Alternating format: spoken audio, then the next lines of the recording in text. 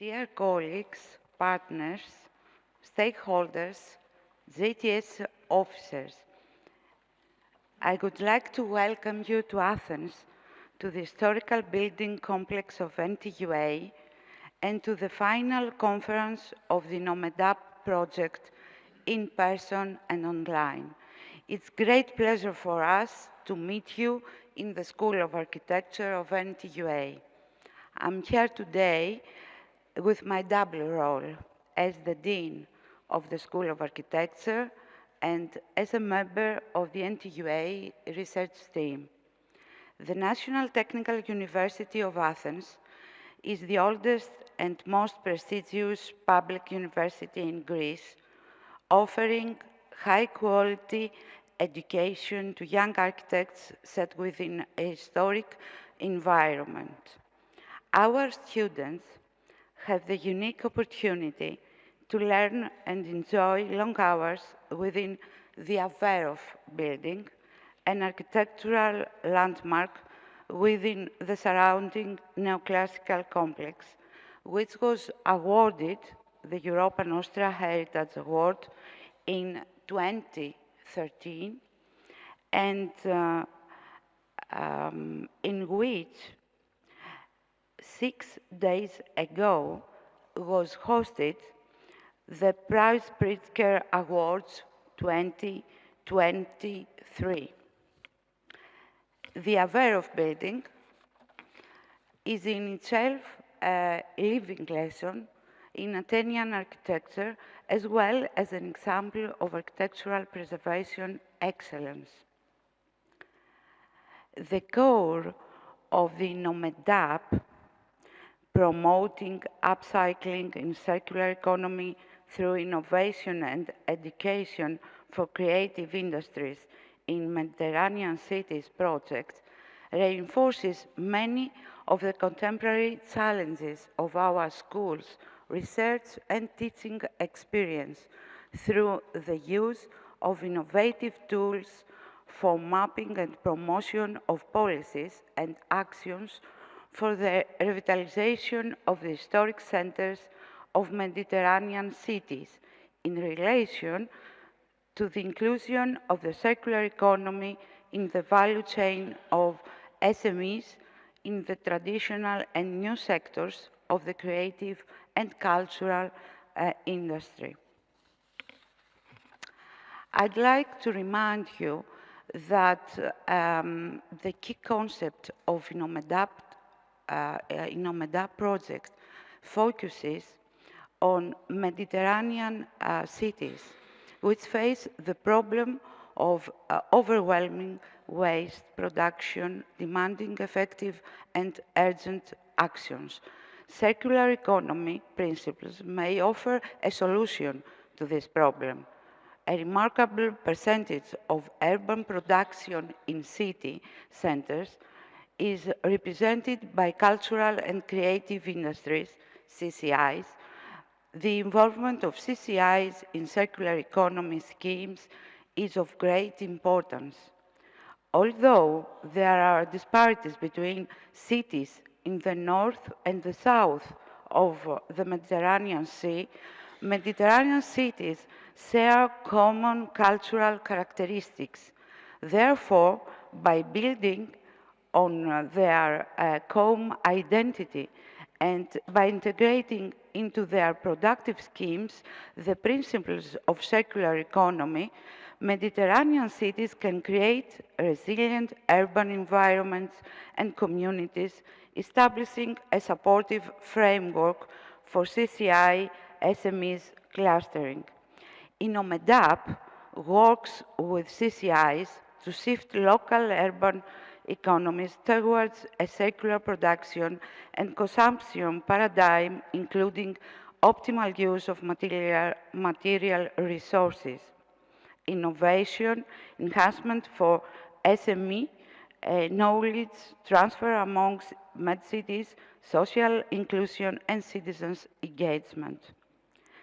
The project works at cross-border level, contributing with the technological development while sustaining traditional organizational cooperation schemes and recycling practices that the EU MP have abandoned. The School of Architecture focuses, among other topics, on the complex problems at the central area of Athens, as well as the correlations, similarities, and differences with other central areas on a European and international level. In this way, the processes and the results of the implementation of INNOMED-UP project is an added value for our teaching and research experience. I'd like to thank all of you, all of the partners, our research team, and administrative staff of NTUA, and of course the CTS officers, and I'd like to thank deeply Emeritus Professor Dr. Sofia Vierinou Kolonia, who was and is the mother of that project. Thank you very much. Sofia, you have the floor.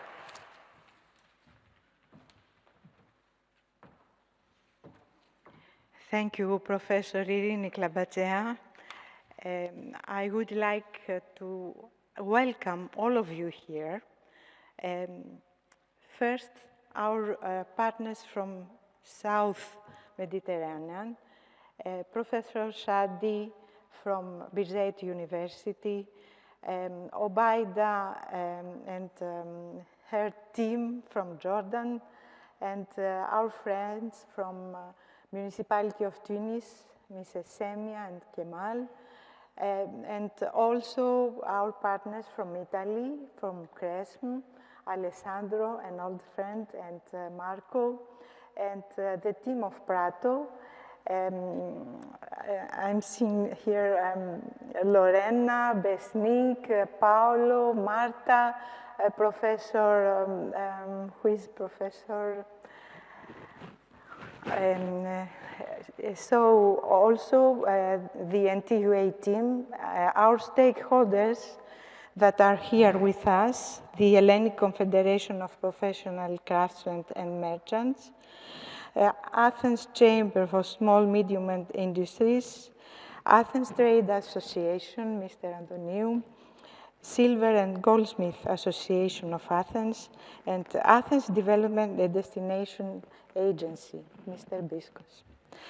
So we have started our final conference after so many difficulties and obstacles because of the pandemic. Finally, we are here today, and I hope that we will have a very good final conference. So let me invite in the floor our GTS officer, Mr. Dr. Khaled El Sadani, and then we will start with the keynote speech by Mr. Antonis Mavropoulos. Thank you.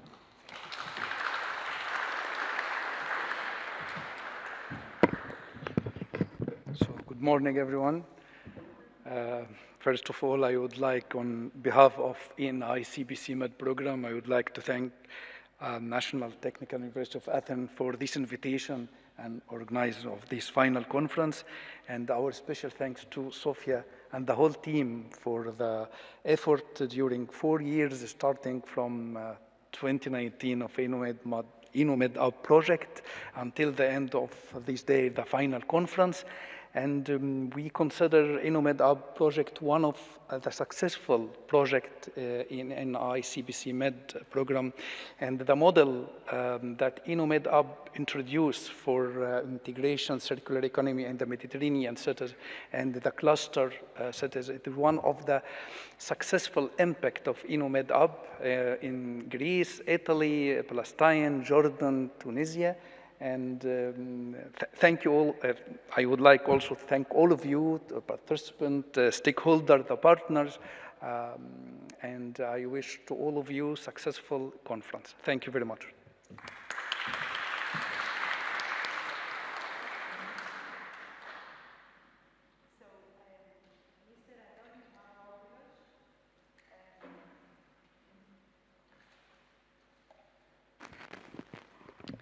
Mr. Antonis Mavropoulos, who is the CEO of Environmental Planning Engineering, EPEM. It is our partner one for the keynote speech.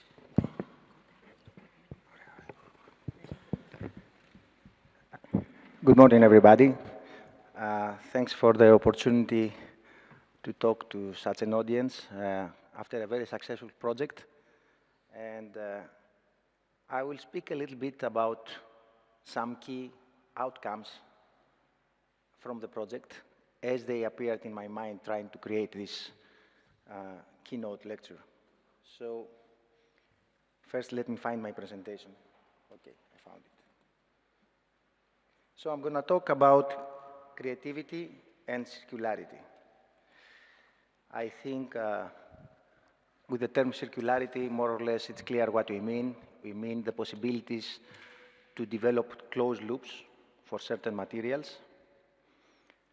Either the loops are expanding the lifetime of the use or utilizing waste streams for another purpose.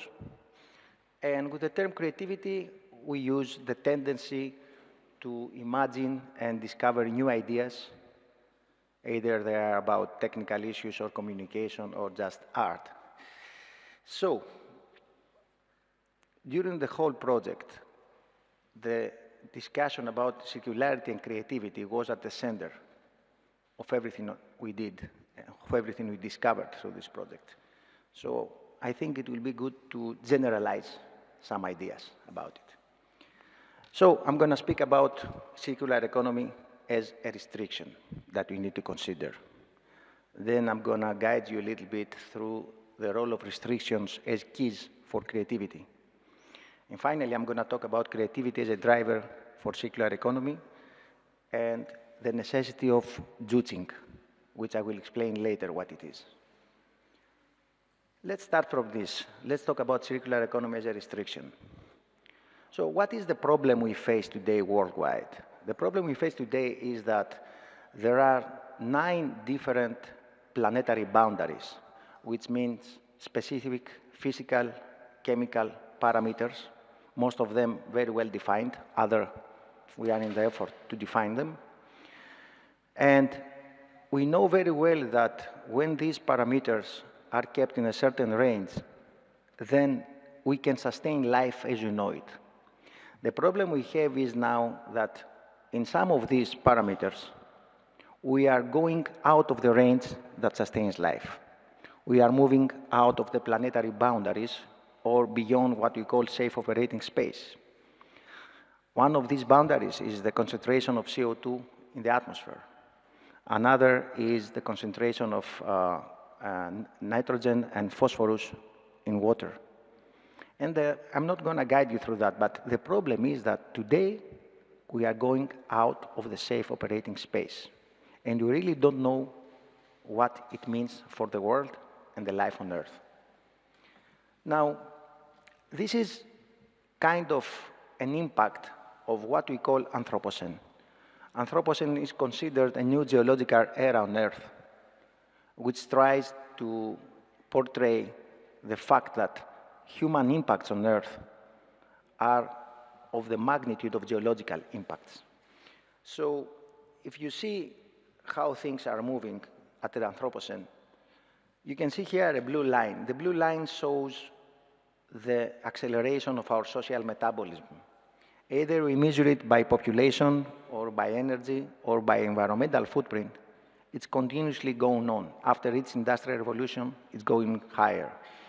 Then there is a green line, which is the capacity of the natural ecosystems to absorb the impact of human activities. As you can imagine, it's going down.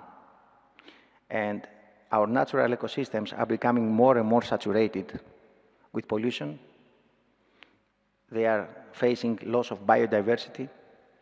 And of course, moving out of the planetary boundaries means that the future anthropogenic activities will have less and less space to be absorbed.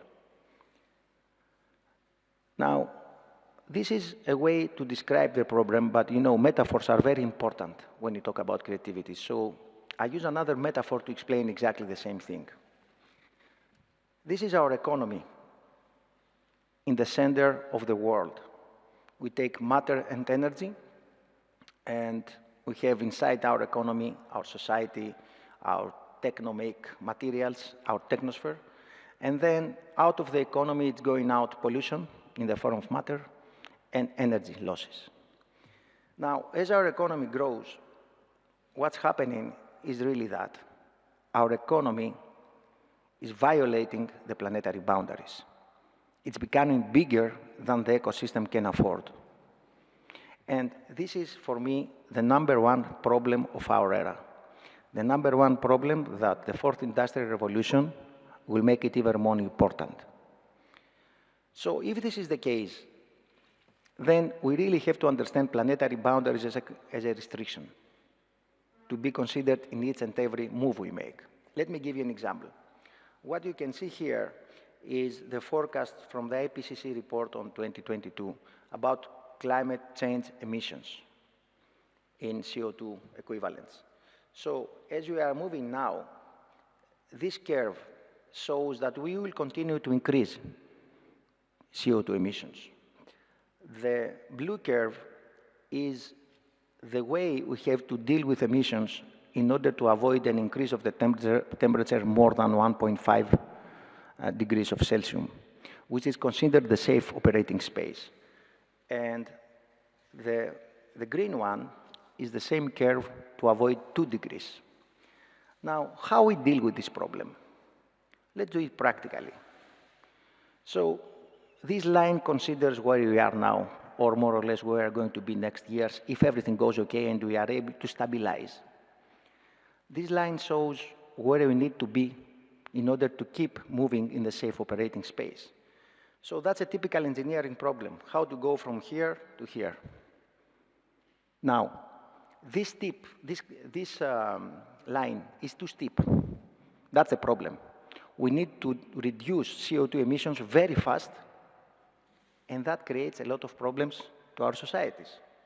Of course, we can move another way.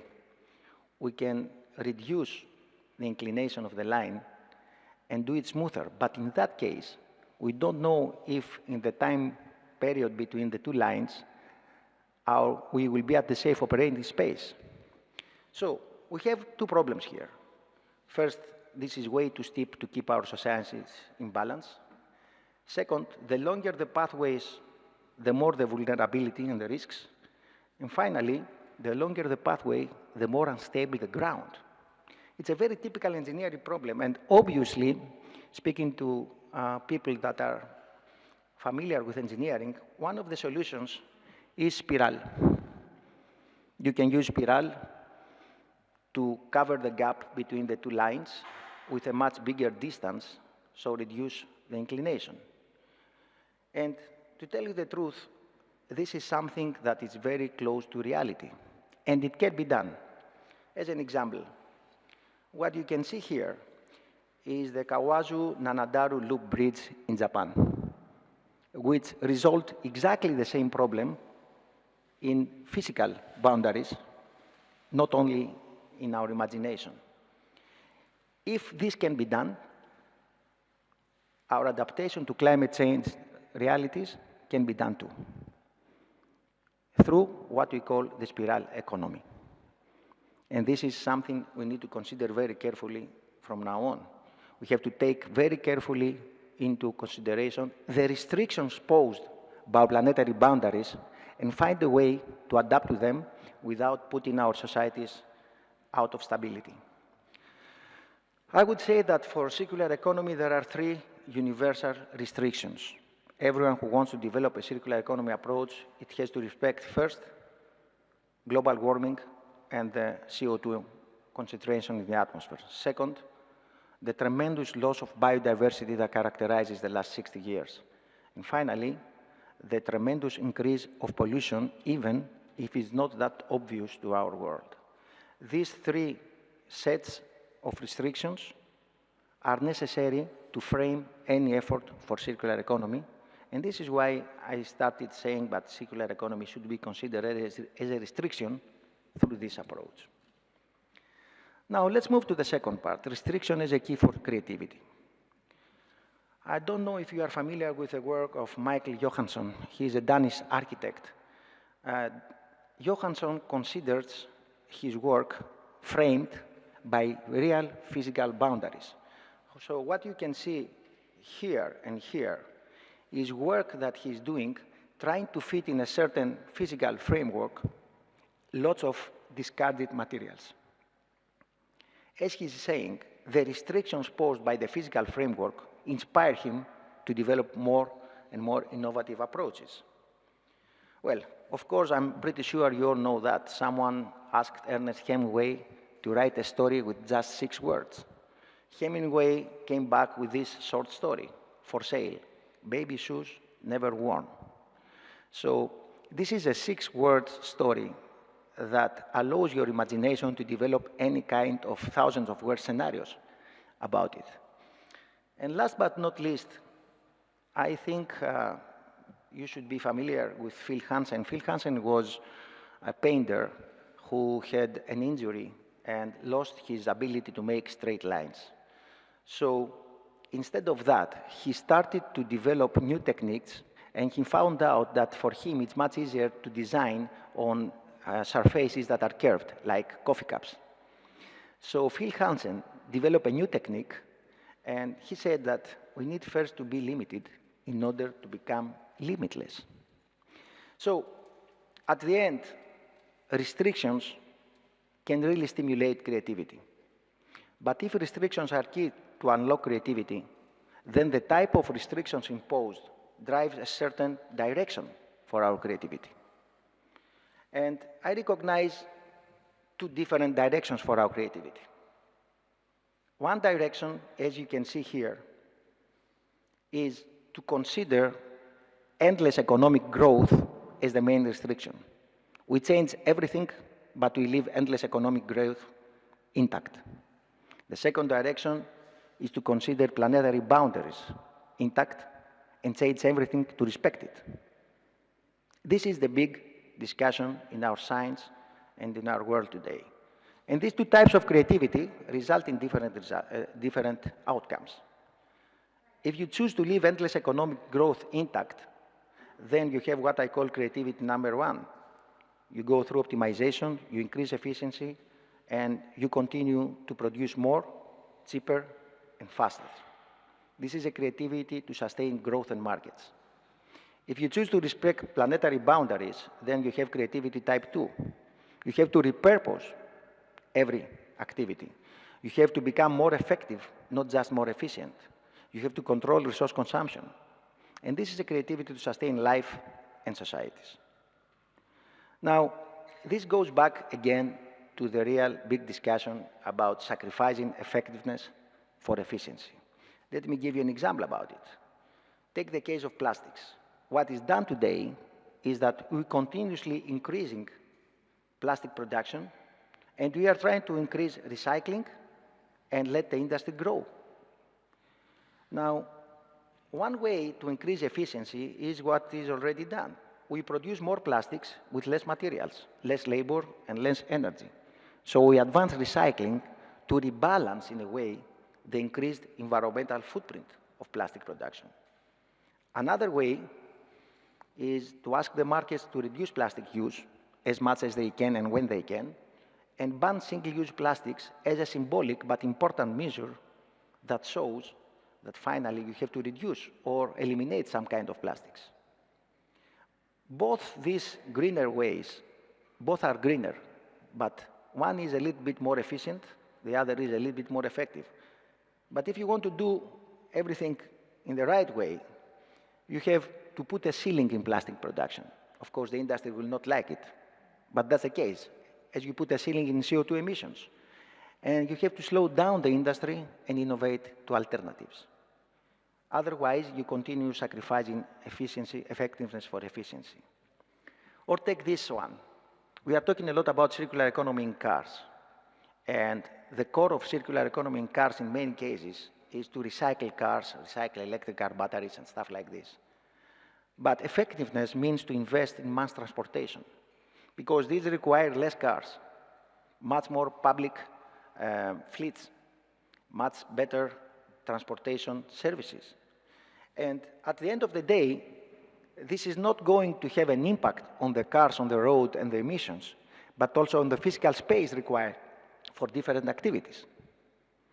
Again, saying that we are going to recycle more cars and better to continue selling more is sacrificing effectiveness for efficiency. Now, let me close with some thought about creativity as a driver for circular economy. So, at the beginning, the world was circular. What do we mean circular? We mean that the economy, the human societies, they were producing waste, they were using materials and energy, and they were producing waste outcomes that could be really easily absorbed, and that's circulated within the environment. Now, today it has become linear. Why? Because it cannot be absorbed. We produce too much waste, too much pollution, too fast to be absorbed by natural cycles. We want to make it circular again. What does it mean? It means we need to reduce the speed and the amount of the materials emitted. So, we have real restrictions here. And you have to dive into the restrictions to become more creative. First of all, 71% of all resources you use cannot be recycled or reused. 44% of them are energy resources, and 27% of them are additional material put in our stocks, in our buildings, in our infrastructure. So whatever we talk about circular economy is about the rest 29%. Now, for the rest 29%, we have to consider our dependence on fossil fuels. If we want to move to circular economy, we need to reduce the use of fossil fuels. But that's not equivalent of using more renewable. It's not the same. It's two different approaches. And in addition to that, to reduce our dependence on fossil fuels, we need to make less stuff than we make now. Less cars, less mobile phones, fewer microchips, fewer buildings. We need to slow down the social metabolism of our societies. Now, the problem is that most of the circular economy mainstream narrative wants to use circular economy as a way to continue economic growth. And that's really a huge problem because it has an impact on the imagination about what circular economy could be. And finally, even if we achieve these recycling targets in this restricted version of circular economy to combine it with economic growth, we will have another problem. If you want to recycle everything, then you have to avoid the very composite structures of materials that we use today. And you have to make everything from simple, natural materials that can be easily recycled. So all these are a set of restrictions to approach circular economy. Let me put it in another way. This is the current transition dynamics. This is the linear economy regime. The linear economy regime pushes hard to optimize the system, to make it more efficient. If we want to develop a new regime to slow down social metabolism, then we have to take some resources from here and put them in experimentation. And then we have to reduce the resources there and increase acceleration of the good experimental outcomes. And then we have to create new emergent properties for materials and society and institutionalize them. We are really in the fight between the old and the new system. And our personal contribution and involvement will play a role on what will be the outcome. Well, I believe somehow our societies are trapped in the economic orthodoxy of continuous growth. I think it's like this cat.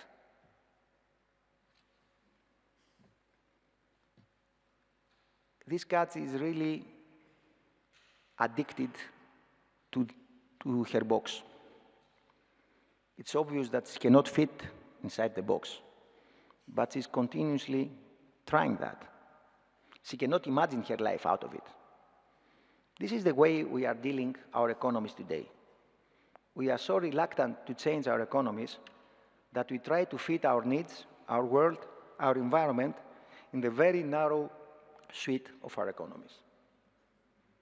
So let's keep this one. If we want to make something circular, then we need to reduce its environmental footprint. We cannot make circular a world that is continuously expanding. And if we do that, then there is a way to link effectiveness and efficiency.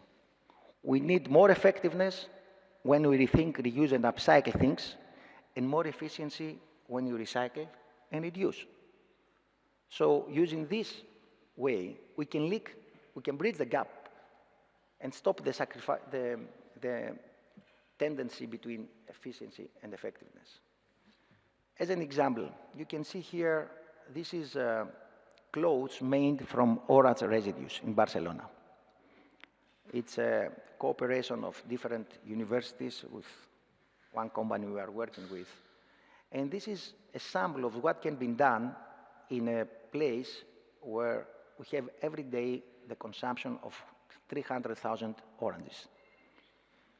Of course, this will not resolve the problem because this will increase the efficiency, not necessarily the effectiveness of the project. Now, if we want to talk about circular creativity, we need circular innovation. And here, we propose 4 elements for circular innovation. First, circular innovation should result in materials moving slower and use them longer. Second, it has to result in approaches that allow the closing of the loops. Third, it has to be with less pollution. It has to be capable to be regenerated in a clean way. And finally, it has to be a narrow cycle, using less material than we do now. And of course, innovation needs to be systemic. It's not just the era of old-type inventors that they had an idea. Now we have to map out innovation and see all the different interactions between the elements in place. Now I'm going to finish with juicing, which I call the innovation in circular economy in the era of the 4th Industrial Revolution. Juicing stands for jumping out of the system. It can be applied to many different concepts. It's a way to being creative, but beyond optimization. And let me finish with this example. When I was a student in NTUA, we had a very nice lesson on aerodynamics of cars. So typically in this lesson, the professor was giving us a specific car, and he was asking to find out how we can reduce the friction with the road, how we can increase fuel efficiency, how we can increase final speed, and stuff like this. What we did finally after 6 months of work was to come out and say, if we do this and this and this, we will increase the speed of car by 1%, or we will decrease fuel consumption by 2%, or 0.5, even 0.5 was considered a good result. Now, this is the way cars are evolved, by continuous optimization. And by the way, this is the reason that if you see cars of similar classes, they are very similar. It's a result of the same process from different engineers. Now, this was good, and thousands of engineers worked on that. But I think we were optimizing the wrong thing. So if you look at cars, you will find out that a typical American car spends 96% of its time parked, 2.6% of its time driving, 0.5% sitting in congestion, and 0.8% looking for parking. With the new information systems in place, with the Internet of Things, it's becoming obvious that the right thing to optimize is not the speed or the friction with the road, but the use of cars. you can have cars as a service. And this is the new unimaginable opportunities that are opening through the fourth industrial revolution. And this is the way you need to think. If the Wall Street Journal is speaking about the end of car ownership, then how important it is for us to continue optimizing speed, friction, and fuel consumption. We have to think big. We have to go out of the typical restrictions. We need to consider circular economy as a restriction that boosts creativity. We need to choose the restrictions that sustain life and not the ones that sustain markets and growth. Our era calls for creativity and innovation beyond optimization. And finally, we need not just to think out of the box, but to get rid of the box of economic orthodoxy. Thank you.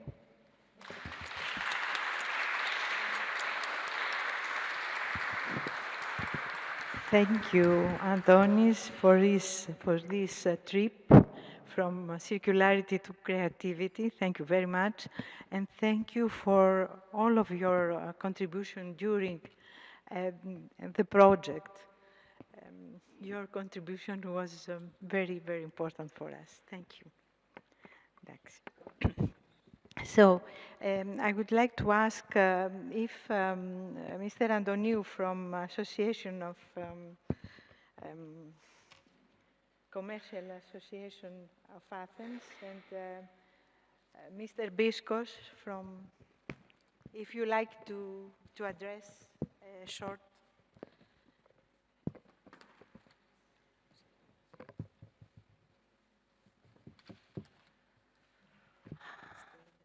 Okay. Dear all, I'm very proud to represent Athens Traders Association INNOMED-UP program, promoting upcycling circular economy through innovation and education for creative industries in Mediterranean cities, including Athens. Our association and me personally, we have many years of collaboration with Athens National Technical University, and especially with Professor Sofia Vierinou. We do a lot of things together. And we would always be open to such collaboration, which aim to upgrade Greek commerce and the quality of life of all citizens who lived in the city of Athens and all over Mediterranean Sea area. I don't want to spend more precious time, so thanks a lot to all members of this program for their cooperation, and I'm sure that the final results will be very useful for all of us and for all cities around Mediterranean area. Thank you.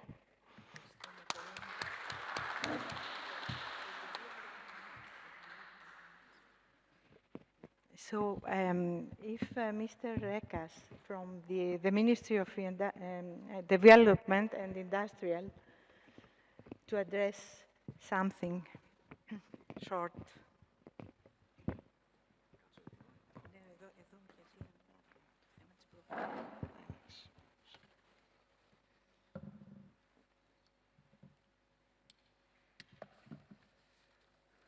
Good morning, everyone. First of all, I would like to thank very much the organizers of this event for their invitation to participate. And I'm talking on behalf of the Directorate for Entrepreneurship and SMEs of the Ministry for Development and Investments. Thank you very much for this project, it's a project which is designed and implemented within the framework of the European Strategy for the Promotion of Innovative Circular Economy Business Practices at the local level through the cooperation of several public and private entities such as universities, SMEs, the representative bodies, municipalities from the Mediterranean Sea. A project which, in the context of, let me say, from the context of the political science, is based on what is called a nexus, a web of interactions and interconnections between the different and several sectors in the context of multi-level governance model, which is widely applied in the European Union and the European Commission. The Directorate for Entrepreneurship and SMEs has a special role in supporting SMEs and entrepreneurship by supporting, among others, the political hierarchy and leadership with reliable data regarding SMEs in the country. In this context, our directorate manages the Observatory for SMEs. It's a co-funded program which aims to design and implement evidence-based policy making. And we strongly support the craft sector, which is strongly connected with the INNOMED-UP program here, the craft sector. We recently received a survey regarding the mapping of the craft and entrepreneurship in the sector in Greece, and the results are can be found by someone in our website.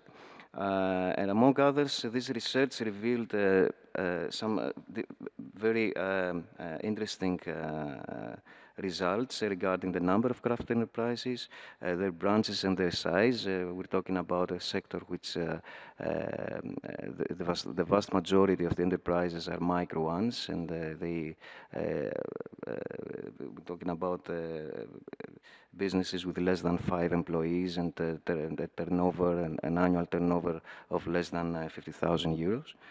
And as well as their needs in order to receive finance and support by the state, and also for their skills, the development of skills for both entrepreneurship and job holders in the era of Industry 4.0. I would like to thank you very much once again and warmly for this invitation, and wish you every success during the day. Thank you very much.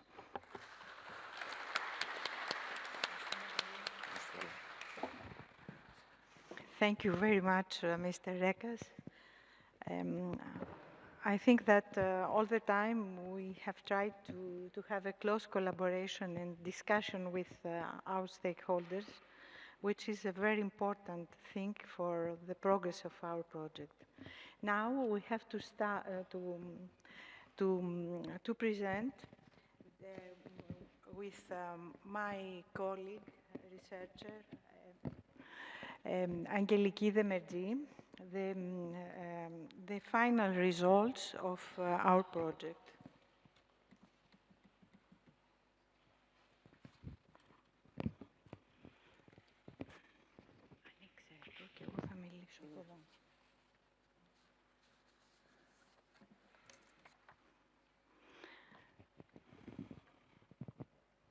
It will be a short presentation in order to have a comprehensive image of our project. Okay.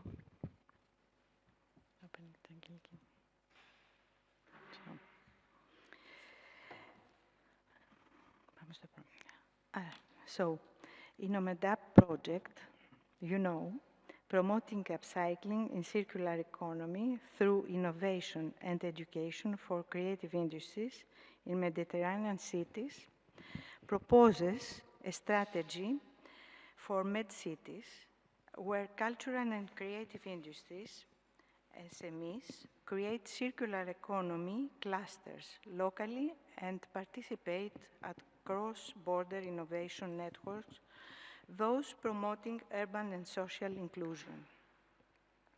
INNOMED-UP aims to work with cultural creative industries to shift local urban economies towards a circular production and consumption paradigm, including optimal use of material resources, innovation enhancement of small-medium enterprises, knowledge transfer among Mediterranean cities, social inclusion and citizen engagement.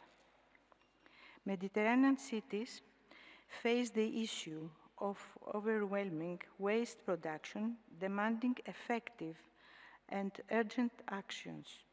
Circular economy principles may offer a solution to this problem, as it is generally recognized that a noticeable percentage of waste in city centers is produced by cultural and creative industries. Their involvement in circular economy schemes is of great importance. Although there are disparities between cities in the north and the south of Mediterranean area. They share common cultural characteristics. Therefore, by building on their common identity and by integrating into their productive schemes the principles of circular economy, Mediterranean cities can create resilient urban environments and communities, establishing supportive framework for cultural, creative industries, small, medium enterprise clustering. As European policies focus on the necessity to move towards a circular model regarding production and consumption, the INNOMED-UP project seeks to enhance sustainability in urban settings through the adoption of best practices to promote circularity by small and medium-sized enterprises of cultural and creative industry, small, medium enterprises. So now the floor belongs to Angeliki in order to accomplish this presentation. Okay, so you have already said this. I will say. Okay. Good morning, everyone. By my side, I am Angeliki Demerji, a member of NTUA research team. Really glad to have you here. Thank you very much for joining us. And thank you very much for your contribution, each one from its role. Thank you very much. It was a great journey also for us, for younger researchers.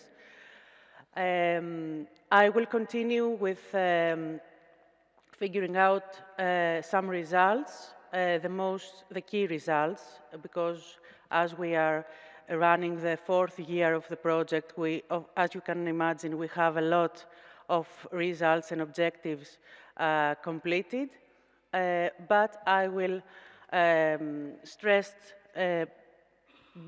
more about the key results. The INNOMED-UP project proposes to work with creative and cultural industries to shift local urban economies towards circular production and consumption, including optimal use of material resources, innovation enhancement of SMEs, knowledge transfer, social inclusion, and of course, local communities engagement.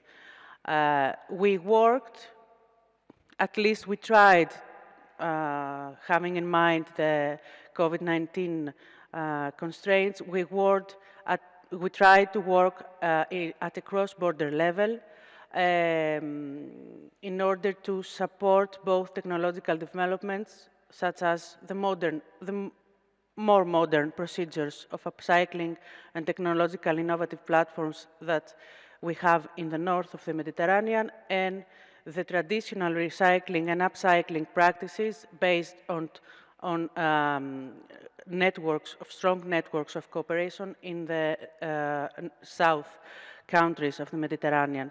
So we selected 7 cities to be studied and investigated, to analyzed, and to come up with suggestions and recommendations regarding the circularity and the creative industries that they host.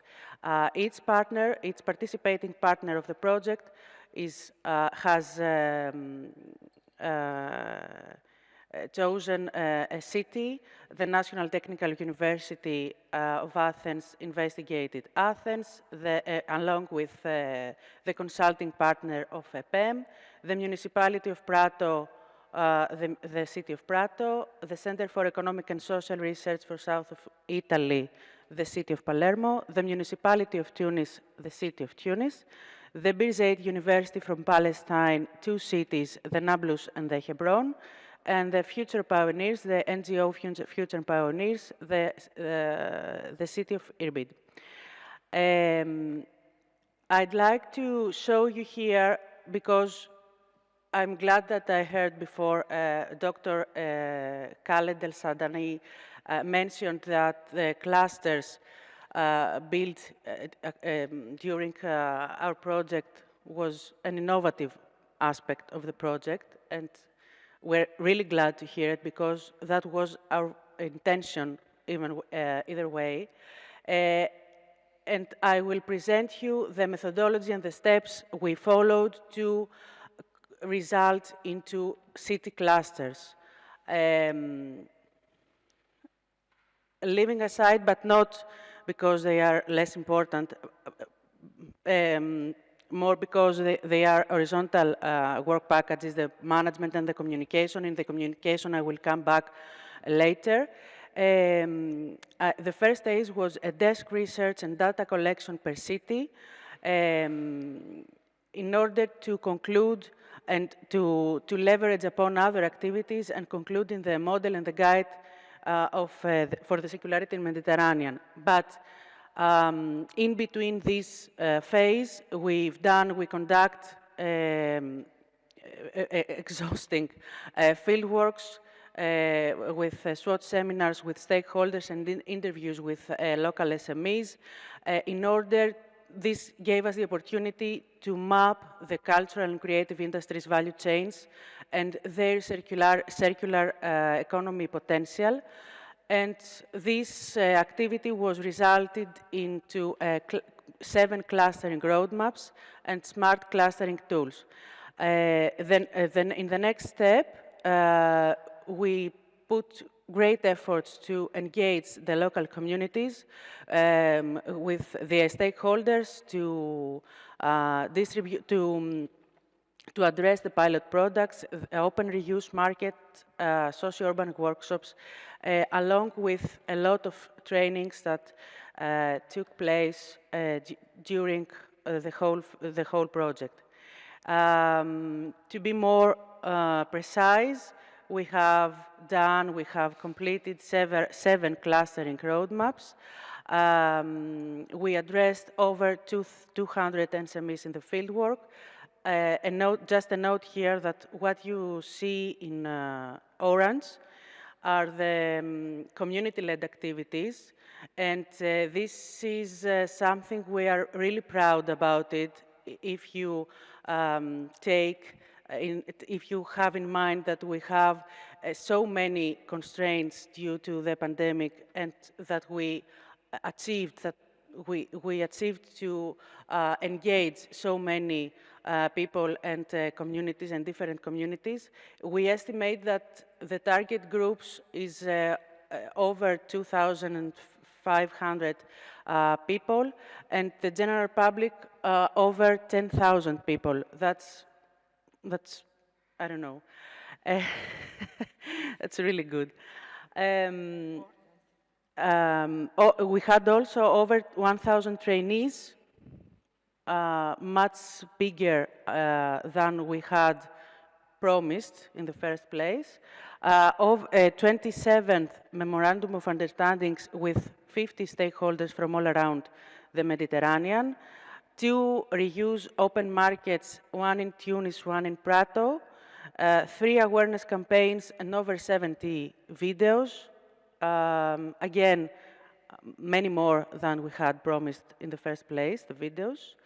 8 bicycles, 50 smart bins, 26 sub-grants, 26 vouchers. This is how we distributed to the SMEs over 400,000 euros financial support across the Mediterranean. Our smart tools, platform, repository, and smart application, 2 info points, 1 in Amman, 1 in Palermo, 2 very interesting guides that you will hear about them later on, and 7 pilot clusters, 1 per city. Yes. So, in that way, each country and each partner, having done all this work I mentioned, we came up with mottos, with strategies per cities, which is the strategy that each city should follow in order to accomplish the circularity within the creative and cultural industries. Here we can see also the Tunis, Hebron, Nablus, and Irbid. You can see here the smart tools and the development procedure of the smart tools, the bicycle, the bins, the smart bins, the application, and you can roam into our YouTube channel where you can see exactly how these smart tools are interconnected and how they are working together. Also, we've done the digital platform where all this information is collected there. And you can also have a glance at the roadmaps, the participating SMEs, our stakeholders. And in parallel, it is an asynchronous e-learning platform where all the training seminars are uploaded there and are open to everyone, even individual or SMEs, to look through it.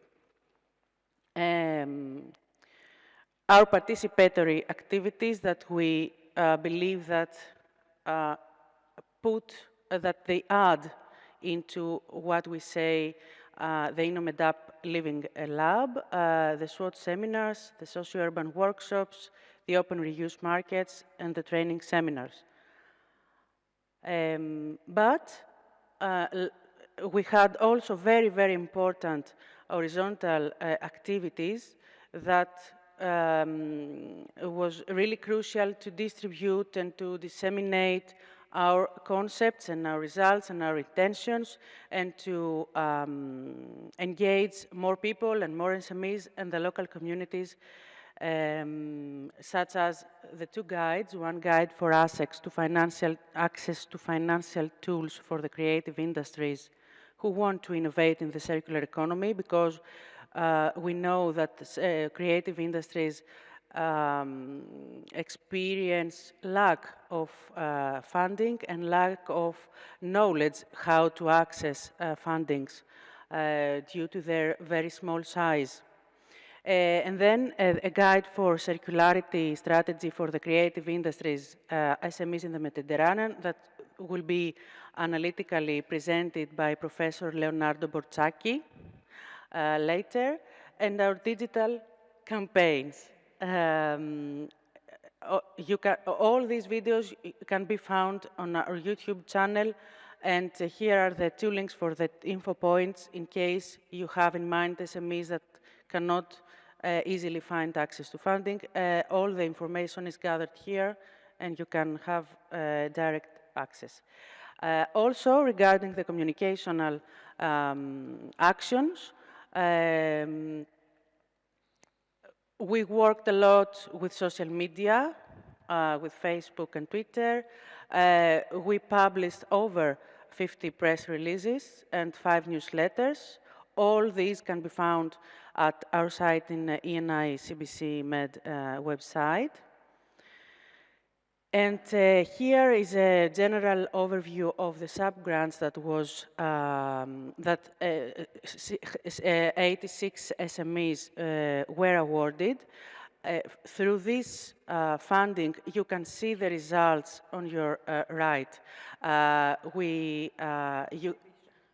You can see a small exhibition of the products and the procedures that we have awarded. We distributed 86 vouchers from 2,000 to 10,000 euros each, which amounts to a budget of 400,000 euros. And here you can see how we perceive the clusters, how we built the clusters in the cities. You can see the maps down, but our first thought is always the cities, because the cities can be the test beds for the green and digital transitions, having in mind the society and its components. Also, the maps, the clustering maps can be seen to the exhibition in the same place with the products. And just a brief presentation of the model which will be presented later by Leonardo. Just have a look and you will hear more later about it. Thank you.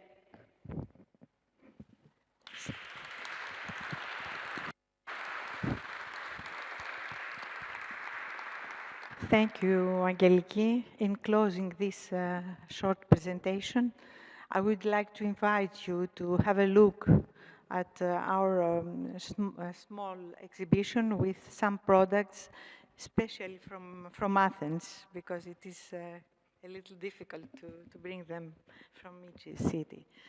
So I would like to thank our partnership first. And for us, it was a long journey, difficult journey because of the pandemic and all the bureaucracy procedure that we have had, especially in some cases. It was a difficult time. But I would like to thank you all partners first, and also I would like to thank my team, NTUA, National Technical University team.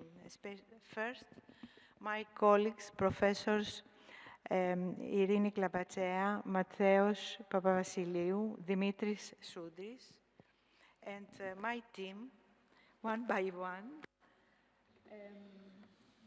Elena, Angeliki, Konstantinos, Vasilios, Maria, Charalambos, Konstantinos, Maria, Olga, and our financial manager, it will be with us later, I suppose, Panayotis.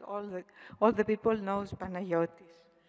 So, thank you very much all for this, how can I say, effort. But the journey is the most important for all this. I think we have learned many things and we have many ideas in order to continue for some other new activities. Thank you.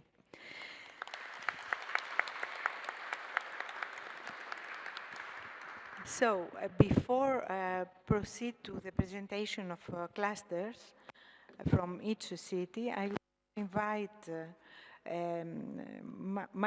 our colleagues and friends from the association, the Development Association of Athens, Mr. Haris Biskos, if likes to address a short.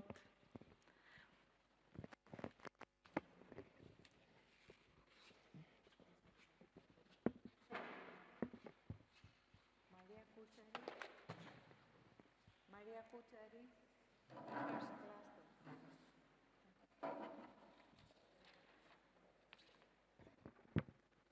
So, ladies and gentlemen, thank you so much. On behalf of the Athens Development and Destination Management Agency, I would like to express our sincere gratitude for having us being part of your ecosystem of stakeholders and actors around your project, and having this fruitful collaboration in the framework of the INNOMED-UP project, which we have established through our specific MOU that we have signed, and through which we try to support the innovations that are stemming out of this initiative, with a goal, of course, always to inform and upgrade the public policies.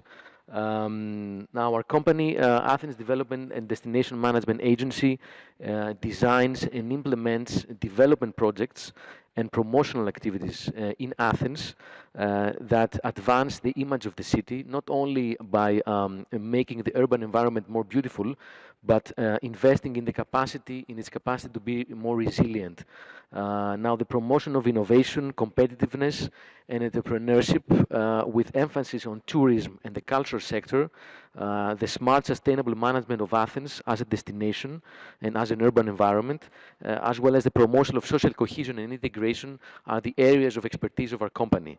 Now, ADDMA, which is the abbreviation of Athens Development Destination Management Agency, supports the investment priorities of the municipality of Athens, and it's, we can say that this is the lever, the implementation lever for projects that are funded by EU, European Union. We're part of Horizons, Urbact, Interreg, UIAs, EAZ, etc.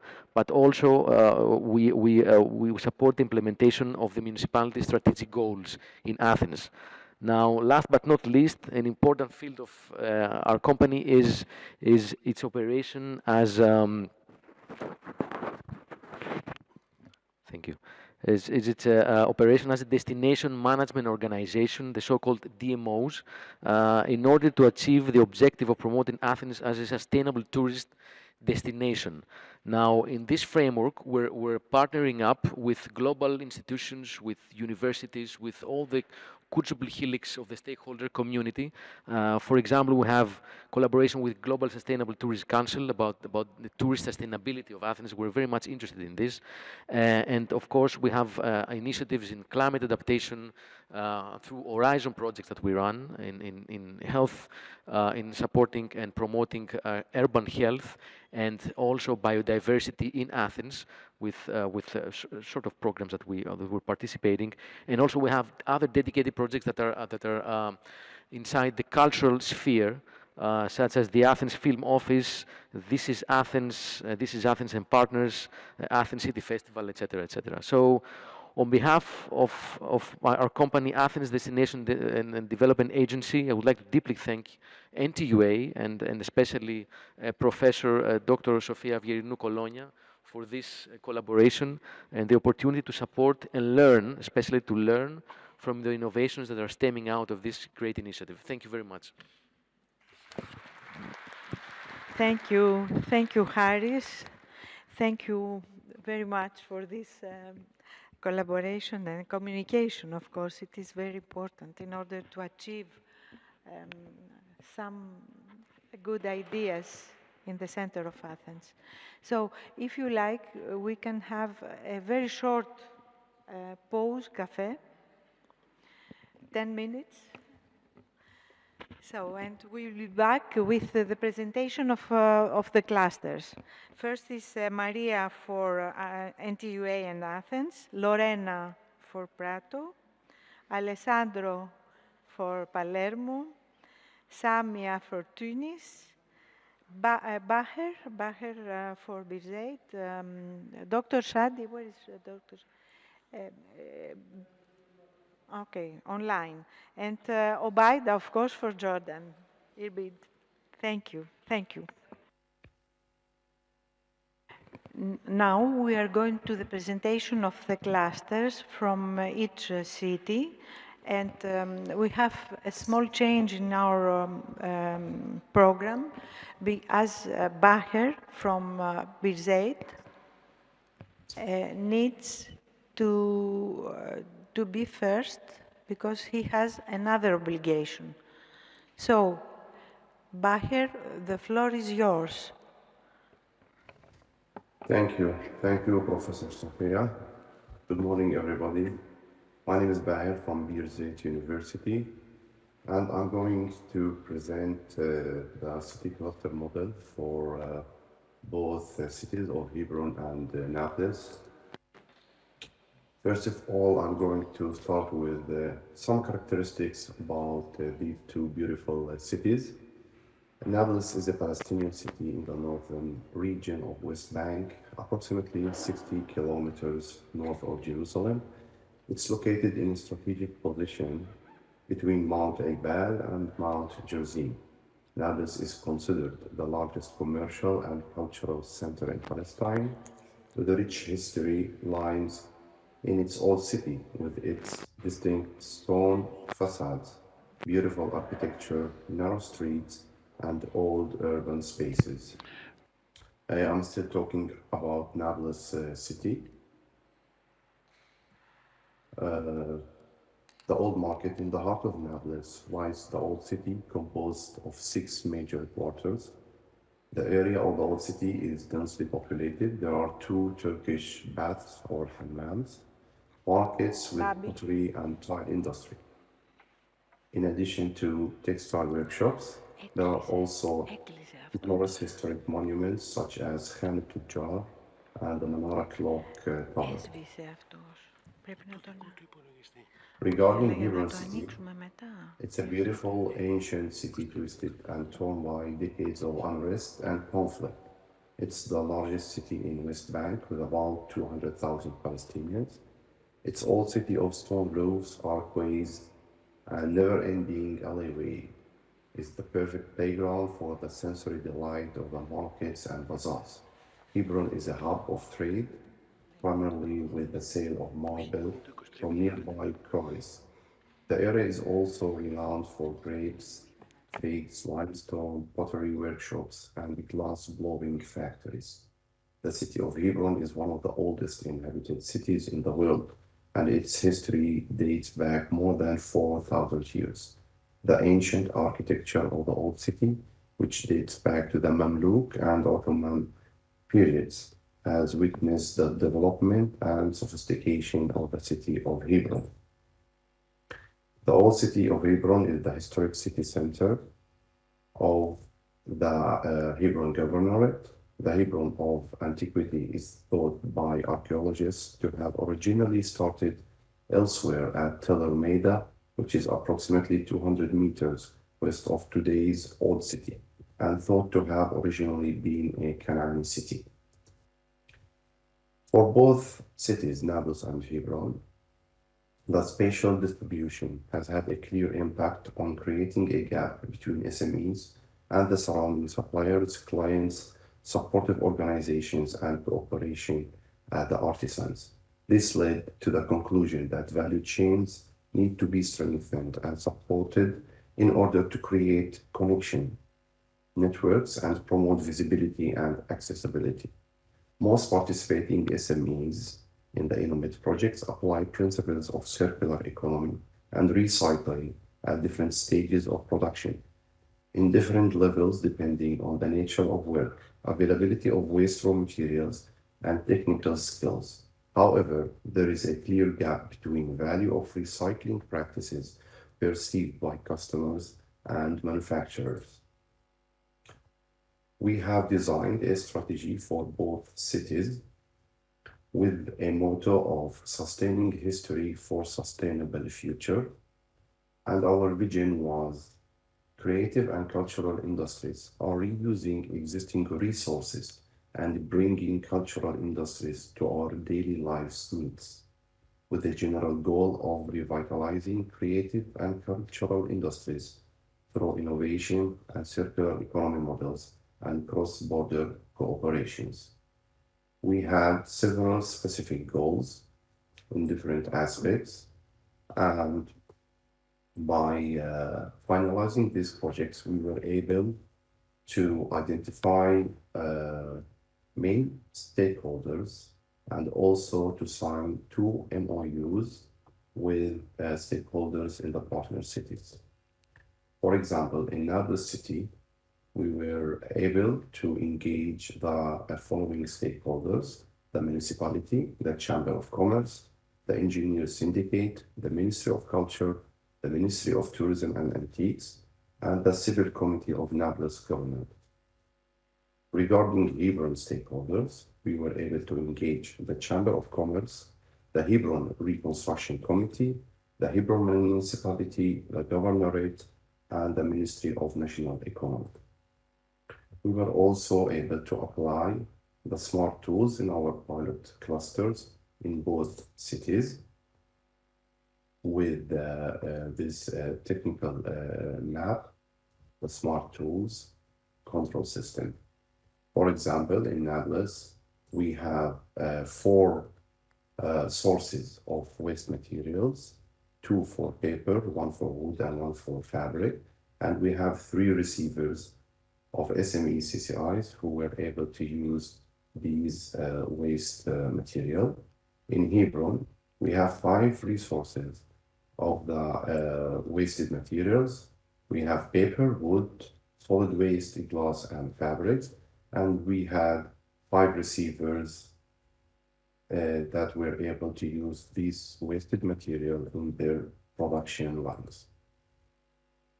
Regarding the sub-grants and the support of the pilot clusters, we had 3 clusters in Hebron and 1 in Nablus, with total grant of 5,000 euros for each cluster. These are some photos of the Smart Tools application.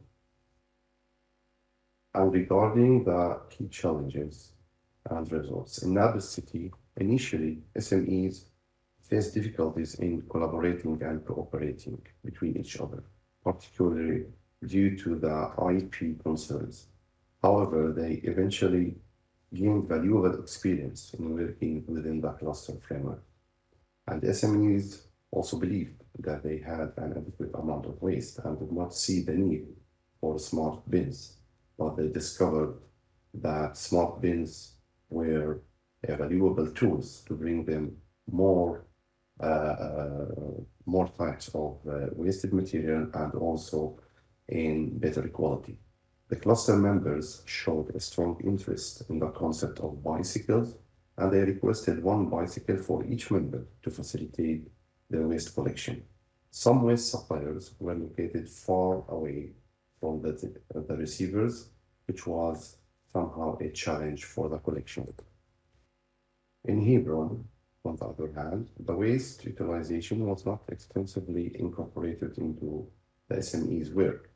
Initially, they were not enthusiastic about the concept of co-working, and local organizations lacked the awareness about the CCI SMEs. But after establishing these clusters, the SMEs, they were able to form a semi-official entity. They had someone who can speak about them and some representative in the local stakeholders.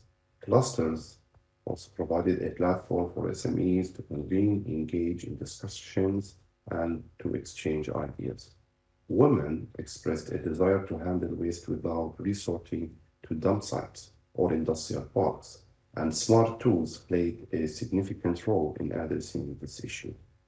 SMEs had limited familiarity with one another, but after establishing the clusters, they were able to work together in a productive and fair framework. This was everything about Nablus and Hebron. Thank you very much.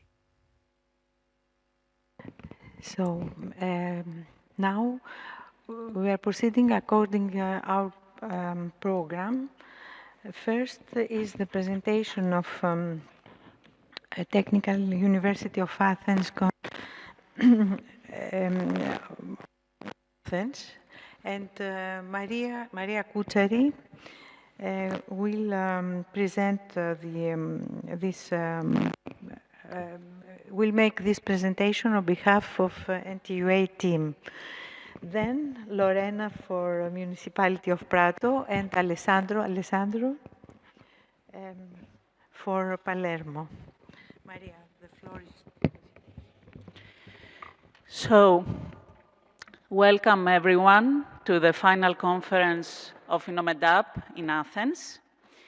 I am Maria Kutsari. I'm going to present the Athenian cluster on behalf of NTUA. First of all, a small introduction about the city of Athens. As you all know, is the capital of Greece. It's the economic and governance center of Greece. But what is very interesting to us and our research is that it has a very lively historical center that has hosts still a lot of SMEs. Many of them are creative SMEs. Some of them are traditional and some of them are new. And what we have been observing for many years now in our laboratory is that these SMEs are still very active and still very, they show a resilience to all the difficulties that the historical center of Athens has been through the last years. And I mean the economical crisis, as well as the COVID pandemic. And of course, the intrusion of tourism that many of them are threatened from the intrusion of tourism. So we have many different kinds of creative SMEs, like silver and goldsmithery, like tannery, like fashion design, clothing, footwear, manufacturing, ceramics, etc. After the first year of implementation of the program and after the research that we have conducted in the framework of INNOMED-UP, NTUA team, together with a PEM, has designed a strategy for the center of Athens within the concept of INNOMED-UP, of course. The motto of our strategy is Athens Circles of Creativity. And it's based on 4 pillars. The vision of this strategy is based on 4 pillars. The environmental pillar, the social pillar, the economic pillar, and the cultural pillar. The 4 goals that we have settled within this strategy is the maintenance, strengthening, support, and networking of CCIs in the historic center of Athens, the integration and upgrade of circular practices in CCIs that can creatively produce suggestions and practices that will bring positive and indirect results to the city, the drawing of new and external knowledge from the research and the educational sector on circular economy, and the training on the use of new technologies and smart tools to accelerate innovation and boost competitiveness. And the main idea you can see in this diagram is that we tried to bring together the traditional creative SMEs with the younger creatives. Of course, a main ingredient of the pilot cluster of Athens was the involvement of our very, very valuable stakeholders. We signed 5 MOUs with stakeholders that have already presented themselves during this conference. The Athens Chamber of Small and Medium Industries, the Hellenic Confederation of Professionals, Craftsmen, Merchants and Small Enterprises, the Athens Trade Association, the Silver and Goldsmiths Association of Athens, and the Athens Development and Destination Agency. These stakeholders, they gave full support during the implementation of the project.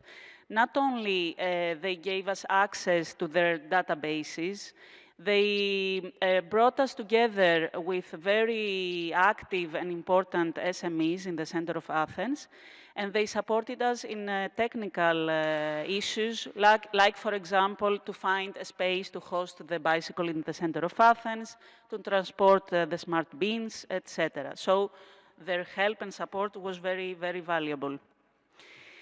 Another ingredient of the cluster, and the most important one, was, of course, the small and medium enterprises.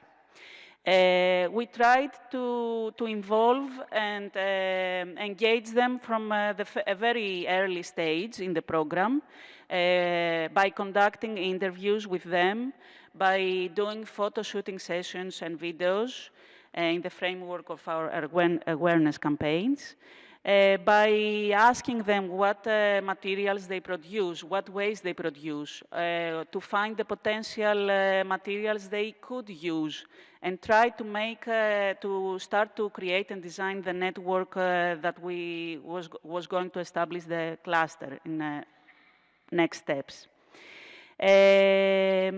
Of course, the COVID pandemic was a big obstacle during this procedure because For a very long time, it was very difficult to communicate and get in touch with these enterprises. But in the end, I think we managed to build a very strong and very active network. And finally, the last and very important ingredient of the cluster are the local communities. It's still an ongoing effort to engage the local communities. It's a very important step for the establishment of the cluster and for future steps. And we will try to do that, apart from the workshops and the training activities we have established, through the awareness campaigns and the publicity events. Now, some words about our very, very valuable sub-grantees. Athens has distributed 6 vouchers, 6 sub-grants, in two in each category. We have 2 sub-grants for innovation vouchers. It's the brand Eating the Goober and the brand 3/4. We have 2 sub-grants for cross-border mentorship. I will say more things about it afterwards, from Eratobu Koyani and Diti Kotetsa. And 2 for innovative products, the Ioanna and Polixeni Thanu and Lokul. This is the map of the pilot cluster. We managed finally to place 10 bins in order to collect 5 different materials. We have a bin for electronics, 2 bins for plastics, 3 bins for fabrics, which was the most, let's say, popular material in our cluster, 2 bins for leather, and 1 bin for metal parts. And we have our sub-grantees that are taking materials from this cluster in order to create innovative materials. You can visit afterwards the small exhibition that we have here in order to see exactly what kind of products have been, our SMEs are producing using these materials. And some more words about what our sub-grantees have managed to accomplish during the pilot cluster implementation. Eating the Goober has managed to establish a fully working clothing workshop in order to continue to produce innovative products. Here, they also host a smart bin for their leftovers. The Doli Bukoyani workshop attended innovative mentorship programs in Italy for upcycling processes in the jewelry sector. Diti, with her brand Thela, has used the sub-grant in order to create a new innovative business model to provide educational programs for schools on the subject of upcycling. Lokul and Spiros Kizis has done a very innovative procedure trying to incorporate metal leftovers in ceramic objects.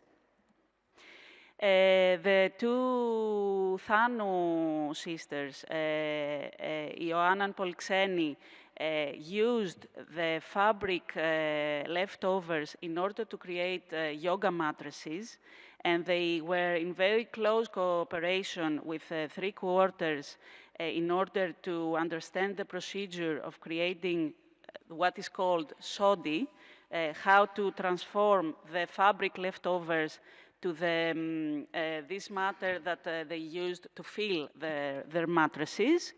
And 3/4 established a very innovative station with machinery of shredding that will be open to other SMEs to use within or in future steps of the project.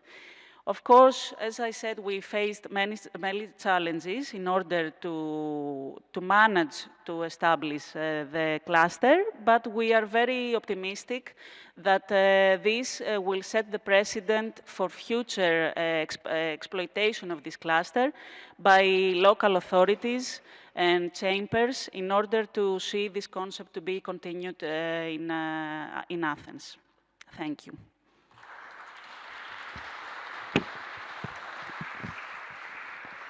Thank you, Maria. Now we have to proceed with Prato case, which is very, very avant-gardist. Lorena.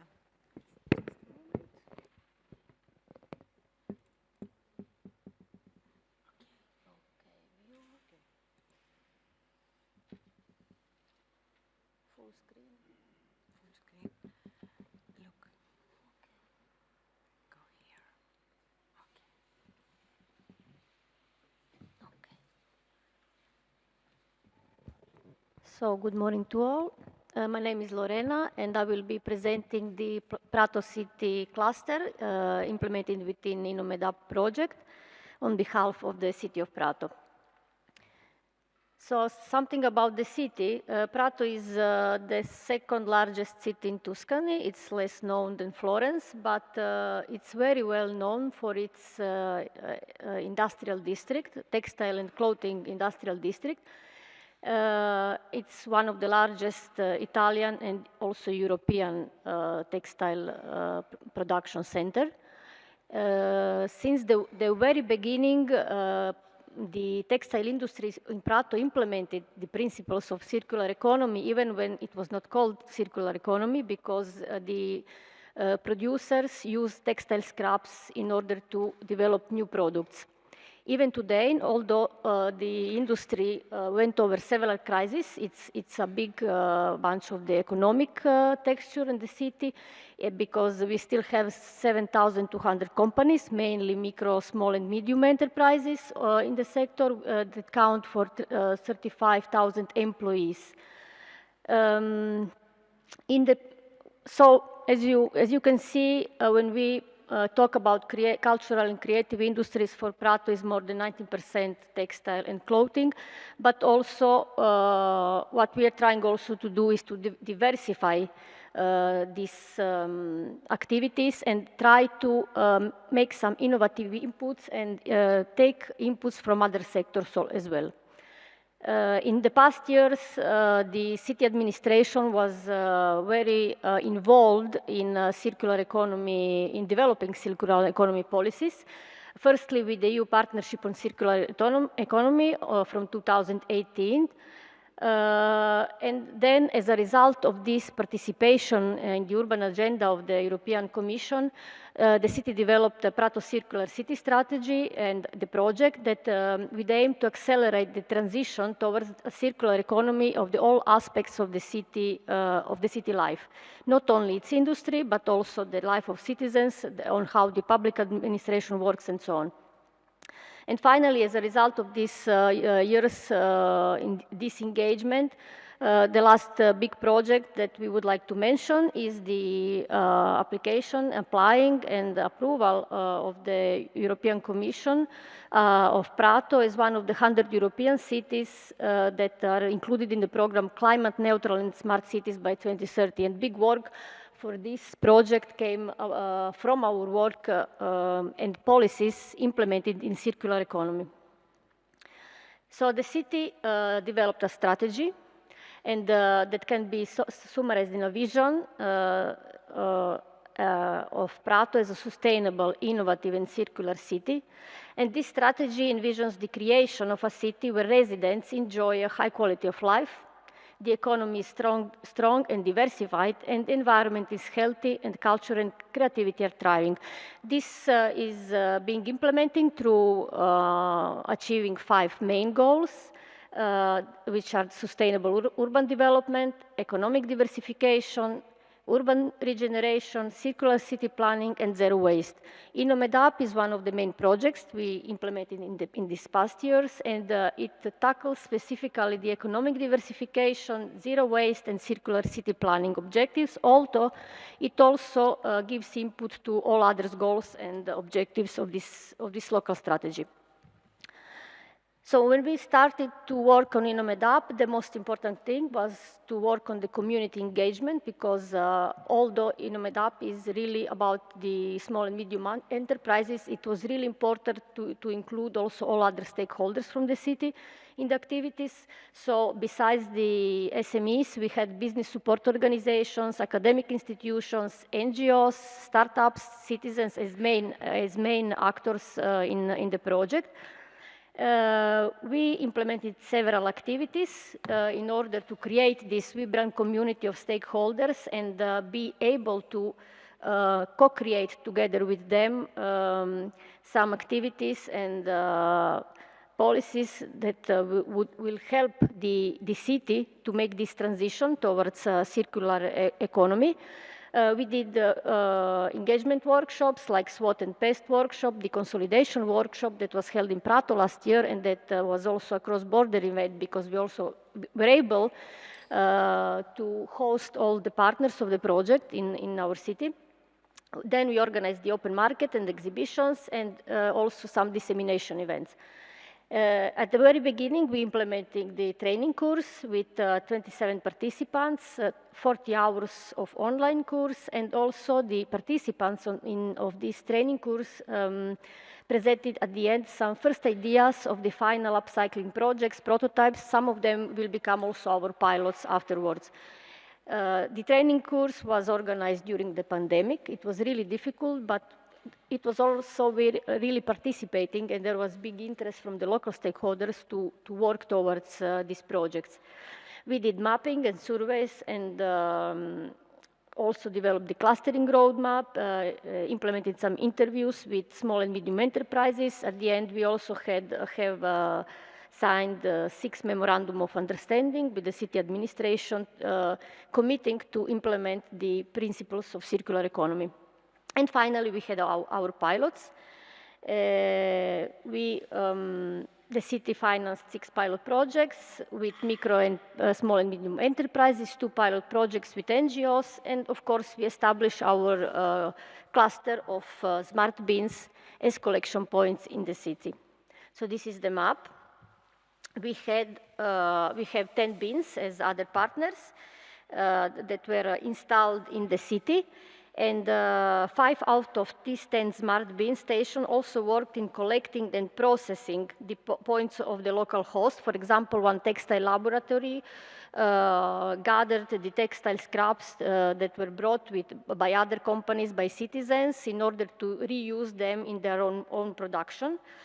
And they were positioned not in public places, in premises of some NGOs, and also in the premises of some companies. We mainly collected textile and clothing, but we also started to collect some other material that is, for example, the rubber, the plastics, and metal, because the laboratories where they were placed were able to process also these materials. And this was really important. This was important in order to try to also diversify the kind of material that we use in upcycling processes. So we had, Maria Ageliki previously told that Prato had financed 6 vouchers. Actually, there were 8 vouchers in Prato, also because the city administration acknowledged that there is a big need also to involve in this community the NGOs, because the NGOs are the collectors of aggregators of a lot of social and economic activities. They attract individual citizens, designers, unemployed people, and also some future entrepreneurs that are engaged in social activities in the city. So the city of Prato financed 2 additional vouchers to the NGOs, and those 2 were really important in order to engage with the local community and not work only with SMEs. And so we had these 8 vouchers, 3 vouchers for the implementation of cross-border tutoring, 2 vouchers for the acquisition of innovative equipment, and 3 vouchers for innovative products. Some of those, I will not explain all of them because it would be too long. But for example, we had a very, very important company that is producing the spools for the textile industry. Spool is the tube over which the textile yarn is folded. And they have a lot of textile, for example, a lot of textile waste, plastic waste. And we're already trying to implement some circular projects with these plastics. So what they did, they applied for the voucher to develop a benchmarking research and practices on circular, creative, and collaborative economy related to the plastic industry in order to know what to do with their plastic waste. And it was really helpful for them. And they're now planning new projects that will be born from this research we did within INNOMED-UP. Then, for example, we have Circular Wool Lab by Lotto Zero. That is a social enterprise that acquired some really nice machinery. And they're producing now samples of yarn made from the waste material of the wool. And they created at their premises a permanent lab for artists and designers who were invited to use this machinery for upcycling of wool, specific kind of wool that was not used in the production processes. And then we have also these 2 vouchers that were assigned to an NGO. And they also acquired some instruments and opened their laboratory to all the people that want to go there and try to use this machinery in order to reuse this material, for example. So, what were the results and key challenges of the Prato cluster? We didn't list here all the challenges we had due to COVID because we all had the same problems, but I think what are the 3 main challenges we faced during this time is, first of all, the lack of awareness and understanding of circular economy concepts, and also a big misunderstanding on what is recycling, on what is upcycling. And this is the knowledge that we had to provide, and we still have a lot of work to do in our city. Then lack of adequate legislation, because in Italy we have this specific problem that the industrial waste, textile waste, is a special waste and we cannot reuse it for the production. And also the lack of financial support to micro and small medium enterprises, also to develop some pilot projects so they can see and try and see how they can shift towards the circular business model. And this also applies, of course, to all the creative people and NGOs. So some financial schemes in order to support the startup of these activities is really needed. And yes, following these challenges and the activities we implemented and the results we obtain, we have some lessons learned. And the first one is the importance of communication and cooperation between all stakeholders. The community building is the first step, and it's the most important step, so you can have the engagement of all the actors. And also meeting the needs for tailored training and capacity building, continuous capacity building. And finally, the positive impact of networking at local level between public authorities, economic, social actors, and research institutions. And I would like here also to add that it was really important also for us to see how other partners are working and what were their challenges and how they worked with their stakeholders, because we also learned a lot from what has been done in other pilot cities. So INNOMED-UP was really an important project for us to go forward and to achieve the objectives of our strategy.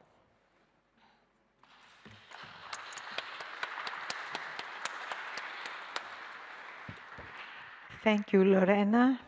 Now we are going to Palermo with Alessandro.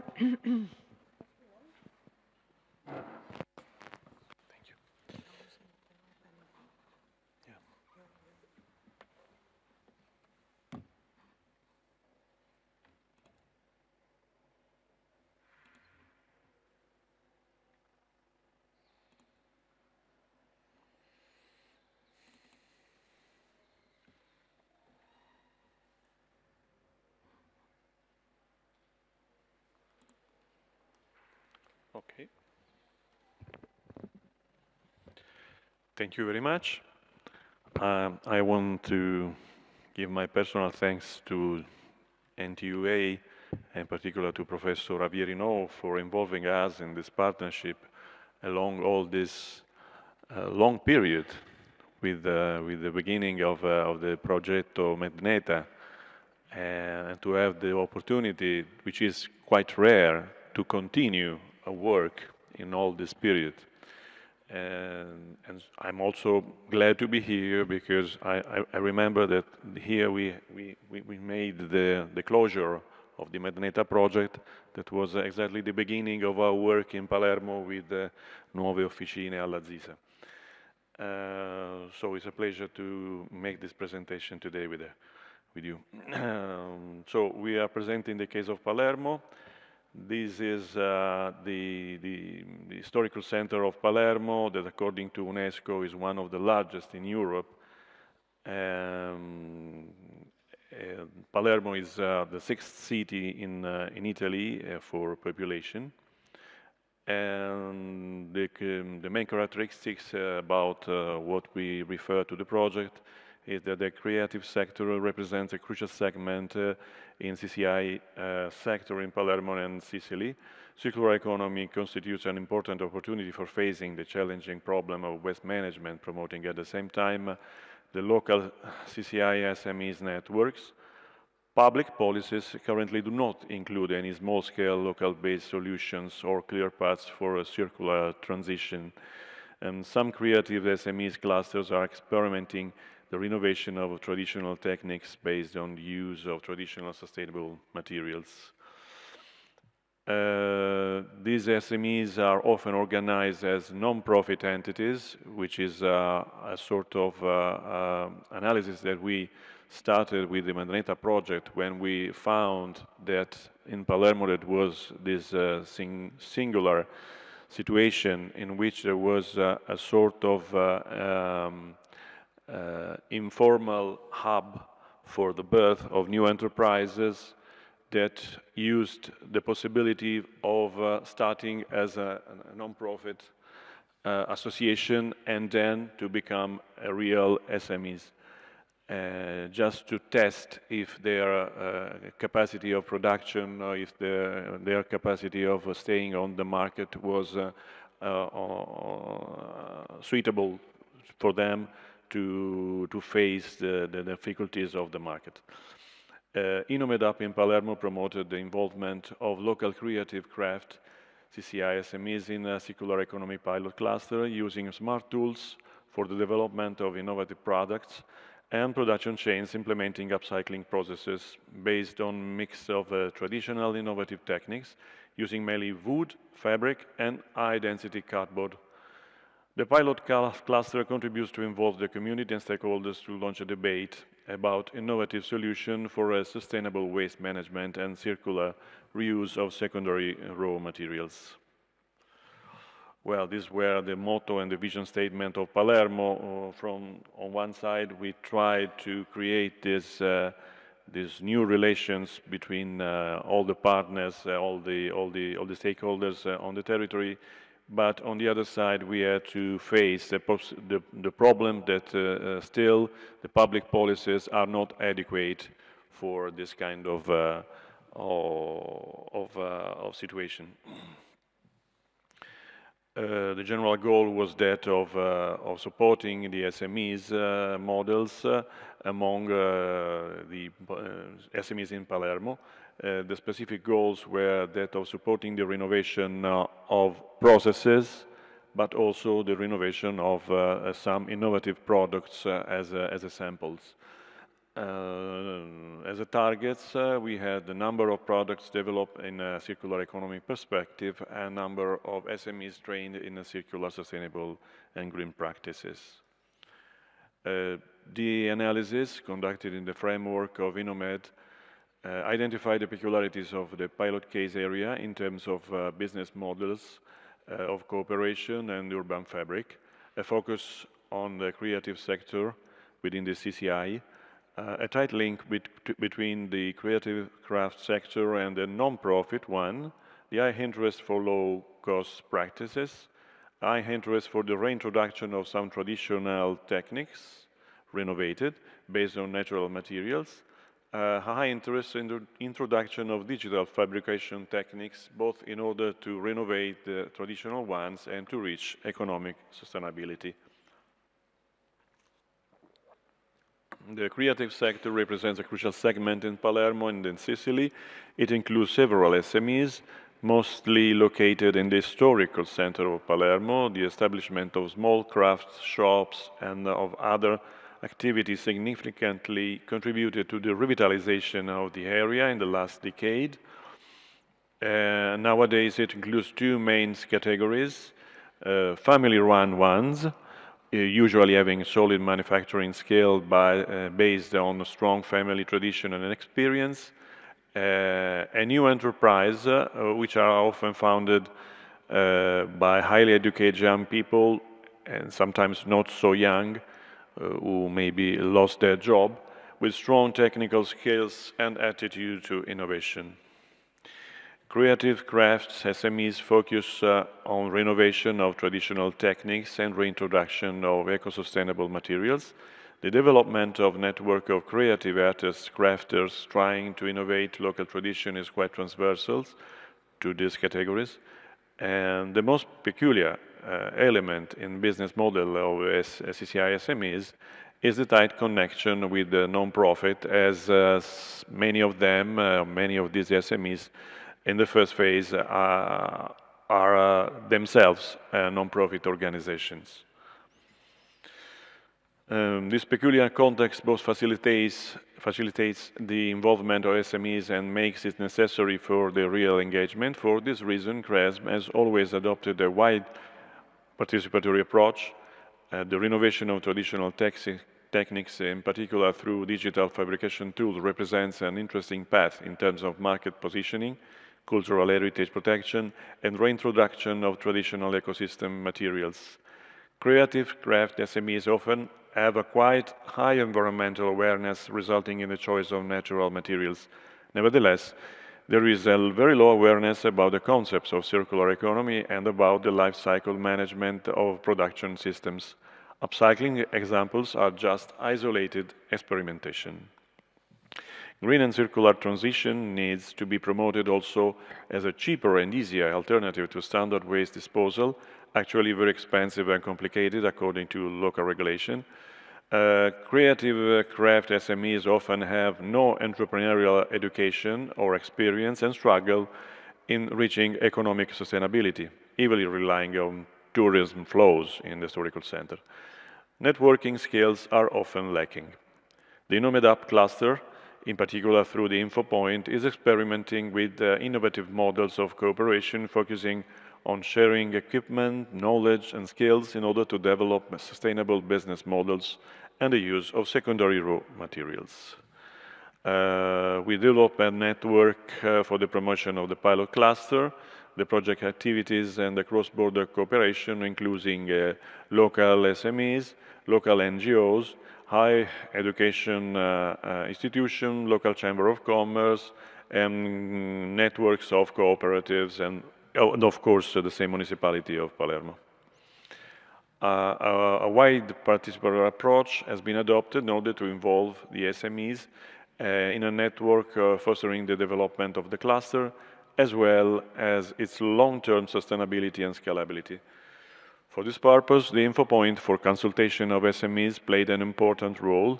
Challenges and opportunities for SMEs have been identified and analyzed in order to respond to their needs in the configuration of the cluster in terms of business models, product design, and production chains. The needs analysis arising from the exchanges with the SMEs experts and LAs contributed to the identification of innovation service to be proposed to SMEs, support for the administrative procedures for the business establishment, strategic marketing, business development, support to the access to funding, support to the circular transition in order to collect leftovers as secondary raw materials. The collaboration with local cooperative network and Chamber of Commerce has been essential for the dissemination of the results and the involvement of SMEs. The tight link between the profit and non-profit sector in CCI facilitated the dissemination and involvement of local community and fostered synergies in developing innovative business models. These are our sub-grantees, Design Zingaro, Pietro d'Amore, Fuori Catalogo, Real Digital Things, Arance Amare, Cumedia. They were all involved, as many of them participated for the pilot innovative, two of them participated to the pilot innovative products, two to the innovation vouchers, and two to the access to cross-border mentorship and financial tools. In the afternoon, we will be we will have in our link not Arance Amare as we tell before, but the enterprise Fuori Catalogo di Aurelio Ciaperoni. This is the map of our pilot cluster with all the connections. They were mainly about wood, carton, and cardboard and fabrics. The Palermo pilot cluster is located in the city center, but it has also a satellite division in Castelbuono, which is a small town in the metropolitan city. The Palermo cluster is experimenting, as I said before, new models of cooperation in order to develop sustainable business models and to use secondary raw materials. SMEs exchange mainly wood, cardboard, and fabric. The choice of material was made focusing on the availability and the potential of upcycling process, thanks to their creativity.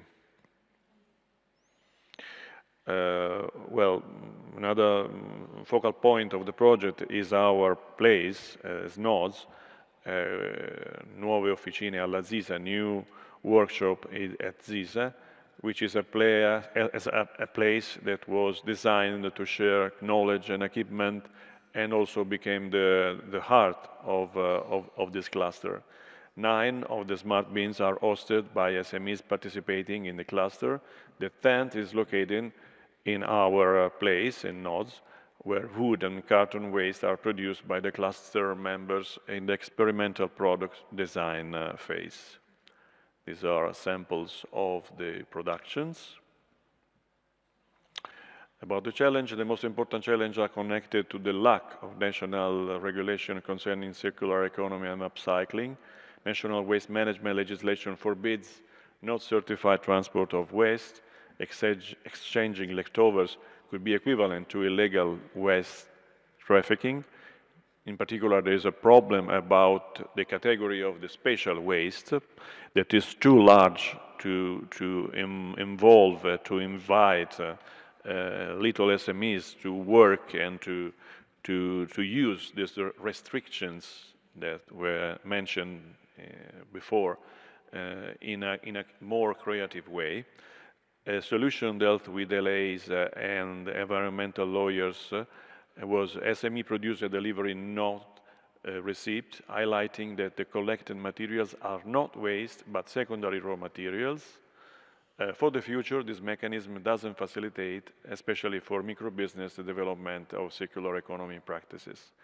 It is necessary to engage experts and policymakers in a debate in order to propose new answers to create a legal framework for the exchange of materials for SMEs. Digital fabrication is a means to reproduce traditional objects and decoration with very high quality but low-cost productions. At the same time, traditional techniques using traditional sustainable material can be easily renovated. The debate on circular economy put pressure on the involvement of policymakers and LA in the development of new regulation more adapted to circular transition. And to end, we are just organizing, we are just planning a national conference that maybe could be also international or at least Mediterranean, based for the end of September, based on 3 main items. One is the innovative enterprises, both from circular economy sector and from the digital sector. The other is the public administration and the relation between innovation and public administration. And the third will be the Mediterranean networks about these two items. So I hope to involve all of you in this discussion that will be not only national, but we hope Mediterranean also this time. Thank you very much.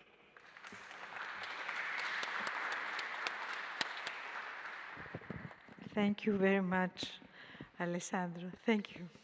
Thank you indeed.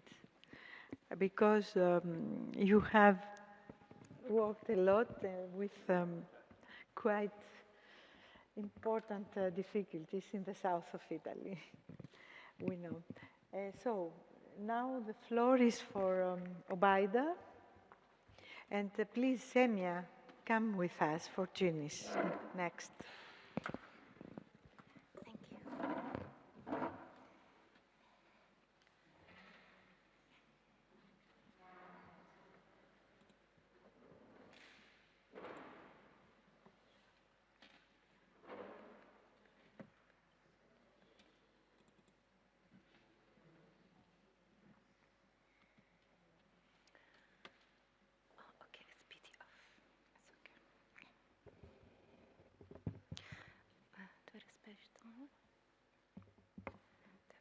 Because it's PDF anyway, I can do like this. It's okay. No, it's okay. It's okay. I can do it like this. Okay. Yes. Hello, everybody. My name is Abaida Hammash. I'm Executive Director for Future Pioneers, local organization in Jordan, and the coordinator for Work Package 2. I would like to present in brief our results of clustering in Irbid Governorate or Irbid City. We have selected Irbid for this project because it is one of the eligible regions for this program, and because it is the largest governorate in Jordan after the capital of Amman in terms of population and in terms of commercial and industrial activities, especially that it hosts the largest industrial city in Jordan, which is Al Hassan Industrial City. Also for Irbid, it enjoys a lot of characteristics that make it a hotspot that attract SMEs and attract also private sector.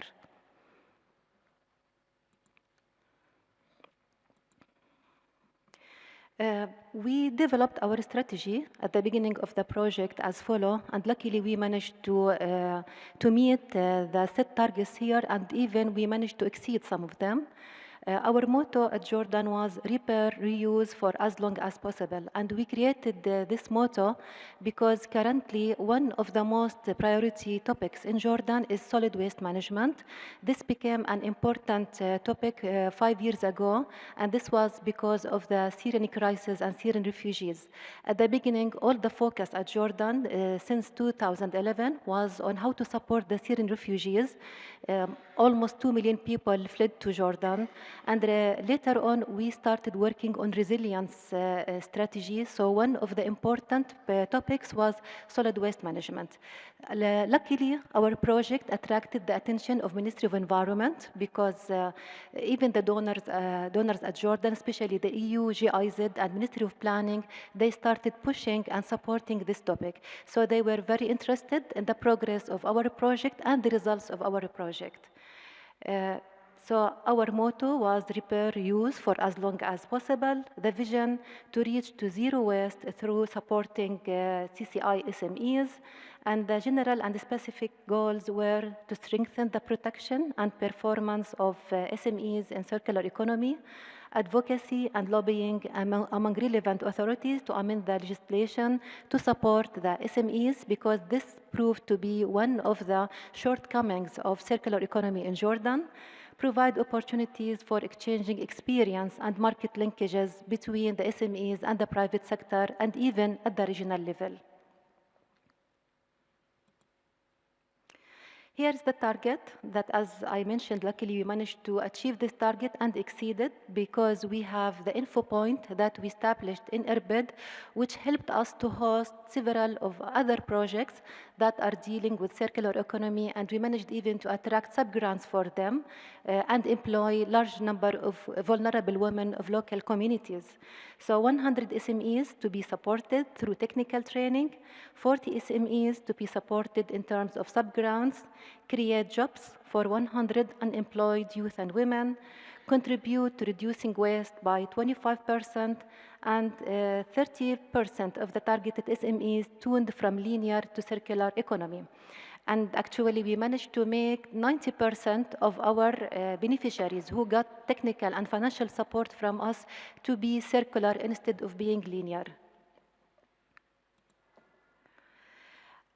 We had actually to involve the community because it is one of the most important pillars if you want to make your project successful, especially in the governorates.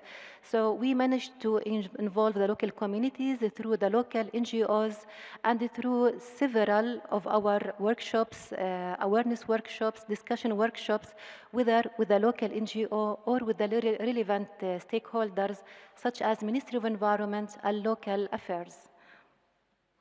This actually facilitated the support later on and facilitated the governmental approvals, which is very necessary in case of non-profit organizations in Jordan.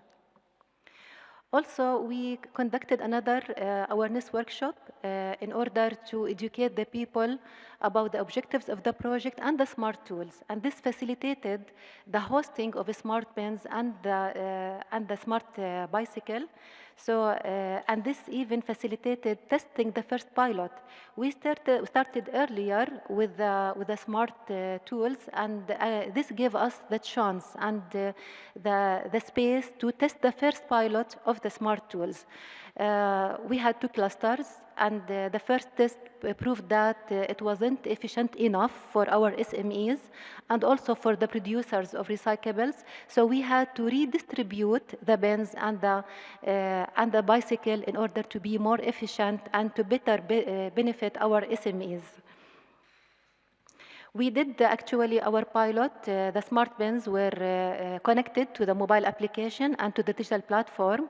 And for the bicycle, we had the choice whether to connect the bicycle itself to the digital platform or actually to connect the mobile itself. I mean, the driver of the bicycle, we installed the mobile application on that mobile, and from there he started following the smart bins and their alerts on regular basis.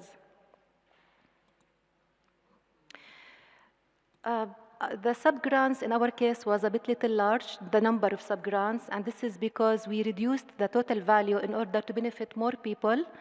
Several of the SMEs showed interest, but because we didn't have enough grants, so thanks to NTUA who supported us to increase the number of SMEs while decreasing the value. So in the first stage, we managed to benefit 33 sub-grants, and later on, there was an extension where we managed to absorb even another 5-6 grants. So we have 20 sub-grants in terms of pilot innovative products. 18 of them have been completed successfully, and the remaining 2 are in progress. We have 10 sub-grants for innovative equipment. 8 of them are completed successfully, 2 are in progress and will be completed by July. And 8 sub-grants for cross-border mentorship, 5 of them are completed by now. Here is our map of pilot cluster, the current one, and also again it is under testing because we want to make sure the sustainability of this process after the completion of the project. We have several projects actually in Irbid, and we have this branch in Irbid, and we can do synergy with other projects, but also we tried to do the pilot while respecting the sustainability of the business after we complete and leave this project.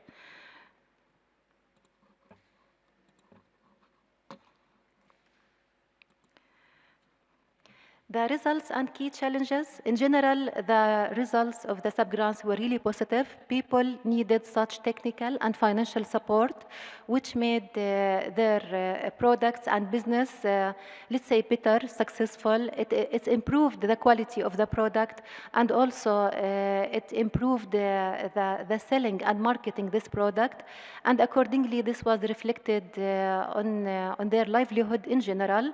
I can say that 90% of the sub-grants proved their success. Some of them were challenging because of the attitude of people, but so far they were doing very well. Also, we faced some problems at the beginning with the application process itself. It was a bit little challenging for them, but they managed to overcome this challenge. The marketing always proved to be a challenge for all local SMEs in Jordan and maybe at world level. So luckily, INNOMED-UP project through NTUA approved to have a funded exhibition in Jordan for these SMEs for a couple of months, and also to recruit a designer for branding and packaging for their products, which will boost their marketing and will boost even their promotion as social media and other tools. And hopefully we will be able later on to attract more SMEs, because the pilot proved to be successful at Irbid and Jordan level. And thank you very much.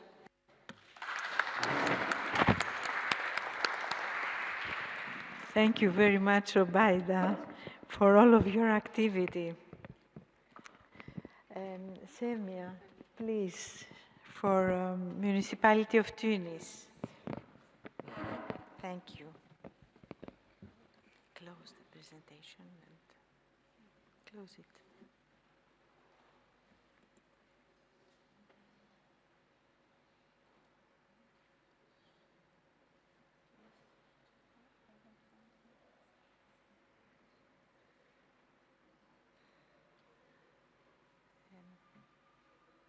You can find out? Okay, open it. Full screen. Full screen. Here.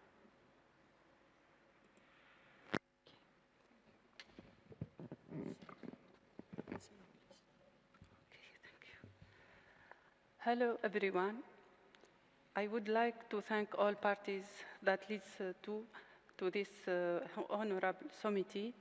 All our thanks to Athens and our friends, Professor Sofia, for the invitation, the good organization of this event, and her valuable efforts to guarantee the success of our projects since his start.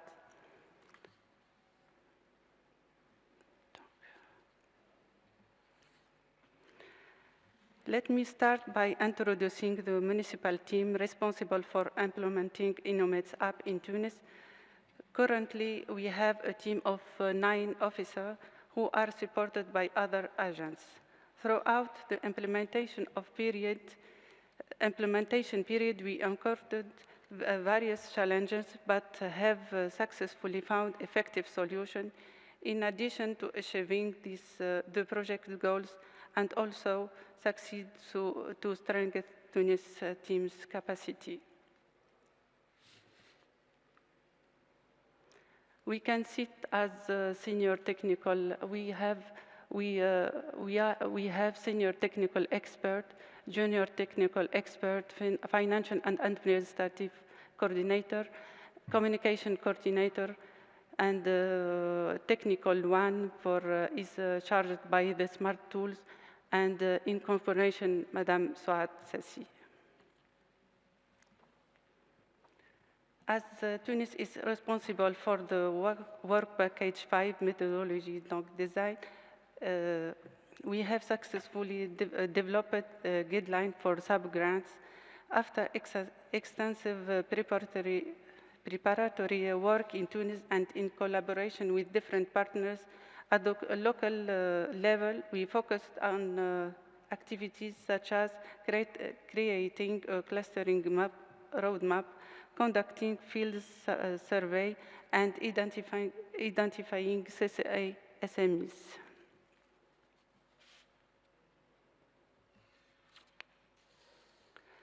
These activities were carried out through a participatory process that involved open discussion with various stakeholders, including representatives from civil society and artisans themselves.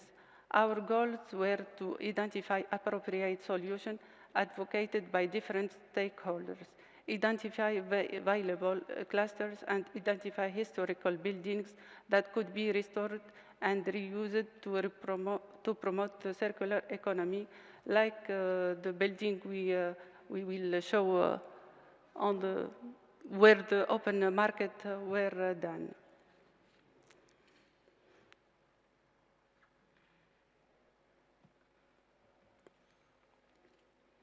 Here is an example of our the ground clustering work with the civil society aiming to inspire young people through upcycling workshop.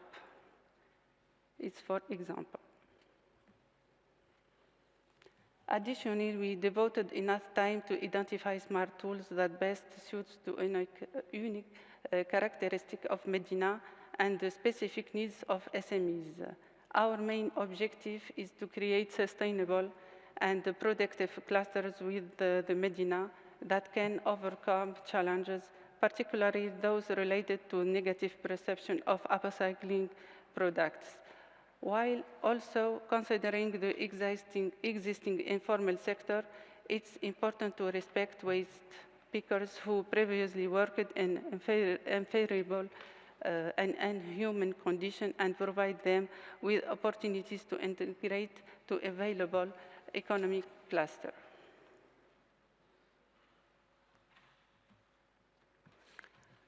Through INNOMED-UP survey and workshops, we were able to assess the significant number of artisans in Medina and the substantial operation within the informal recycling sector.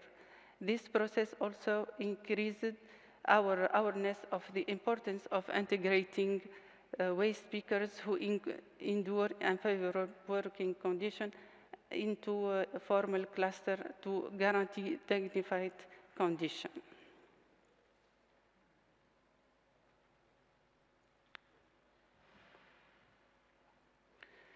INNOMED-UP allowed the municipality of Tunis to become an active participant in promoting the local circular economy, marking significant milestones in its history. This new role has strengthened trust and relationships with the SMEs, civil society, artisans, and citizens. The awarded sub-grants have supported 15 beneficiaries in implementing innovative projects involving upcycling jewelry, aluminum, cardboard, textile, composting, and plastic.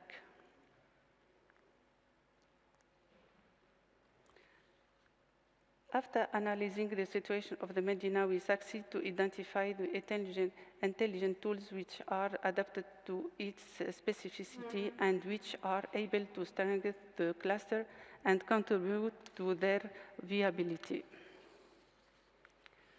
The purchasing process faced some difficulties, but we have succeeded to resolve them. From it's the open market. It's done from the 4th to 13th of May. In municipality organized the open market in the heart of the Medina. More details will be given in the following presentation.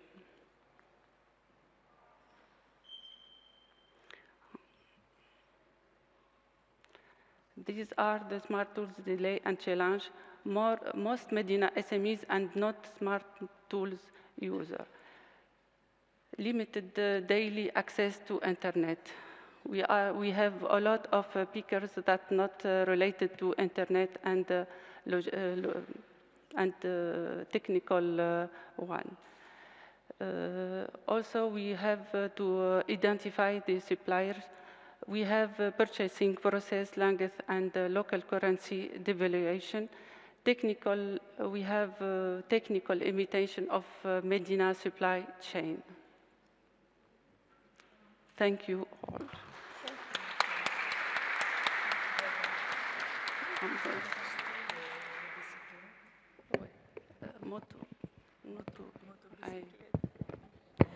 Thank you very much, Semia, for Genies.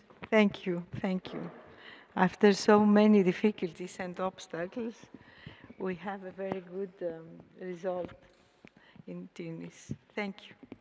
So, I don't know if there are some questions or comments on these presentations. No, just an impression that this morning we had a beautiful view of all the activities of the project. And what I what impressed me from the presentation in the beginning by EPEN and then the pilots and the clusters is that as we go and progress in the presentation of the results, many different features of circularity, creativity, culture come up. And that it's overwhelming for a single person to understand everything.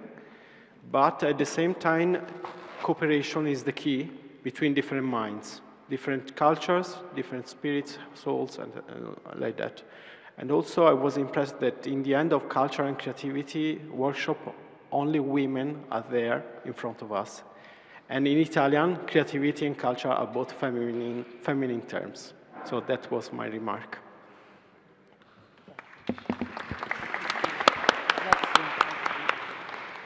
Thank you, Paolo. Good afternoon. Thank you for having you here, and we are very pleased for this. You're not hearing me? Okay. Here in this first table, we are going to have this presentation about this digital fabrication procedures towards INNOMED-UP Clustering Smart tools.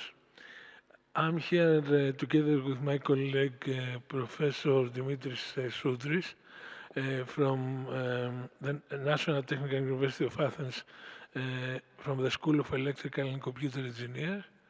And here with us is Mr. Stefanos Komninos, Athens Chamber of Small Medium Industries Senior Consultant, Market Analyst and Business Mentor.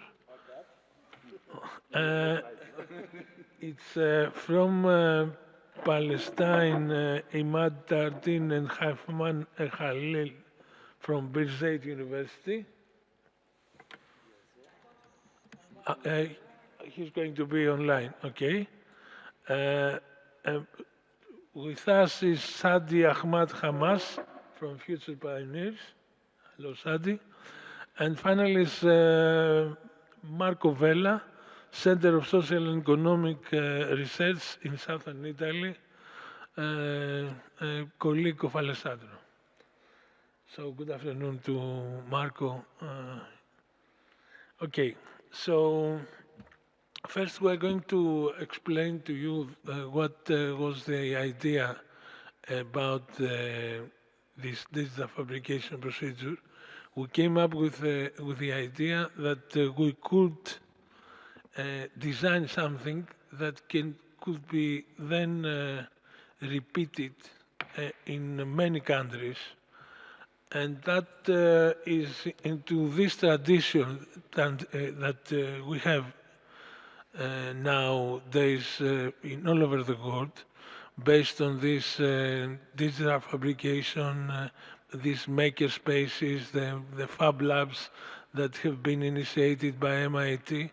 And this was the main idea was that you could design something and then you could upload the design so someone else in a different place of the world could print it out and then assemble it, install the electronics, and make it happen the same way that you designed and envisaged it in the first place. So we came up with this idea. I mean, I have a presentation, maybe it's not this. Yes, but I have a presentation before that.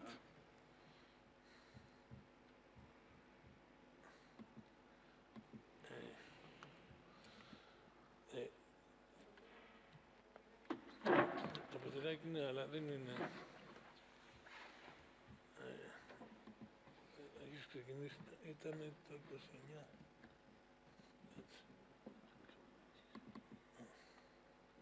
Okay.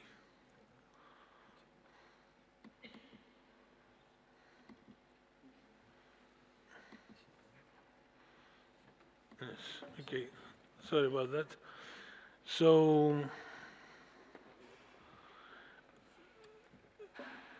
basically the idea is it was to fabricate a smart bin, and initially it was to fabricate a smart bike.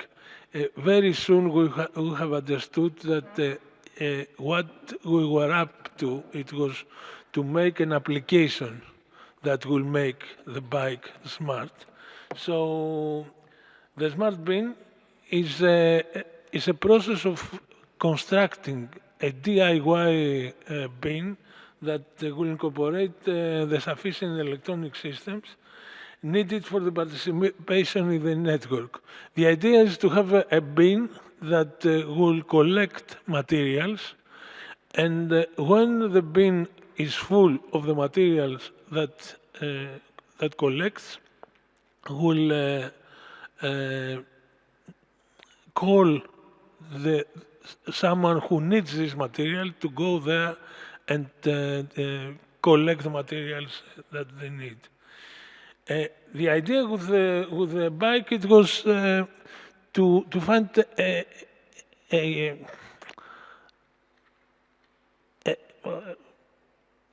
a method of transferring this with an ecological method of transferring this. That's why we established the procedure of making a bike that will be made out of recycled materials of old used bikes. Unfortunately, this idea that is fully ecological, and it happened in this country, only Greece managed to make a bike that was made out of recyclable parts. It is very difficult to be done, for example, in Italy, because as we found out, in Italy they had lots of procedures that they prevented them to make a bike that then it will have the permit to be on the streets. So for the bike, we did these applications that it is a dual application both on Android and iOS that provide the information regarding the materials quantity level of a smart bin. So for this, we did the design that after the initial trials that we did with different configurations of the design, we came up with a design that was very easy to set up.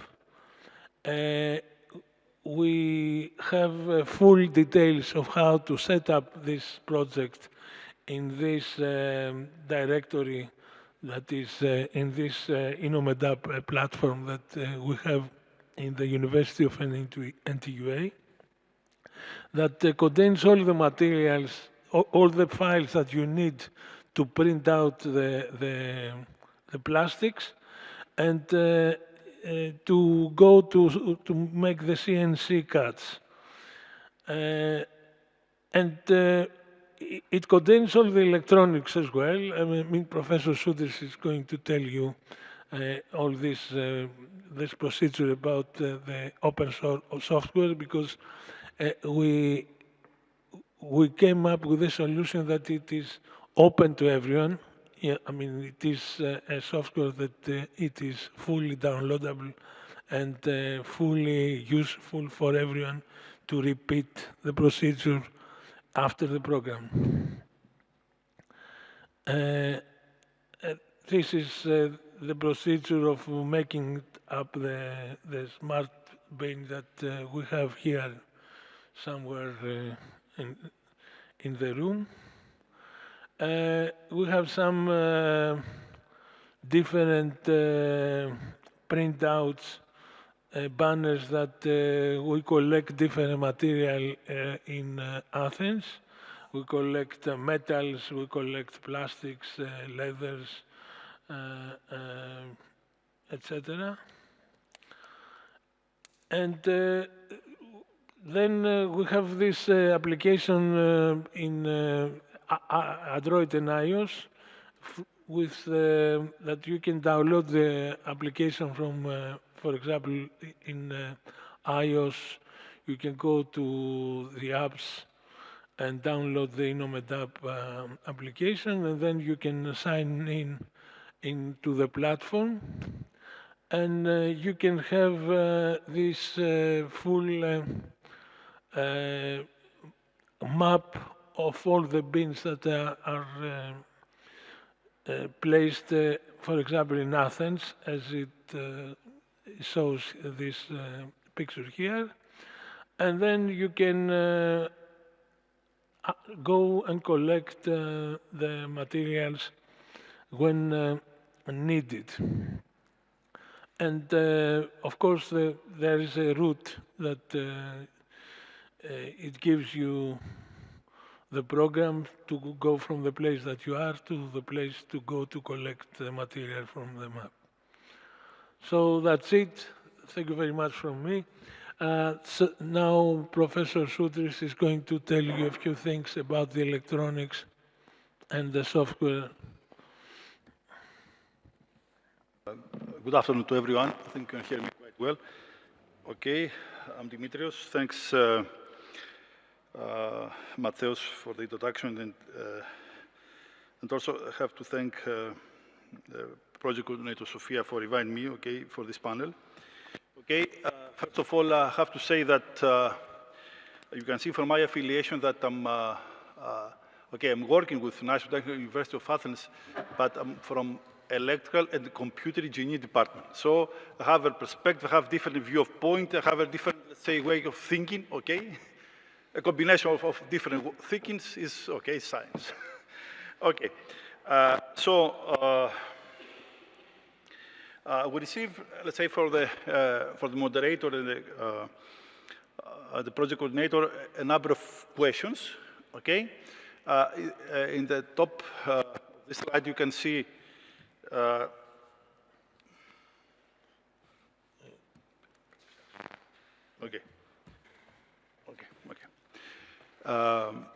in the top of this slide, you can see the question, and below some comments, a few comments. Okay, the first question is, which these questions are common for all the members of panel. So the next page is not necessary, let's say, to repeat. Okay, these questions. Okay, the first question is about how open source tools have been used and what is their correspondence within Fabricate Smart tools. Okay, first of all, I have to say that NTUA as entity, not only as partner for this particular project, is fully aware about the advantages and disadvantages of open source culture for software and hardware. Okay. And here I have to highlight that the project management for INNOMED-UP, okay, in Work Package 1, if I remember correctly, established a certain activity about the importance of open source. Okay.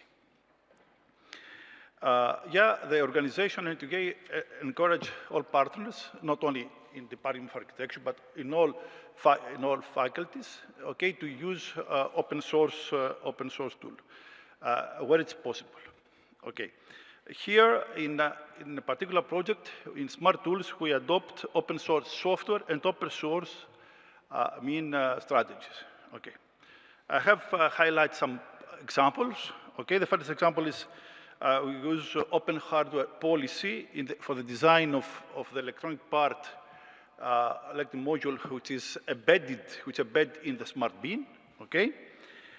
Also, we use open source stuff packages for the design databases, and of course, also Android, open source software, okay, for mobile app. Okay. A general comment. This comment, I think, is useful for any CBC med, okay, and for future calls. Okay. Apart from the open source hardware software, there are also new open source strategies. For example, open core. You can have a real processor, okay, a real hardware, okay, for which available, okay, in the market. I mean, free. Okay, so this, for example, such activity is RISC-V, for example, and this open core activity could be used, okay, for open hardware and also for open software. And this idea could be used, okay, for future call of any CBC med. Okay.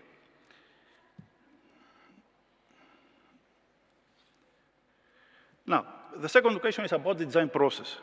Okay, and how does innovation emerge through do-it-yourself product development? Okay, first of all, I have to share with you some keywords, some key features of DIY, I mean product development procedure.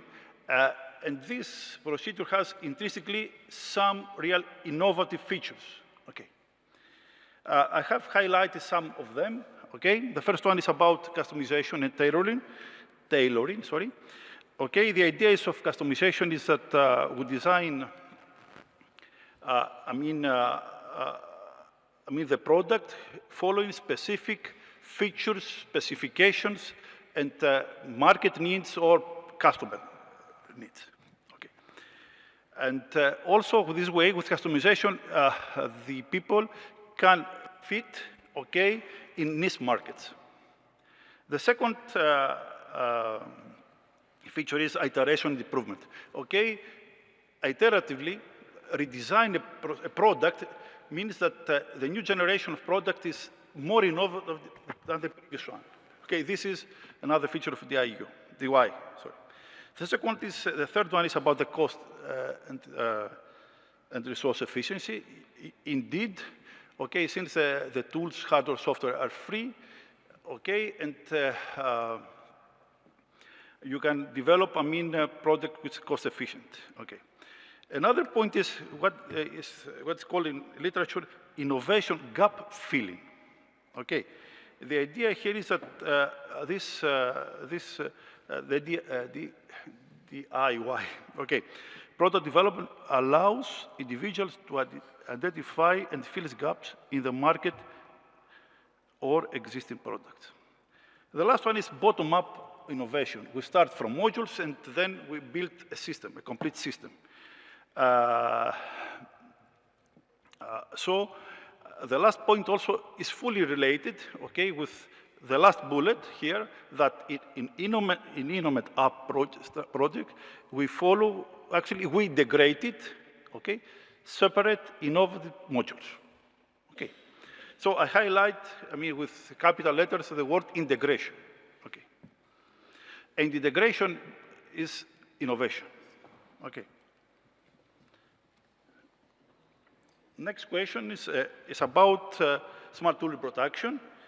Here is a question about the difficulties that we met, okay, during the product, development. Okay, I think that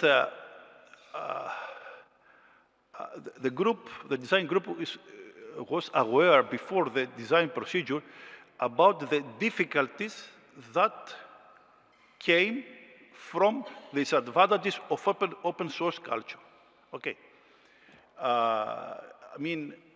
We know that very well that a proprietary product, okay, a proprietary product, for example, you have in mobile phone, from technology perspective is less innovative than a product for a small SME.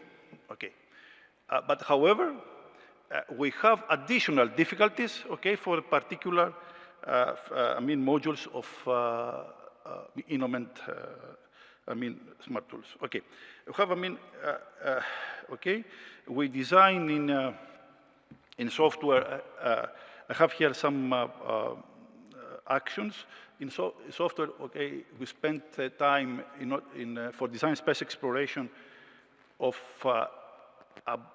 find, which is the best open source package, okay, for our, products, our smart tools, okay.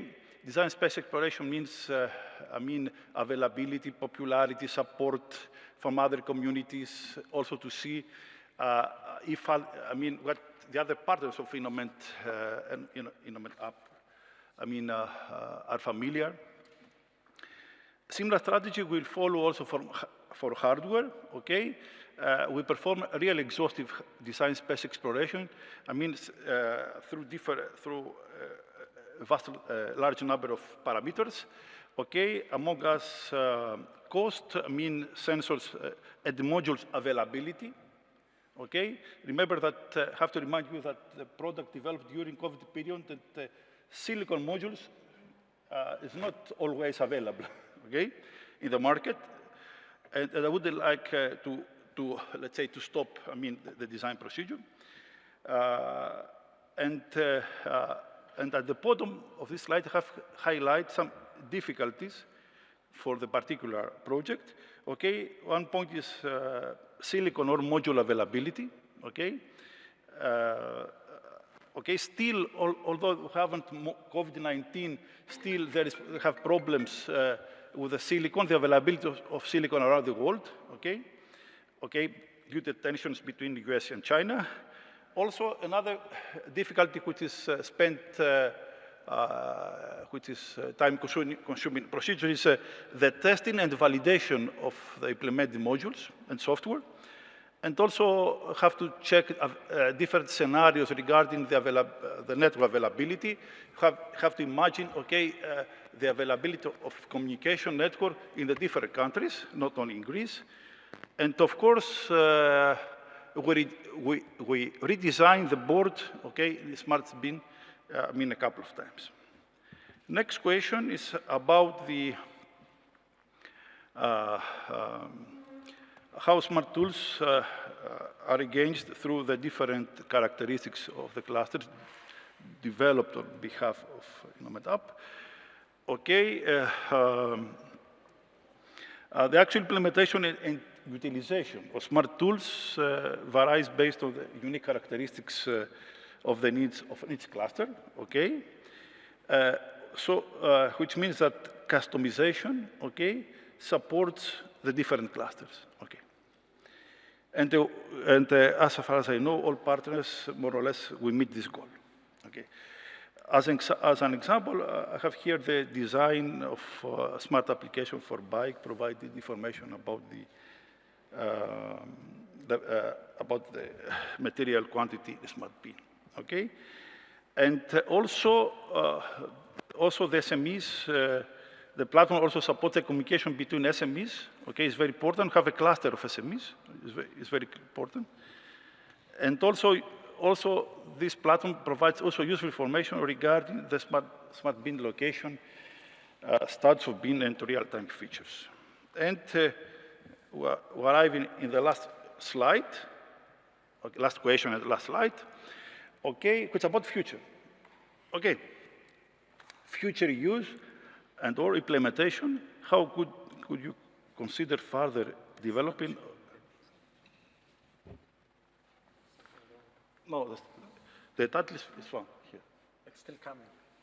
You mean the graphs are still coming? Okay. I'm using this one for, okay. Okay, you can see the title. So we're talking for the future. How we'll develop, if consider further development of smart tools. Okay, first of all, okay, I have to stress, and I have to underline that smart tools can be extended in several fronts, in several, let's say, directions, depending on the application, features at this market, let's say, needs. Okay. For that purpose, one point is, one future direction is massive Internet of Things network. Okay, indeed, okay, a cluster of companies is an Internet of Things. Okay, so these companies in some way should communicate.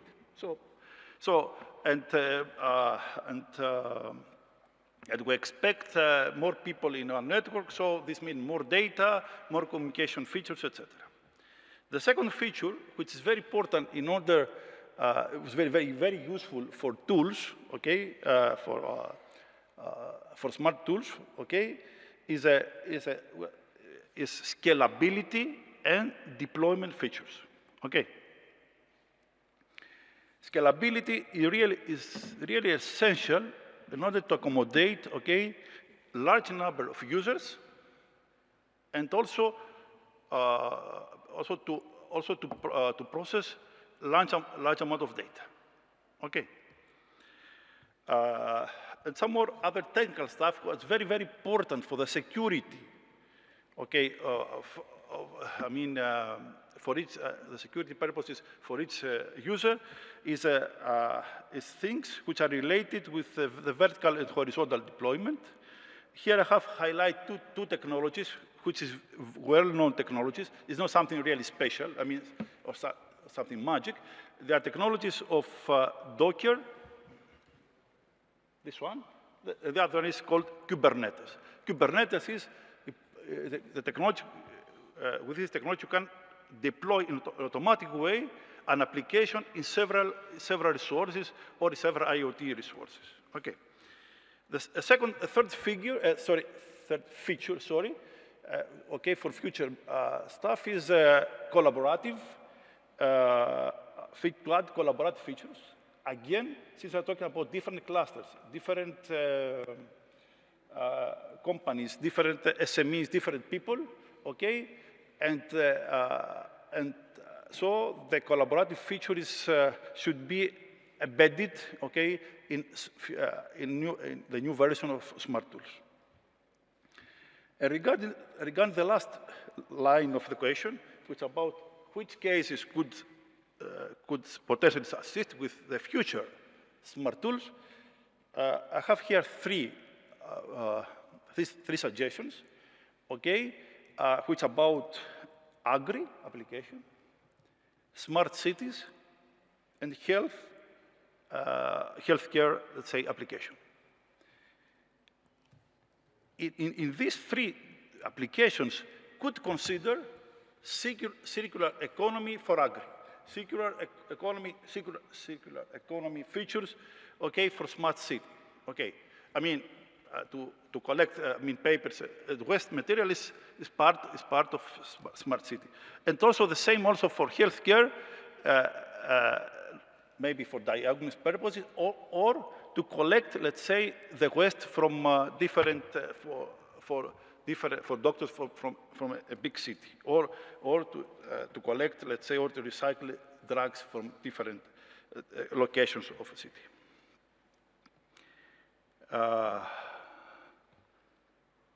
I think the idea is that I have to highlight and to keep in your mind 3 points. Okay, we are talking about Internet of Things technology, it's fine. Okay, the maturity of tools is quite good. So I hope that quite sure that the future applications will be quite stable, okay, and resilient, okay, which is also important. And I think that the last message from my side is, okay, all stakeholders, people, let's say, from Department of Electrical Engineering, people from mechanical engineering, people for architecture, people, let's say, from SMEs or associations, we should stay around the table and to find, really common and effective solutions. Thank you for your attention. Thank you very much, Professor Soudris. I would like Mr. Stefanos Komninos to take the floor. Yeah, speaking. Thank you very much for the invitation. Project taking place in order to face one of the main needs or challenges for the business, which is cyclicality circularity, sorry, and especially for the small and very small enterprises, which are going to face an extra burden competing with larger entities who will have the possibility and the potential to invest on these new technologies and marketing tools, actually. So I'm sorry that I'm not going to bring you good news from the side of small businesses, but for the vast majority of businesses and small enterprises in the southern part of Europe, the idea of clusters is not a successful one, okay? I'm an economist, so let me allow me to remind to everyone what cluster is. According to Porter, Michael Porter, the first one who introduced the idea of cluster, cluster is a geographically close business, group of businesses and other entities like universities, which interact with the help of technology to implement actions in specific sectors. Now, you must have heard two different terms, clusters, business networks. They are not the same, actually. So we have what we mean by cluster, what's the difference of clusters against networks? A cluster is a group of businesses very close and close for their purpose businesses, large number of members, equal participation of members, and flexible relations. Cluster is a separate entity, different to its members, which evolves. It could replace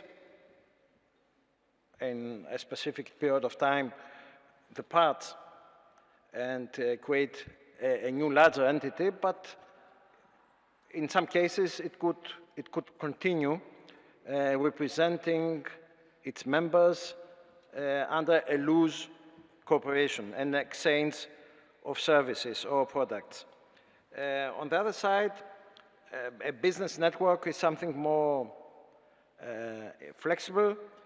There could be no geographical restrictions or sectoral restrictions. The number of its members could decrease, increase, but the relation of the members is clearly defined, and usually it is constructed where the companies are supporting each other through complementary products or services, okay? We have vertical and horizontal clusters or business networks.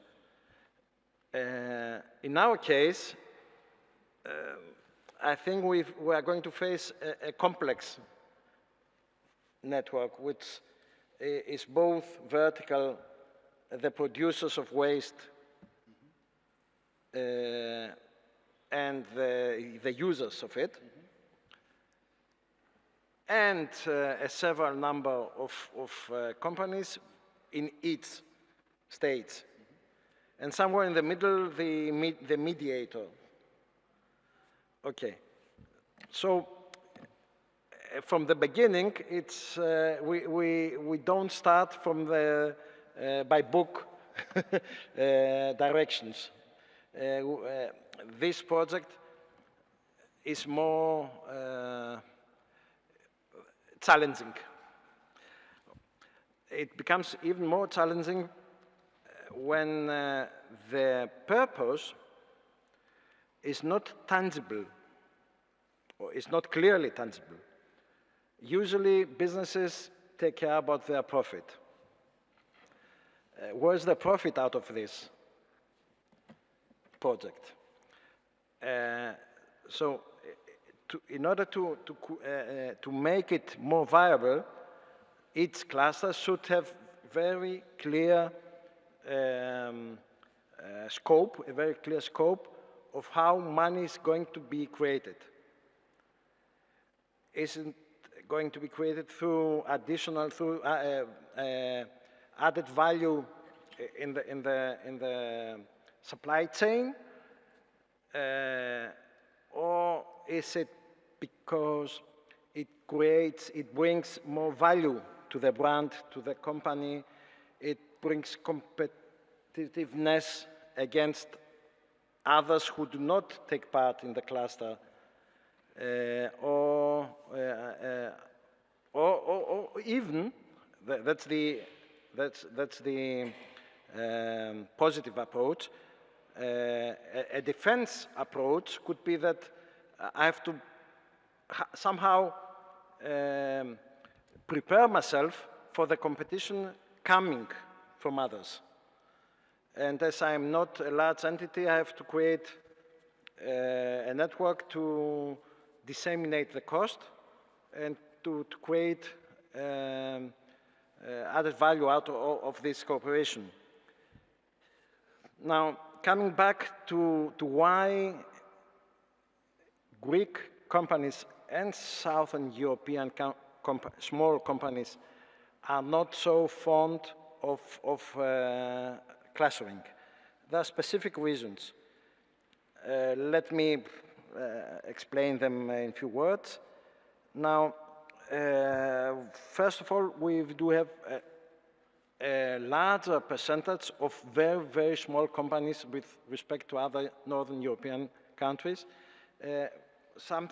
It could be almost the average with other Mediterranean countries. Okay? The problem is not the percentage itself. The problem is that these very small companies, again, sorry, explain what is a very small, what is a micro. That's how we call them in the European context. It's a company up to 10 employees. Okay, then from 10 to 50, 50 to 250, 250 more and more are the large entities.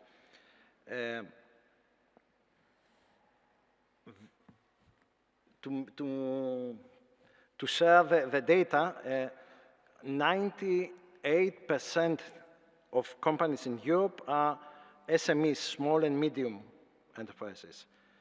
Out of this, small companies are something about 90%, and very small, the micro, from country to country is different. In Greece, we have the largest percentage of micro. In Germany, the lowest. Germany is about 83, I think, percent, the micro companies with respect to the total number. The problem with very small micro companies in Greece is that they do not want to evolve. They do not want to expand. They do not want to work together with others. They are fine and satisfied with what they have achieved at the moment. Usually, not usually, all of them actually are owned by the founder, which in the case of Greece, the tax identity of the company is the same with the tax identity of the owner. Exactly. So sales tax and income tax, maybe. No, I'm talking about the tax identity, tax number, let's say, tax. Yes. Okay. So it's income tax, the same income tax. For the owner is the same for the shop. Yes, exactly. It's in Jordan also, the same issue. I know. Please use the microphone. Sorry? The microphone. You can use the microphone. Excuse me. I'm talking also in Jordan, it's the same case. the income tax and for the owner, and for the shop is the same income tax because it's a micro shop, or you can say enterprise. Exactly. Thank you. This comes from the history after the Second World War in Southern European countries or Mediterranean countries.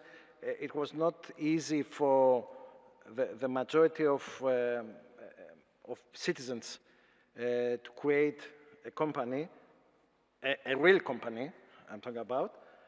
So the governments allowed them to, with no extra regulatory framework, you know, to stop working just under their own tax identity.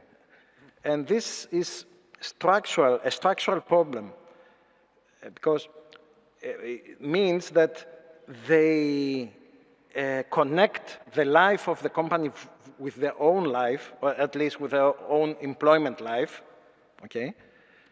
They don't understand how they can sell it. They cannot sell it, actually, because it's themselves. They may employ 1, 2, 3, 4 people, but only few of them. Usually they don't have an accounting support, a proper one, that they are not forced to report economic data, so they cannot really understand the profits, and they connect their income with the company's income. So this is a main trouble, a main problem to go into a network. They are used to work by themselves, themselves and their family. There's another problem based on the fact that usually governments have not understand that problem and cannot support these companies to go on. It could be a fortunate challenge together with Metsovio Polytechnio to work together in creating a structure to make these people change their mentality. Some extra regulatory reform should be needed.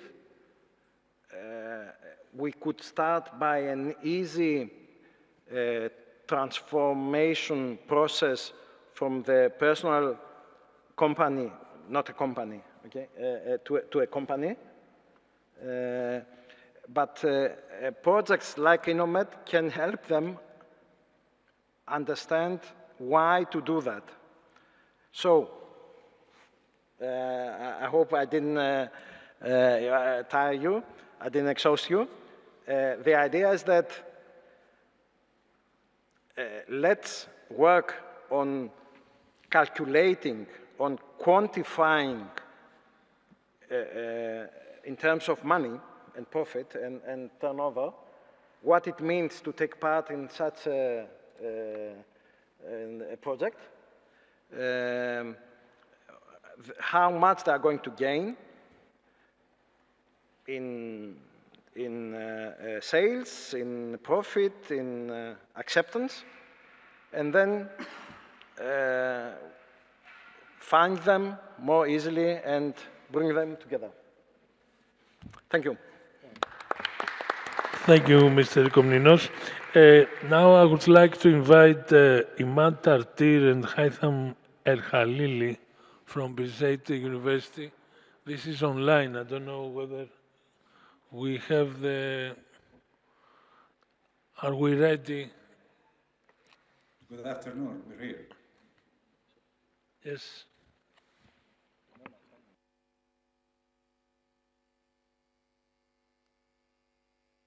Hello? Hello? Good afternoon. We're here. Good afternoon. Yeah. So you're hearing me. Why can't I say anything? Hello. I think we have a small problem. We cannot see you at the moment. Oh, now it's all right. It's okay. Yes. Good afternoon. Good afternoon. Well, thank you everybody for the introductions.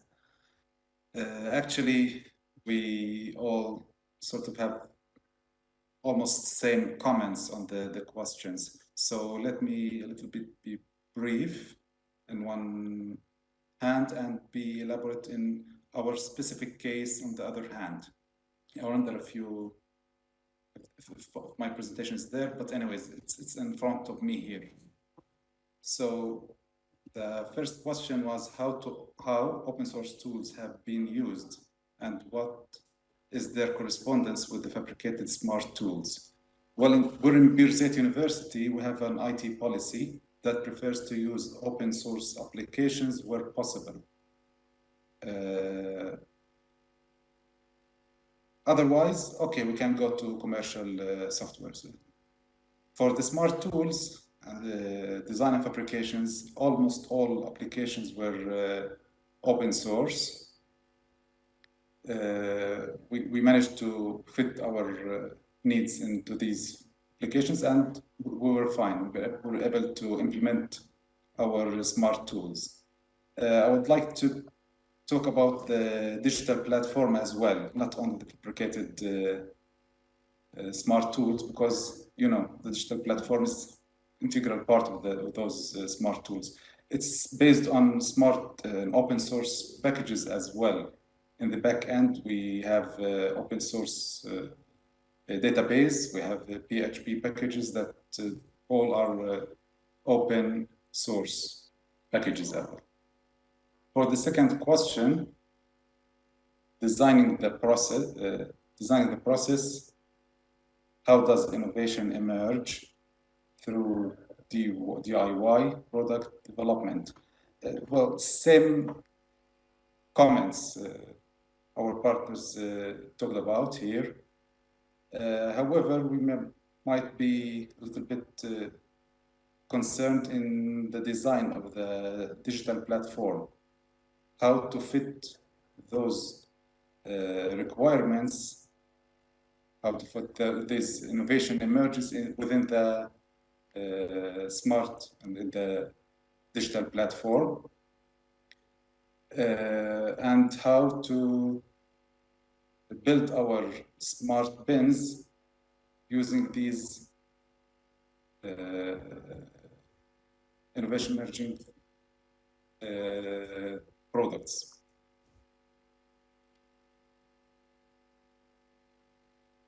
These products are built on the requirements of our clients. We took some maybe requirements from the SMEs here. The requirements might be a little bit diverse. Our product our SMEs develop their products with available resources and raw materials available in their geographical locations. So we have two, might be a little bit different case. We have two cities in Palestine here. We have Nablus and Hebron. The two different cities have two different products based on their available raw material available in their geographical areas. It's not easy to transfer raw materials from one city to another city for political and geographical situation here. So the products were built upon the availability of the raw material.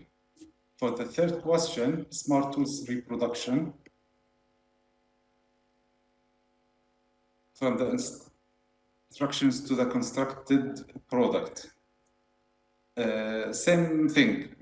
But here, I would like to concentrate on the difficulties. In our case, we have some special situations. We have isolated cities. Again, we transferring the raw material from one city to another is not so easy. The other thing is the geographical nature of our cities, where our cities built on placed on mountains, so the roads are so steepy. It's not easy to drive an ordinary bicycle with material, with weight on the material. So it's preferred to use some sort of driving force in the smart bicycle. Well, motorcycles are not preferred, especially in our situation. They're not safe. So we prefer to have some electric bike. They're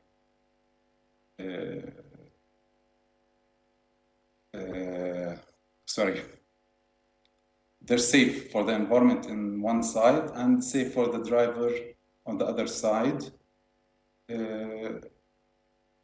The bins we build, they were built to hold different kind of materials. We have stones, we have textile, we have wood, we have carton. So the bins have to hold this kind of material without being broken. We're trying to make long life bins so that they can help us as much time as possible, as long time as possible. So, you know, stones are not easy to handle. On the other hand, maybe carton is a little bit easier to handle. So the bins were built depending on these things. So we have let me be more specific here. The bins were built in the skeleton and frame, and there's a basket inside it, which is consumable, replaceable part of the bins, so that we can, if this is broken, we can replace it and keep using the same bin, the same smart bin. Another thing is that we don't have much strong cellular communication facilities in Palestine. We only have 3G, and we have lots of blind areas.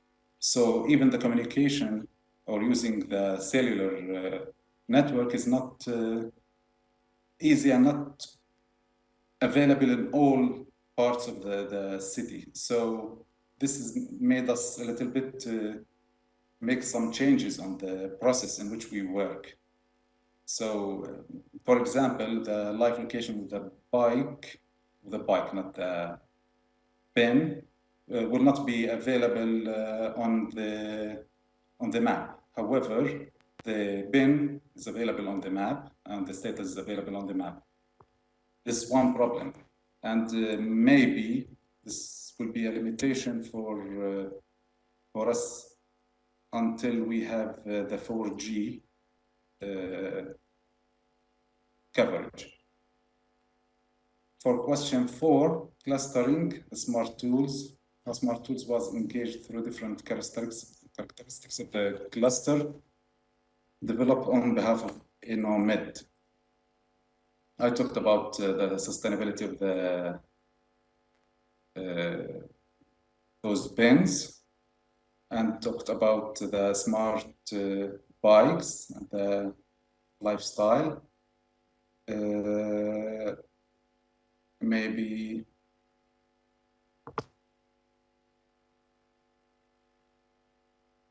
here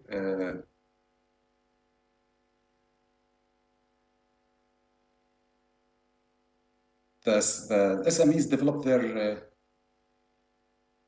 cluster depending on the supply chain or the supplied raw materials and their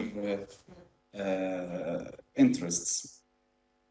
In the southern part of Palestine, where Hebron is there, they concentrate more on the stones and maybe glassware.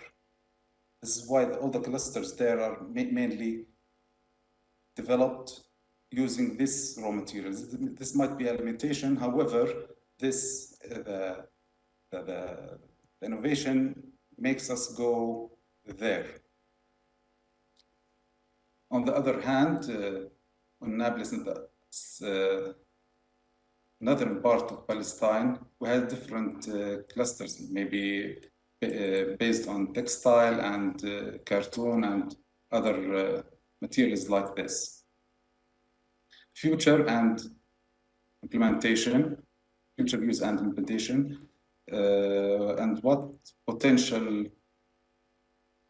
cases we assist. Well, we didn't have full supply chain management cycle on this phase of the project. We have some sort of supply chain. The SMEs can order raw material provider can usually fill up the bins. After that, we have some actions and events on which the driver can move or can pick the bin and move to the requesting SME. But it seems that we need to develop some sort of full supply chain management, maybe central stores in which the raw material can be stored there.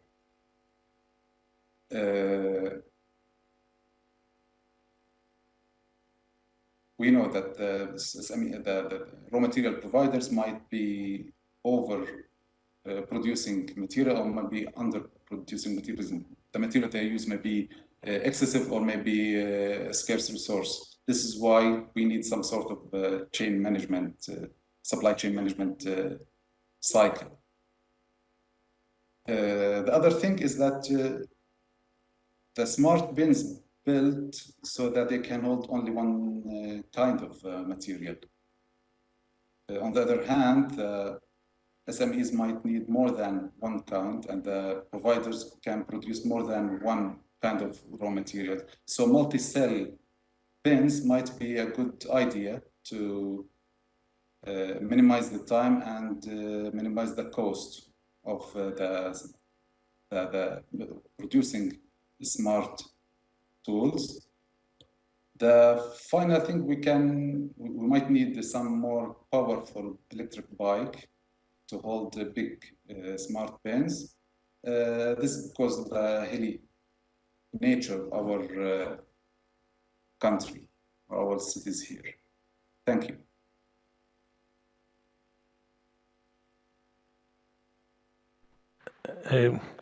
I would like to invite Marco Vella from Center for Social and Economic Research in Southern Italy. Okay, Please, thank you. Marco. Thank you. Now, I'll just briefly reply to some of the questions of the round table. So regarding the first question, how open source tools have been used and what is their correspondence with fabricated smart tools, we can say that I also will repeat some of the parts that Alessandro exposed during his previous presentation about the cluster and the future of the cluster itself and the future of the cluster. So it is the last question. So regarding the first one, we can say that some of the tools were in our skills. So the one of printing, the one of using the 3D printers and the cut of woods. We faced some challenges in the production of the electronic system and the connection of the smart bins with the digital platform. So luckily, with the assistance of the NTUA, Konstantinos, Mateus, and other people or the lead beneficiary, we achieved to produce the smart tools, so mainly the garbage bin. And we adapted it according also the materials. So, for example, in the wood balance, we put some thickness in order the balance sensors to work because it was on the same level, so it was difficult too. So we adopted simple, really simple solution to put them working. So on the side of looking at this project to the future, probably following the instructions could be useful and interesting. We produce 10 identical smart bins, but for the future could be interesting to use in the same project, so the same repository and do-it-yourself manual to adapt them, adapt the smart bins according to the needs of the SMEs. So for example, having bigger or smaller bins, or having bins that instead of having both sensor weight and the ultrasonic sensor, have only one of them according to the need to measure the volume or the weight. Because for example, it is a concrete example of wood collection by an SME of the cluster. If you put longer pieces of wood, of course the ultrasonic sensor, even if the bin is not full, detect it like full. So it is okay, it is an experimentation, and we found a solution how to manage it, because it's an open source project, so we can adapt and modify it accordingly. So no specific aspects on this, if not that being an open source project, it can be adapted to the local needs. So I integrated also with the second question about, and the third question, smart tools reproduction. From the extraction to the constructed product, where are the difficulties?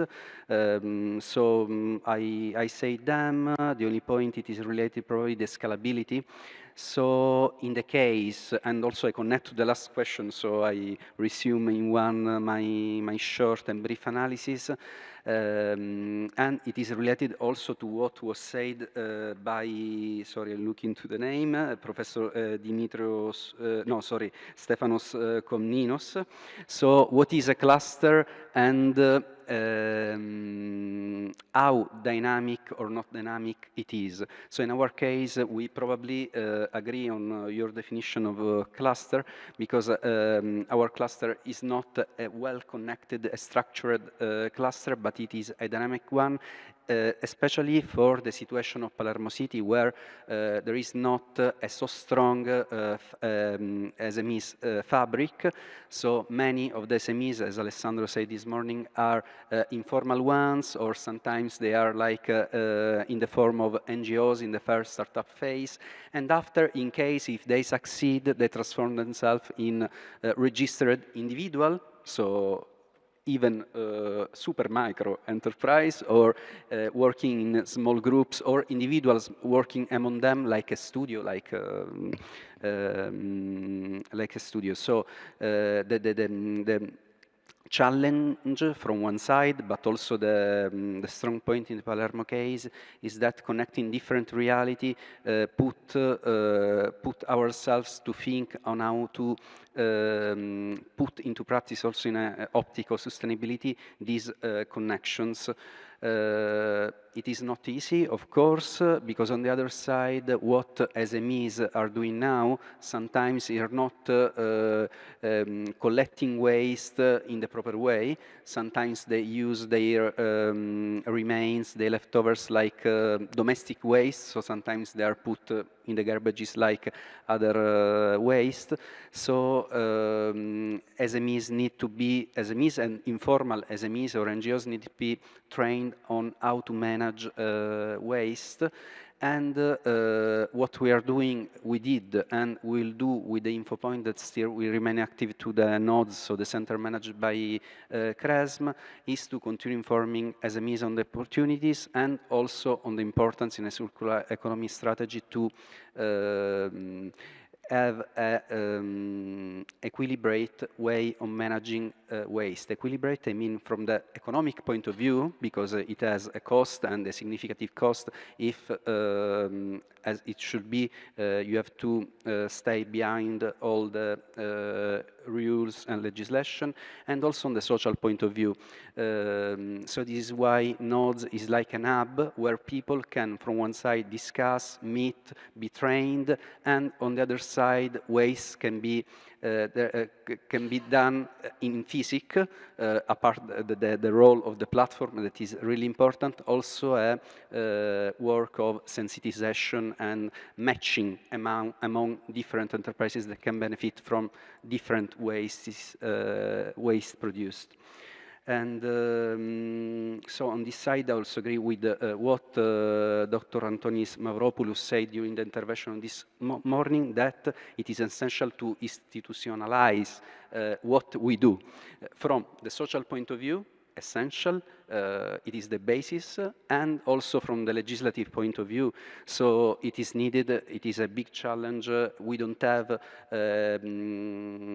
legislation, laws, tailor-made according to small organizations.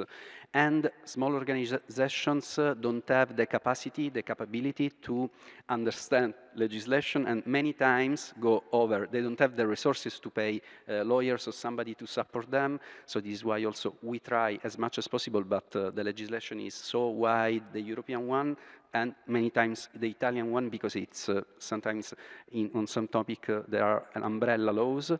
So we work strong on this aspect.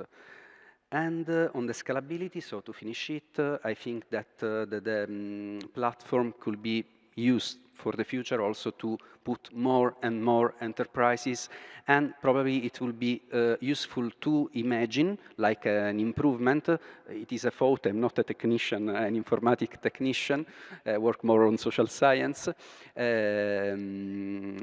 to find like a reservation modality, in the sense that if one day this platform will grow, probably it will be useful to have a neutral way that could be used by SMEs that can reserve materials also to don't generate conflicts, I can say, among it. Thank you. That's Marco. Now is Sadi Ahmad Hamas from Future Pioneer. Thank you. Good afternoon, everybody. My name is Shadi Hamash from Future Pioneers, Jordan. My participation will be short because I found all of you are tired now and somebody is sleepy. And to avoid repeating the answers of my colleagues, I will concentrate on the last question, which is about the future development.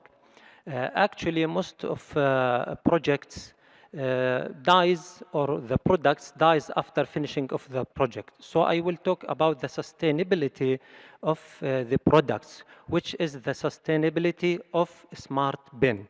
How can we sustain it?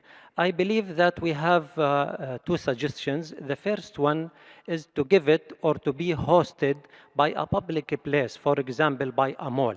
In this case, the mall will take care of this smart bin and it will be sustained. It will continue working and it will be, it can be used by the local community for SMEs, and all SMEs can obtain the collected waste materials in this case.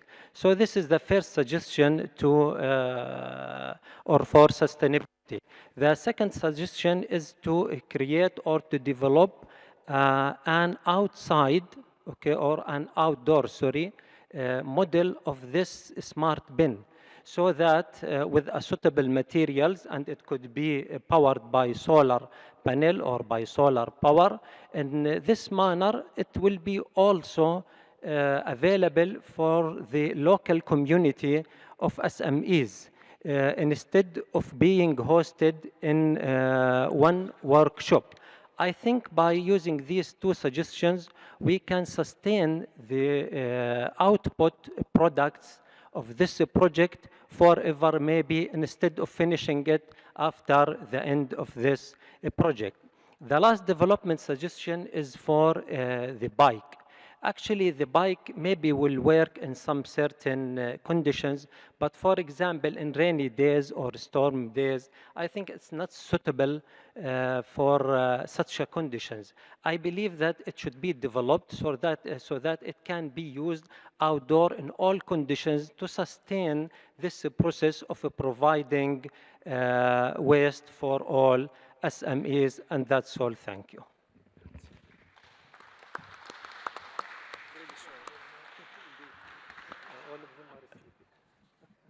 I would like to ask if there are any questions.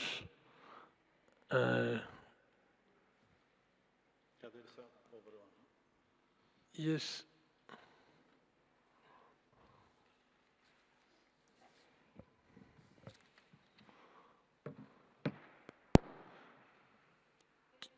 Close to the microphone, please. You have to be close. Okay, I'd like to ask you if we could use this platform to actually certify ourselves. You can't hear me? I didn't hear the question myself. So the question is whether we can use the platform to certify ourselves.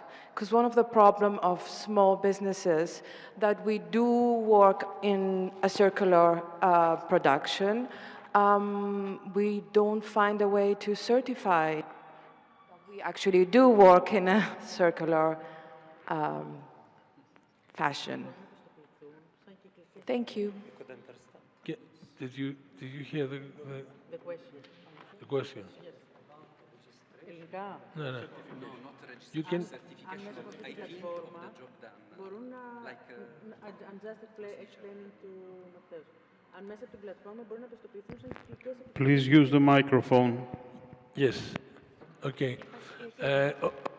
As far as I understood the question. Okay. I will speak in English, probably worse English than Garifallia, to explain your question, which is if, as circular businesses, they do circular production right now, if they could be certified through this platform to, let's say, if I can understand well, if NTUA or the project will give the certification to circular businesses that they are already zero waste businesses, SMEs. Okay. If this could be an option, a potential. All right. The way this platform is being designed, it is meant to be used outside this program. As far as I understood, this is the concept, to be able to use the platform outside the program, isn't it?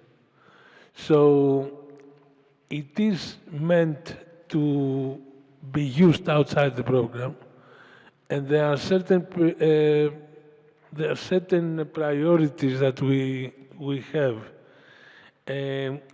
I don't know what will happen after 1 year that this platform is going to be maintained by Dr. Sardi in Palestine, because the platform that operates the program, it is housed in a server in Palestine.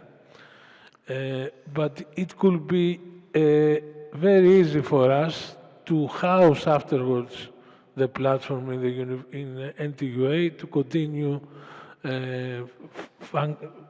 serving the purpose for the community well beyond the end of the program.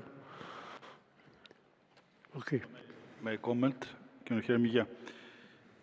If I have understood correctly, the goal of this project is to provide a proof of concept, okay, or several proof of concepts, okay, that you can, through different use cases, to see, the benefits of circular economy, okay, in closed exile, okay. So, so my experience from European EU-funded projects, okay, if there is no work package or activity about certification, okay, I think, I mean, the partner will not work about certification. So again, so here, I mean, the first outcome is to prove that, to show the community that have, I mean, proof of concept in product, proof of concept, okay, in smart tools, okay. I hope that these goals have been achieved, okay, have been met, okay. So certification is another procedure, is critical, yeah. Is a way, certification procedure is a way, let's say, to, how to say, to commercialize in some way, I mean, a product, okay. Maybe it could be the next step, okay. Regarding the tools, okay, Matthews mentioned, yep, I think it's quite easy. I mean, with just a GitHub account, can host, I mean, NTUA everywhere. I mean, not only NTUA, but so for the tools, I have no any doubts or any, but for certification, I think it's now it's beyond the scope of the current project. If I have understood correctly your question. Personally, don't understand the use of certification in this project, to be honest. You didn't understand my question. Can I answer? Please come closer to hear you quite well, because there's too much noise here, too much echo. So Can I answer or explain something? Too much echo, so I cannot hear you well. So apologies. Is that okay? Yes. Okay, thanks for... Look, can I explain something about the digital platform? About the digital platform itself, the platform. Because it was designed, and now, can you hear me? Yes, yes. Okay. It was designed, and now it's operating. And as you know, in Birzeit University, we will host it for 3 years after the project comes to an end. Okay. But the platform itself, it was not designed for commercial purposes. It was designed for communication purposes, not for commercial purposes. Now, the second point, that in each country there is an administrator for the SME works in its territory. I think, and they have authority to deal with this part that belongs to their country, depending that they will respect the rules for using of this digital platform, the ethics of using the digital platform.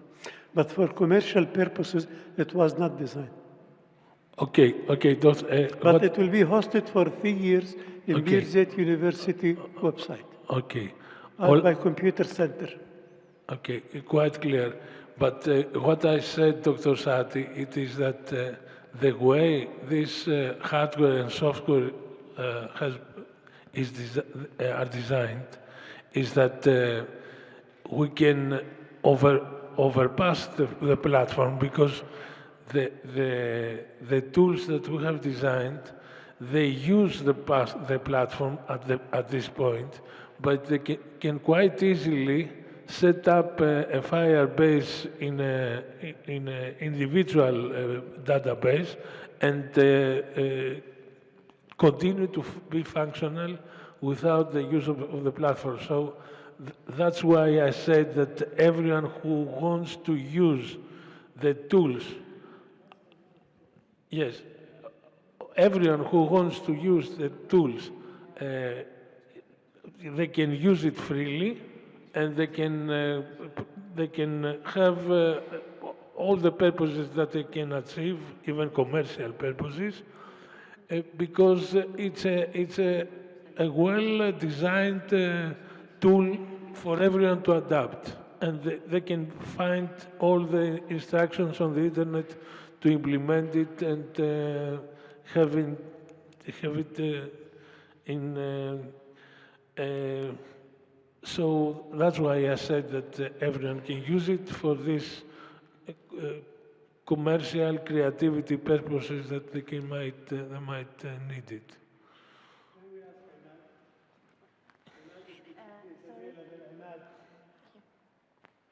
Ahmad, are you available with us? Ahmad Tertir. Ahmad Tertir.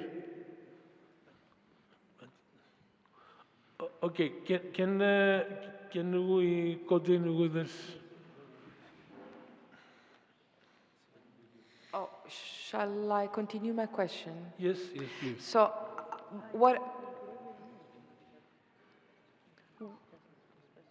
what I meant is that the problem that small businesses that do circular production have is when asking for certifications from the European Union is how to measure that they are zero waste, you know?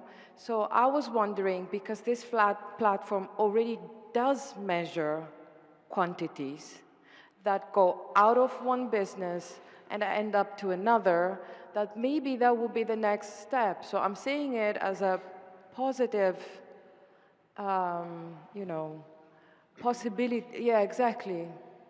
Yes, but I think this is beyond the scope of this program.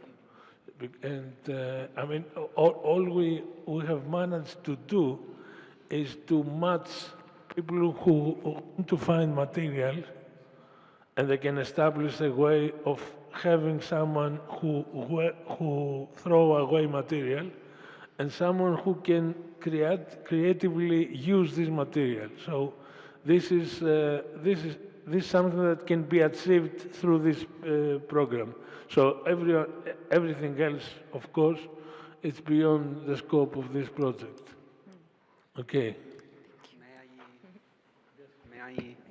No. If I can, no, only to think in our idea there is the option, in case we'll be able to scale it up, to give informal certification about, so it is like, it could be like a brand that enterprises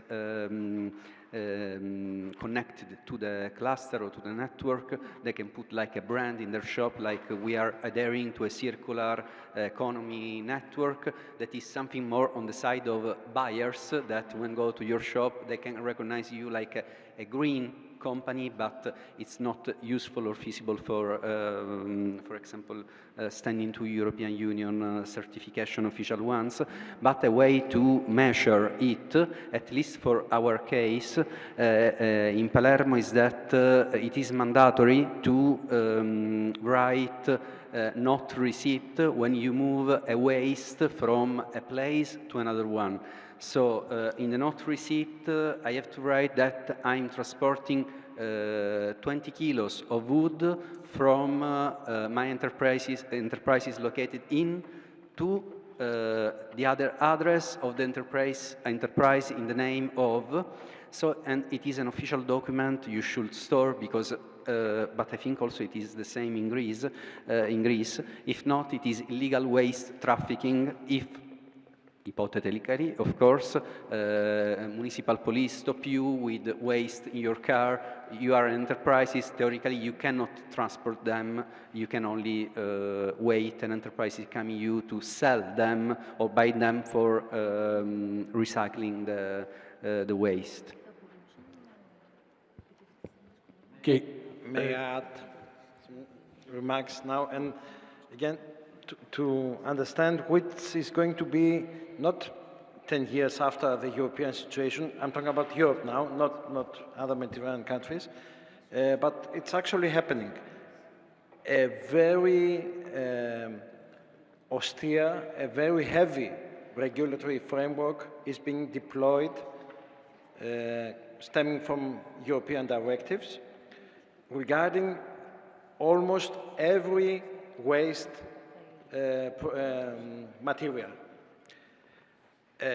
How the producer is now responsible, through the last directives being imposed, to create a collective system of collecting any consumption waste, any waste coming from households after the consumption of the product, and not allowing the waste to become part of the general waste. So we have the term, the idea of selective collection in the source is the household, is the consumption, meaning that we will not be able anymore in 1, 2, 3 years from now on in Europe to throw our waste in bins, general bins, but we have to find a specific bin for its different material. This is already happening. So which could be the window of this project? I think it could be for the industrial waste, not the waste after the consumption. Not household waste. I'm talking about consumption. Sometimes we do not consume it within the household, but also outside. That's why. You're right, you're right. So industrial waste is not yet part of that compulsory regulatory framework in Europe. It's not yet.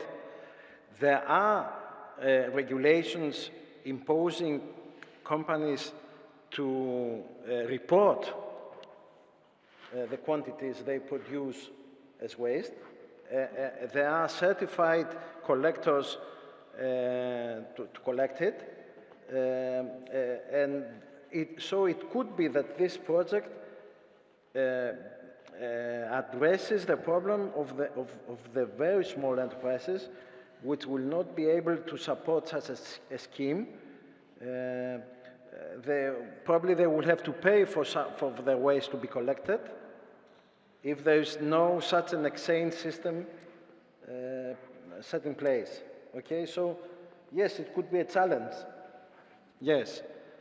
So it could be redirected to that part of the supply chain, B2B waste. Yeah, okay, B2B waste, but this is only focusing on creative projects. I mean, because what we are doing is not for the general waste. We are focusing on waste that somehow another entity, an SME entity, found a way to create something out of it. So this is, it is not in the same line with what we're doing on reducing the waste.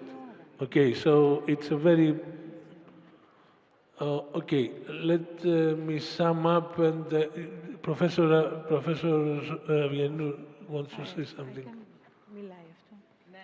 Πώς. Ναι.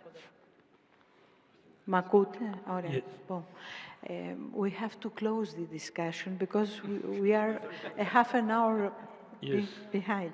So, one question here. One more question. No, Okay. please. No, please. We have to close the discussion because we have another round table. I would like to thank Professor Shadi because he gave us a clear explanation about the sustainability of the platform. Okay. Also, this discussion was quite rich about some ideas concerning the certification of the CCI SMEs on the field. But I would like to remind to our sub-grantees and SMEs that are in this hall that we have with them, they were awarded, so they have some proofs that are competitive on the field. And as the other matters, how we can give some certification, we have some ideas, and we can make some proposals to the relevant institution as the Chamber of Small Medium Enterprises, as Mr. Komninos already explained to us many things. So all the sub-grantees have some proofs, some documents, because they have an agreement with us after an open call. So they have some certification of their work. But I don't think that was the point. It was another also, thing. the last word is that tomorrow, during the steering committee, we have to discuss many topics like this because we are very much interested about the sustainability of the ideas of this project. Okay. So it is an open discussion anyway. We have to proceed. 10 minutes of pause café. Okay, thank you very much. Thank you all. Very strict time, because we have the other second. Okay, we have thanks. the second. Thank you very much. Good afternoon once more. And so this is the second round table, which focus on how are creatives adopting circular practices, problems and opportunities. Let me introduce our participants. Samia Saad from Municipality of Tunis, an open market. Okay. Next, Spiros Kizis, Locul Subgrantee Athens. Paolo Guarnieri, Municipality of Prato, also an open market. And I hope that is online Acquiero Ciaparoni. Hello, everybody. Yes, we are here. Aurelio is here with me from Palermo. Hi, from Fuori Catalogo. Is that correct? Exactly. I think it is. So let's have the context of this discussion panel of that round table. Mediterranean cities are dealing with overwhelming waste production and management. The circular economy is becoming one of the most valuable sustainable goals for future cities. It's well known that CCI SMEs create strong networks and clusters in the centers of the cities and collaborate as non-typical value chain production. This characteristic could become the canvas towards redistribution and reuse of the secondary materials for CCI use. Through this process, a new productive paradigm could arise, enhancing the sustainability of small, medium enterprises and the cities while deepening local productive clusters. The benefits could be multiple. For the traditional productive networks, the preservation of cities' cultural identity and the environmental goals. If we agree in that context, let's have 4 rounds of questions and answers from our participants. I have the first one.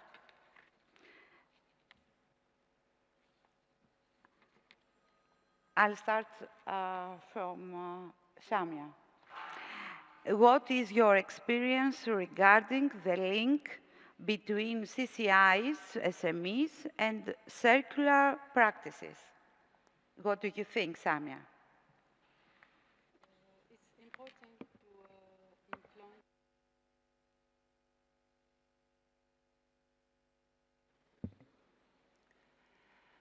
to the importance of circular economy is let the artisan and SMEs and civil society all together to launch a cluster and be active in reuse of material, used material, and to put it in economic profit for all, especially for SMEs, and it's important to create. Thank you.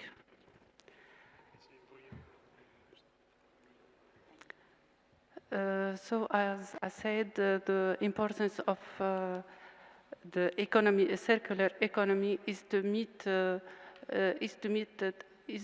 put together civil society, SMEs, municipalities like municipality of Tunis, to all together to make a circular economy, to product, to reuse what thrown by all of us, partner, habitant of the Medina, and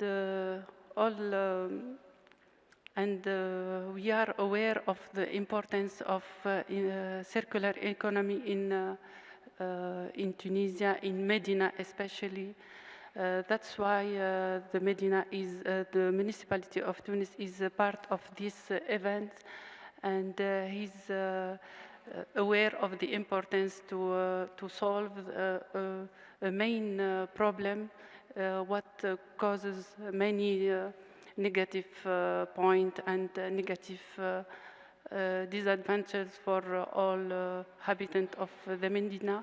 The Medina of Tunis, for example, receives daily 3 million of visitors. That is why the waste is great, and the challenge to solve this great problem is also great. Spiros. Yes. My experience is in Greece, where I think that circular economy is in a very early stage. We're doing baby steps. And the fact, for instance, that we are now having the INNOMED-UP is it's a very good thing, because more people are going to be aware of what is circular economy and how the SMEs are involved in that. Though I think that it is like we're trying to approach a very big problem by those that have the smallest engagement in the problem. What I mean is that it's very nice that we're trying to connect the local artisans, the SMEs, and people that are going to exchange their waste. But if we see the bigger picture, I'm not very sure yet about what is the impact that this will have in the total damage that is in general done by the waste of the industries. So it's a very nice approach. We're doing baby steps, and I'm very positive about it.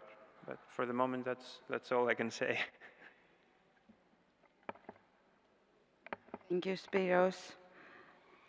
And what is your opinion, Paolo? Okay.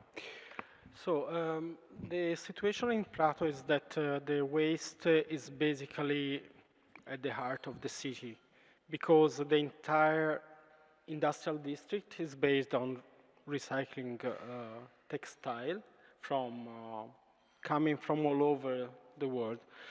So now the time has come that we come to we take further steps towards zero waste approaches.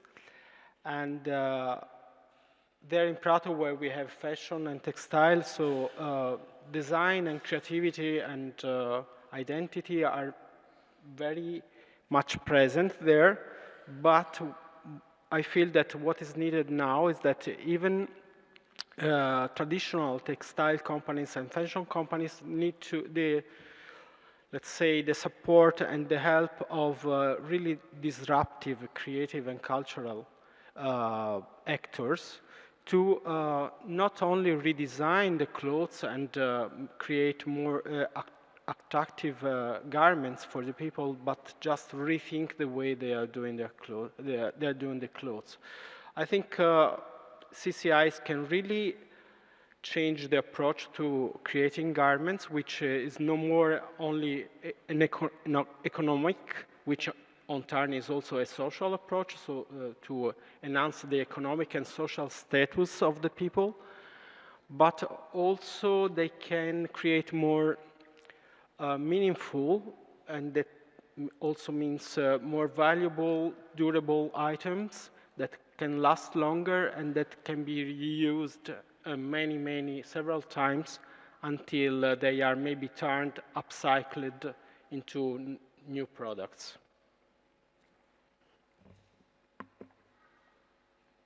Thank you. And now Aurelio from Fori Catalogo. Hello? Yes. Can you hear us? Yes, please. Okay.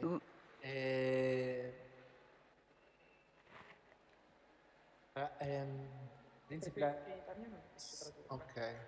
I will translate if you don't mind. Hi, Aurelio Maria will, Luisa. speaks Italian and I will translate for him. Ok. La mia esperienza è principalmente nell'allestimento di scenografie ed exhibit museali. My experience concerns mostly the creation of scenographies for the theater and museum exhibitions. Quindi uso diversi tipi di materiali, cioè il legno, materiali plastici e anche di stoffe. So I use different materials, for instance wood, fabric and plastic.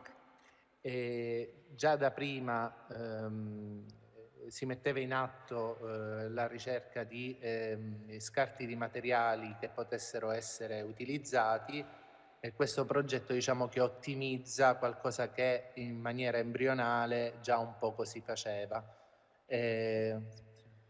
Even before my involvement in the INNOMED-UP project, I used to have a sort of network for exchanging materials here in Palermo, but with the implementation of the INNOMED-UP cluster, we are trying to optimize this process.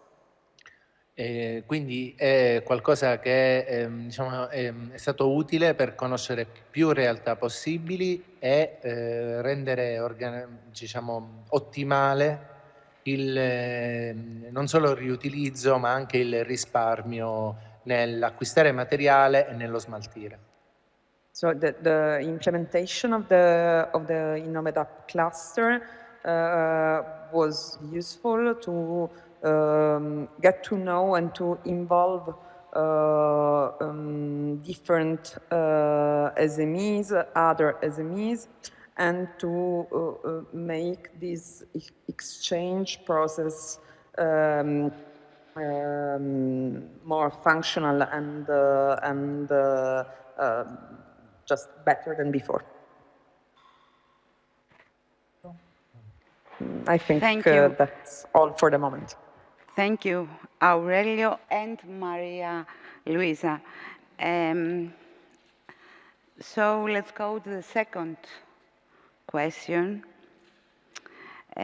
What would be the benefits and the perspectives of such interconnection, I mean between CCIs, SMEs and circular practices, of course. And let's begin, Paolo, please. Okay. So the benefit of connecting CCIs to the circular practices is that by their nature, they are more open to contaminate different sectors.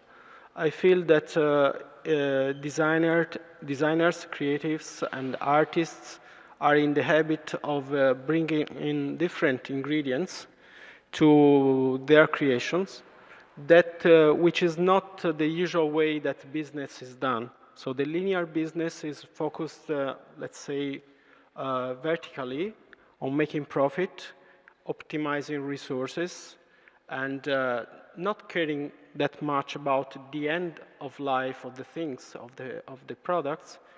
And the perspective from CCIs, particularly those that are very keen on being more deep in their creations, deeper, touching deeper notes in the appreciation of the people. We don't speak about customers for art. We speak about public people and persons who enjoy the products.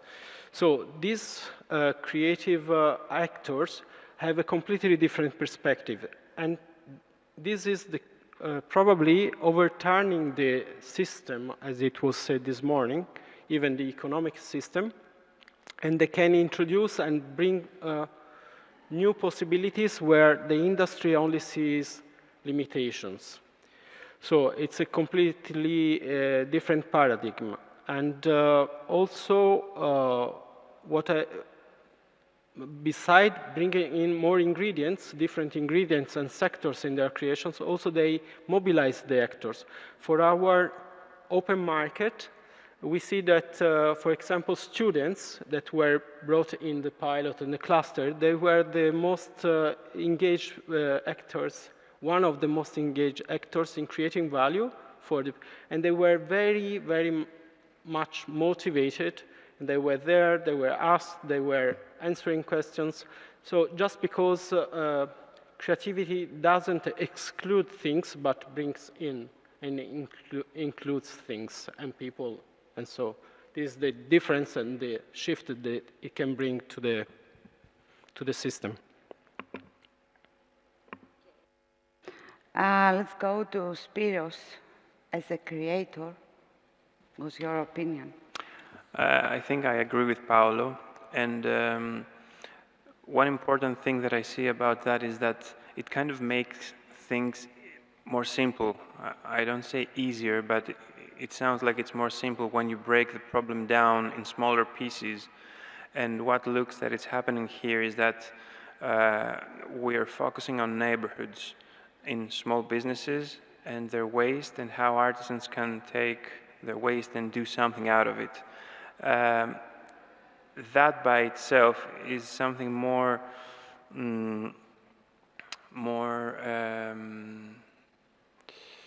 tender than dealing with big corporations and how to solve the problem from there.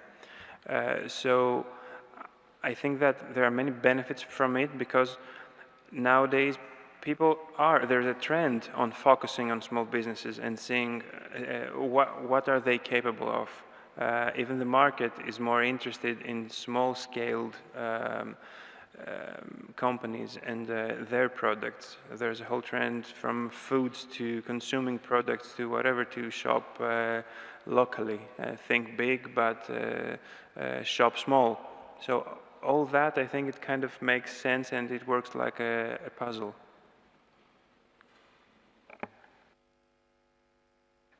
Okay, let's go again to Italy, and Aurelio and Maria Luisa. Yes. Eccoci. Okay. Most important benefit is economic benefit. I try to speak English. Is economic benefit because I don't have to buy a new material, and I don't have to buy come si smaltire?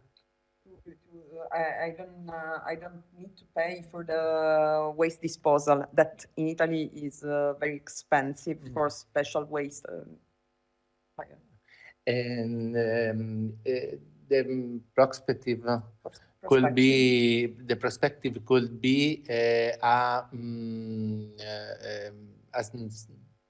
te lo dico a te. Quando noi produciamo degli oggetti o degli exhibit, specifichiamo che sono fatti con materiale di recupero e questo aumenta il loro valore sociale. In terms of perspectives, when I produce from recycled or upcycled material, that enhance the product's value in terms of social and economic value. Per alcuni musei o per alcune compagnie è molto importante specificare questo, sia perché abbatte i costi, ma perché l'oggetto, l'installazione diventa anche un messaggio sociale. For some of my clients, producing from recycled and upcycled materials is very important because it enhances the social message of their work, as we are talking about museums or theaters and so on. In Italia non è così facile avere piccole aziende artigianali o produttive.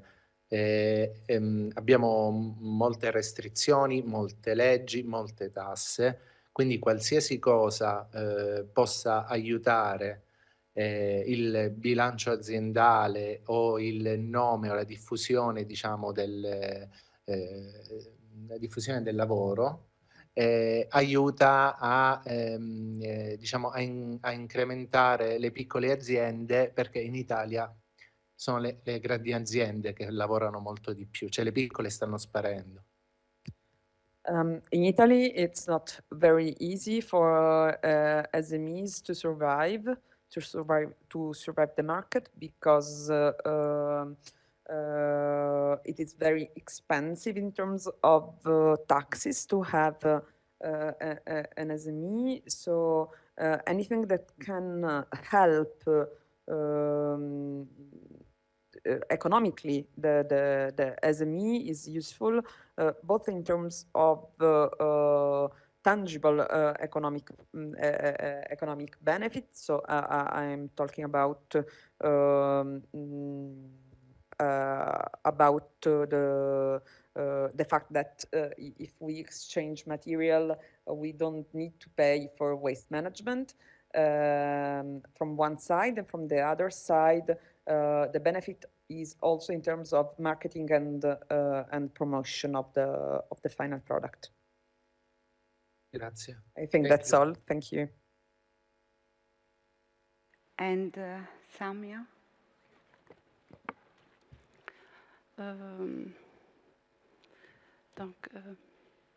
The municipality of Tunis, since he begins this project implementation, there is a survey is maintained by the technical officer of municipality. There is many problems to face in this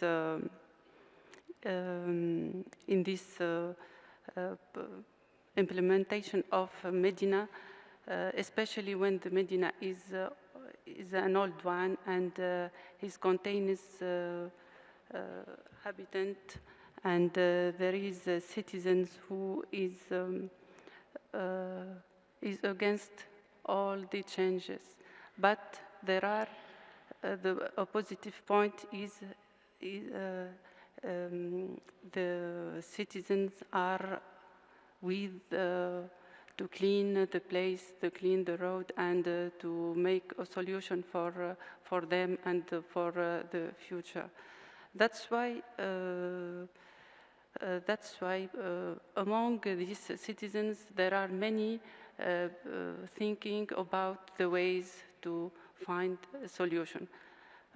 When INNOMED-UP offers a grant, they offer to the citizen, to civil society, and to different artisans to have also the to have a grant to proceed their work or to create a new SMEs. We will say that I will say that the different materials thrown or the different wastes are is in the heart of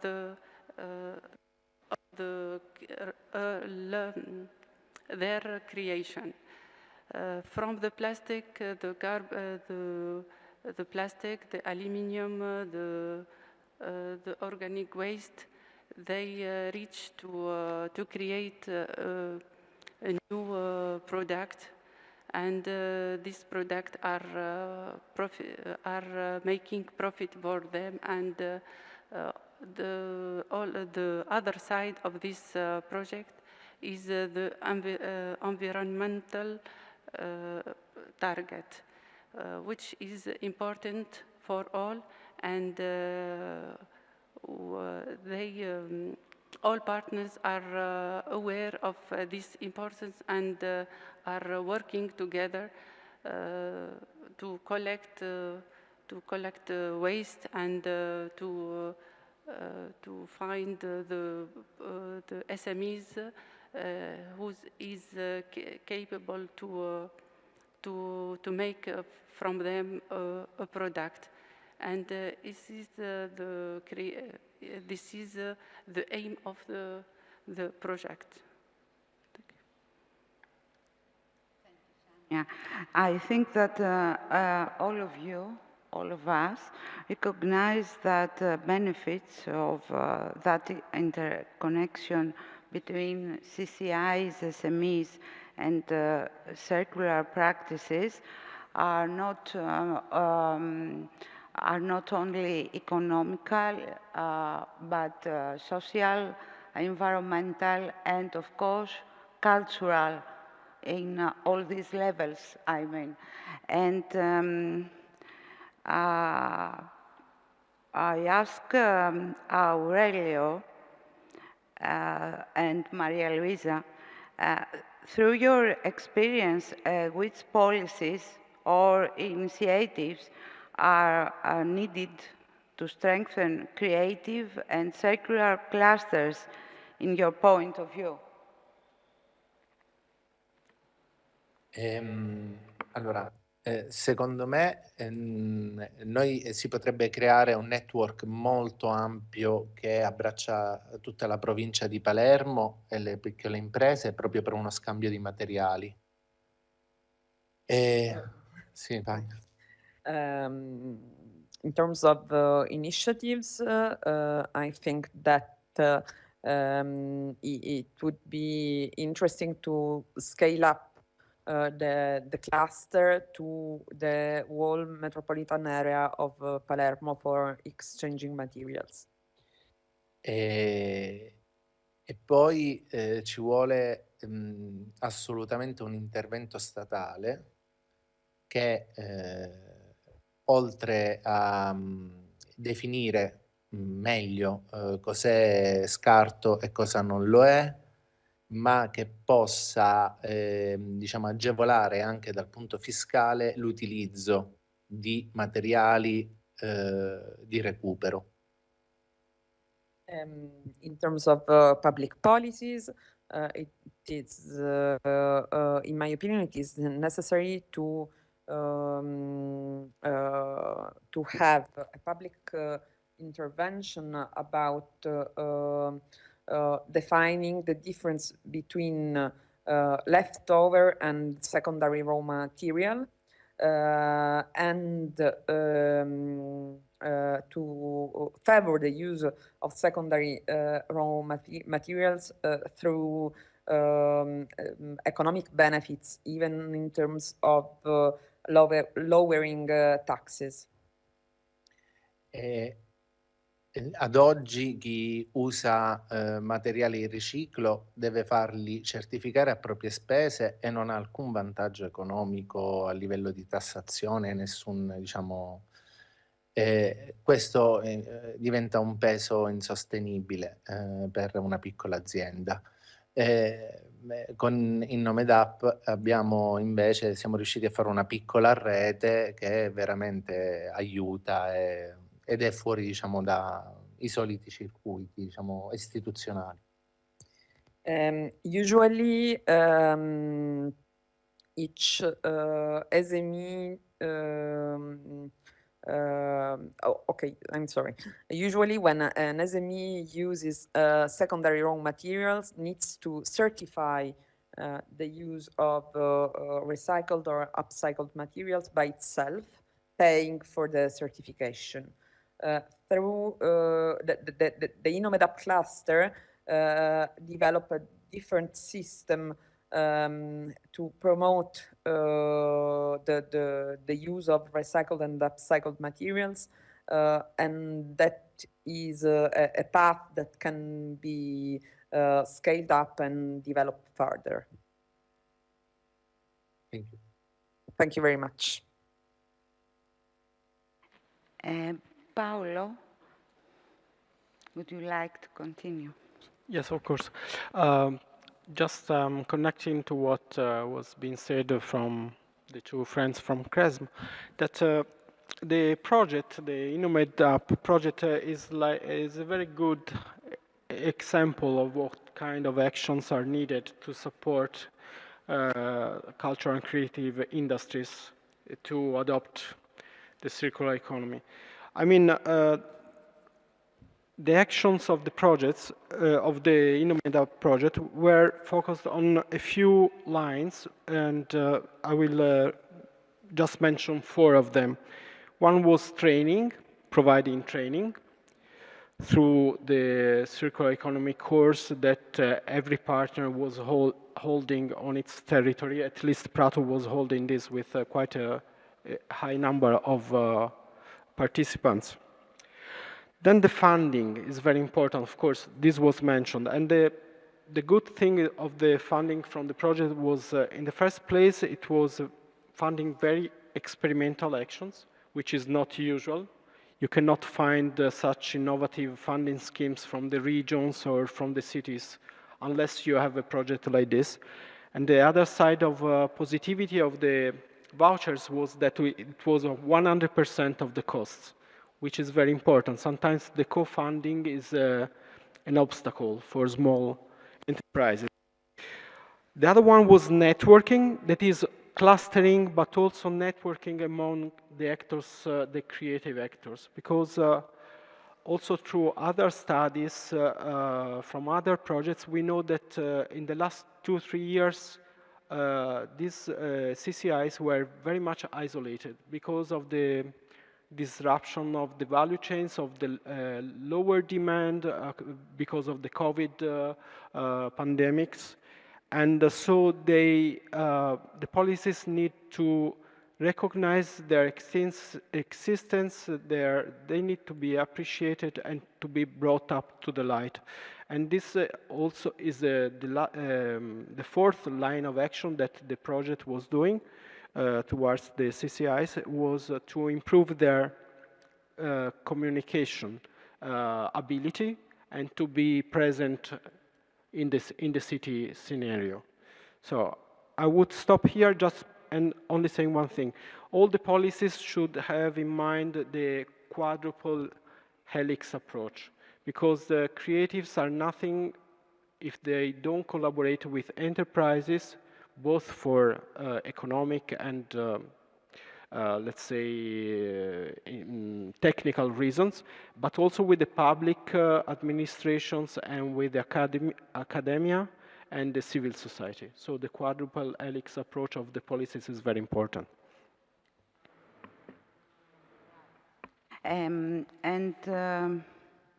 Let's go to Samia.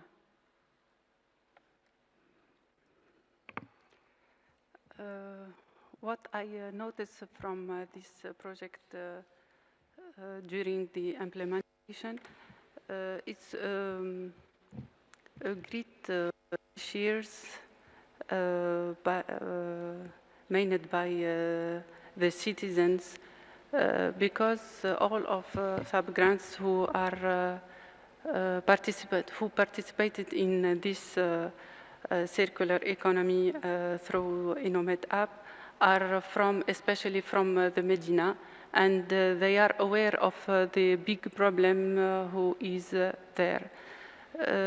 From these sub-grants and through them, we have noticed that all of them, or nearly all of them,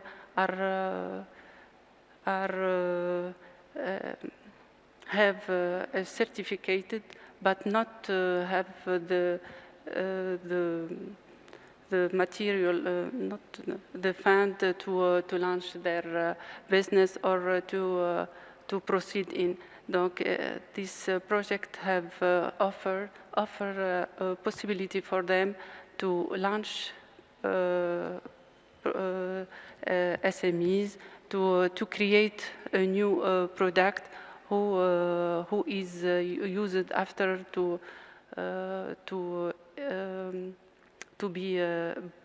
be sold or to be exposed through the open market. We have a lot of products of these SMEs, and they are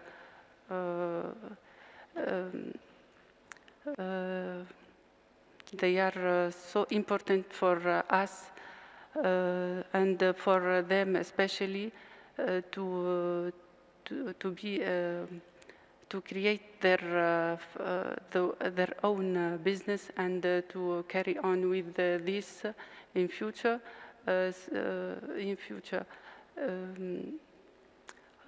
And we will show after the in presentation the different product of them, and you will notice that there is creation and there is creativity from these different sub-grants, and they are happy from of being part of this project, and they will continue express their intention to continue in this target. From of them, there are SMEs worked on this, worked in circular economy and have experience, and others are not experienced, but they have ideas and they can establish a business, especially with I insist on the funds from INNOMED-UP. Thank you. So, Spiros. I will focus on the part of the question that says what could be done, if I understood it well, what could be done better in the clusters. And I think that, obviously I agree with everyone else, and I think that what would be great is to add some consulting, some mentoring on the business part of this. I mean, getting the inspiration and the creativity and the creations is one thing, and it's amazing. Also, getting the money to do it is amazing, but that's one part. You got the money. What do you do with it afterwards? This is the main challenge, I think, that the small creative businesses face, and one is tied to another, because, for instance, in this cluster now we are at the point that we achieved our goal and we've made the products, and I consider that a success. But the great success would be if what we've done all here continue. And there are many of us that don't know how to make, and this is very relevant to what Mr. Komninos said before, there are many of us that we don't know how to make it bigger, how to make profit out of it, because we may be the creative minds, but we are not very comfortable with financials and profit and margins and all that kind of stuff. And a business cannot grow without all that knowledge. So maybe it would be great if it would be part of a cluster like that.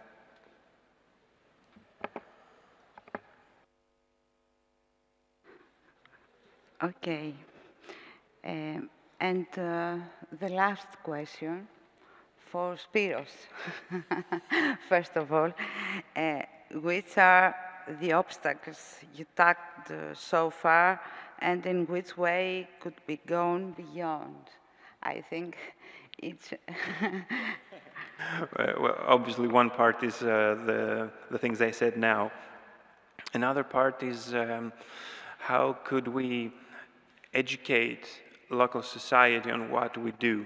It's funny because I just had this conversation before that sometimes when you reach out to other people with, when they don't know what you're doing through the INNOMED-UP, they're very skeptical about what you're doing and what you're asking.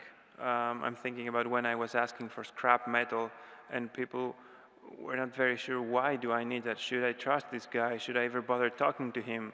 That's not very relevant to the cluster per se, but it's relevant to how are we going to educate the rest of the society that it's not that they don't care, but maybe they're not really aware about the concept of circular economy.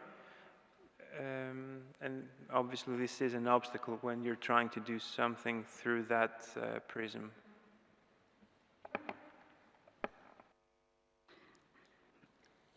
Okay.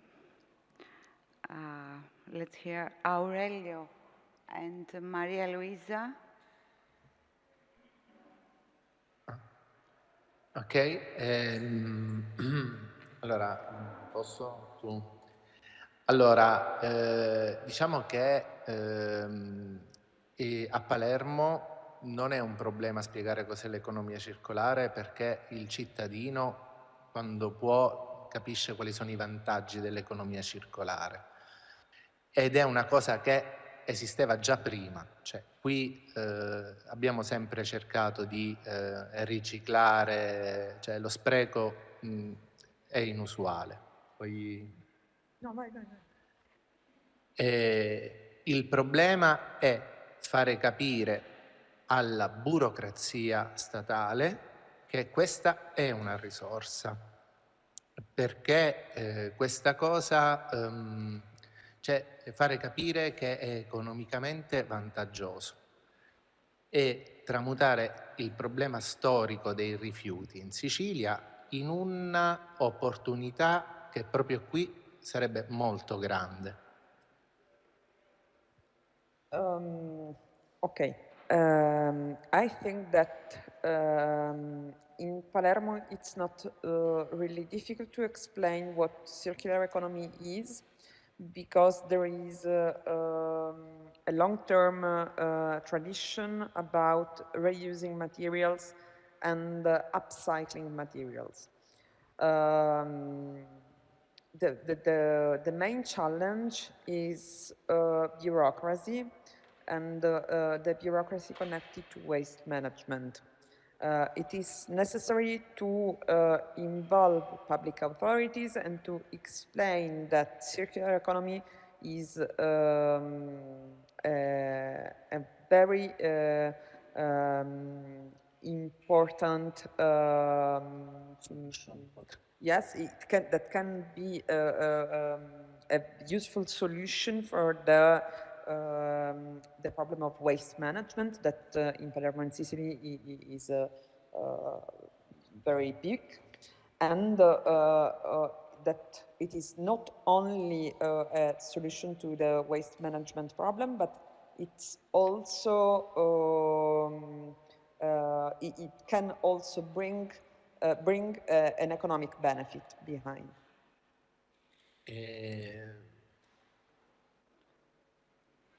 Niente, thank you. please. And that's all. That's Thank all. you very much. Thank you.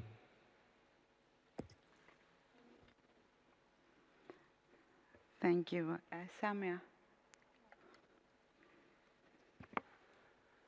As I said before, the challenge is big, and the municipality of Tunis is working on to solve this, to reach the target. One of the target is to make the citizens part of this project and to be part of this project and not to refuse the changement. The citizen in Medina, only in Medina, is 700,000 inhabitants, and the number in itself is a challenge to convince them and to be part of this project. Also, other challenge is the Medina the Medina is historical, have an historical building, and it's have a specificity of roads and so on. And this is one of the challenge to make. We should find a solution by using, for example, the smart bicycle or so on. Also, the different materials and the waste found in Medina is not only aluminium carpets, and the aluminium is a big number, but we have also the refuse of the restaurant and cafe and so on, and this is a challenge for the creative and it's challenge for the SMEs to find a product from this refuse. And also all the partners of the Medina should be aware of the importance to preserve the nature of building in it. We have also all the building like Saint Croix, where the open market are done, is in circular economy. Has its building who the municipality of Tunis has renewed and make it a place for training, exhibition, and so on. What else? Thank you. Paolo? Okay, so I agree. I'm in line with what was just said by the other speakers, participants, particularly Spiridon, that recognize that what is needed as policy initiatives also represents the solution to the obstacles. So the obstacles are, the main one is a cultural obstacle on the side of the CCIs, because they lack this entrepreneurial attitude and ability. Sometimes, just like for in other sectors, like when you have innovations, good researchers usually are not good managers, economic managers, and the other way around. So for CCIs, a creative could not be the best manager for the firm, so he needs to team up with other actors. So culture, entrepreneurial culture, that also is a way to valorize the CCI is very important, and for that you need training, you need skills, upskilling, you need knowledge, also you need knowledge. And the knowledge is also very important to create awareness on the other side of the CCI enterprise, that is the public, the citizens, the students, the kids. There should be very strong also political actions, I think, to enforce to give up a culture that is use and throw. And for that you have to overthrow very strong economic interests, like those that are, for example, plastic. We have an example in Italy that when we spoke about stopping using plastic bags and this and packaging, there was a huge upheaval from the industry because we are not ready, let's wait, let's see, let's go on like this for a while. So resistances are very, very concrete, you know? We always think we are all thinking the same. It's not like that, unfortunately. So culture, very important to create awareness also in the kids. And for the kids, it's like when you raise a child and you start giving a lot of sugar in the diet, he will get accustomed to that. The same thing for the things. If he learns that he can throw away everything because it's not worth it, tomorrow something new will come, that's the way you raise the kid. And then they will go on like that.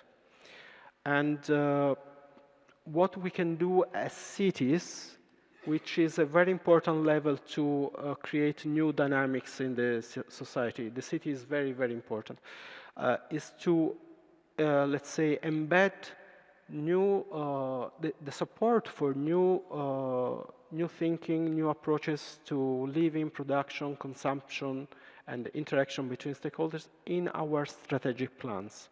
So I don't know if Professor Borsaki will mention that, but in Prato we have a strategy which is called Prato Circular City that is a lot that, just doing that, to bring all stakeholders together to rethink the activities that we do at city level to endorse the circular economy at different levels for the legislation, for the economic support, for the decisions that we make, and these kind of things. So I think there is a lot to do. And the way is also giving political support to actions that should not last only the duration of a project like this.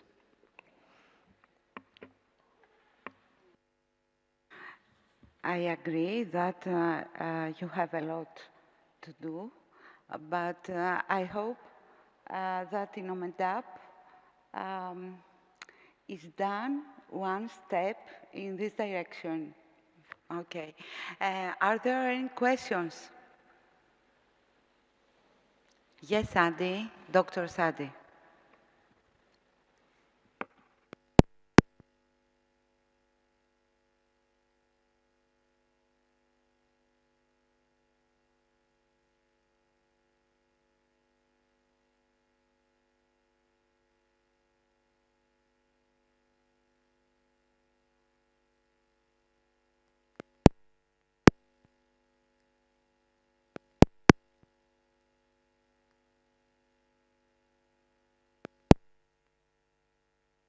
Sadi, would you like to come here? Would you like to come here, please? Yes, okay. This is working. So I'm speaking about recycling. Sometimes in the process of circular economy, I don't know if we really train our SMEs in a way to understand and to realize that the circular economy, it's not one way or one step further. It's a continuous process. Any material, I don't want to say product, any material can be reproduced several times. This means that in the beginning, when any SME starts thinking about this material or this product, putting his pilot approach, he has to think that I will not do only this thing and then the material or the product will absorb its capabilities. We have to think beyond that, that this product can go to further recycling in the future. Maybe this is my understanding, how we have to behave with our SMEs in the circular economy, the process of circular economy. It's not only one step, it's more than a continuous step. The second thing is about the pilot experiment. What we did now, I can assume it as experiment, pilot experiment. But how we can move or produce or develop this experiment into permanent practice. This is the idea. Because now they will finish with this product, with this experience. They will go, they will start another activity. There is no people from the project, how they can think that this will be a permanent practice, how to think, how to put their ideas, how to develop their ideas, how to think, to go outside the box and to start their activity or to continue their activity in this regard. And the final note that about circular practices. Maybe the 2 points lead me to one conclusion. Even in the building, in architecture, we say adaptive reuse of spaces, adaptive reuse of open space or closed spaces or something else. And I think that also for the products, the adaptive reuse is a valid term. And we have to concentrate in our training on these values as well. Thank you very much.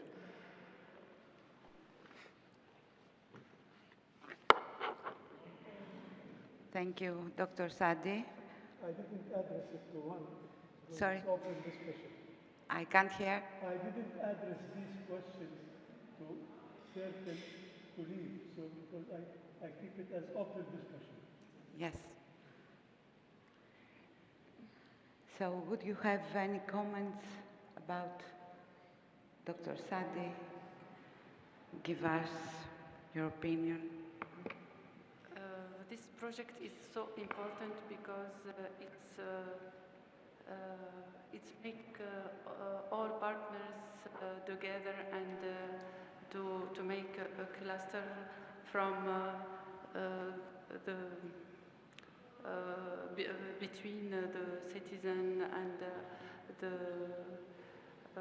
civil society, artisan and SMEs, and it's a way to adopt, to make a behavior for our future children or all intervenant.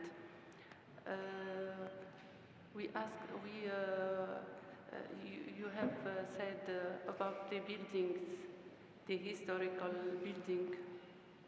I've said we noticed that. No, I just mentioned them that as to say that the adaptive reuse is not only for monuments or buildings or spaces. Spaces, okay. It's also for the products. You see? I agree with you when we have all the buildings and it's can be adaptable for training or for exhibition. It's a gain for all, and it's important thing to all of us to preserve this building by renewing and make them adaptable for events or and make them in the circular economy, like what we have done in the municipality of Tunis. The building was reused for the subground to make their open market and or we said to go to market. It's began from this building who is we free access to visitors and to inhabitants of the Medina, and it's an opportunity for all to make this idea this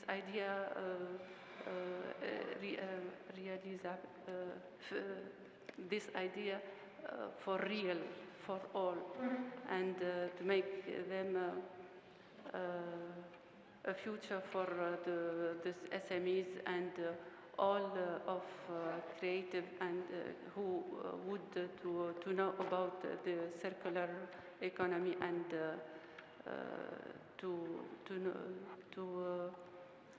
to know how and to behave them, how to use and to keep from waste, from zero material, and to become to a product who gains profits. I can thank you.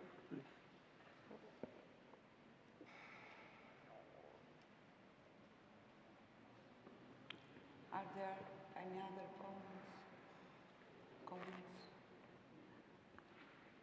Our friends from CRES. No, that's fine. Also because we had some problems in hearing Dr. Shadi's comment. I'm sorry. Okay.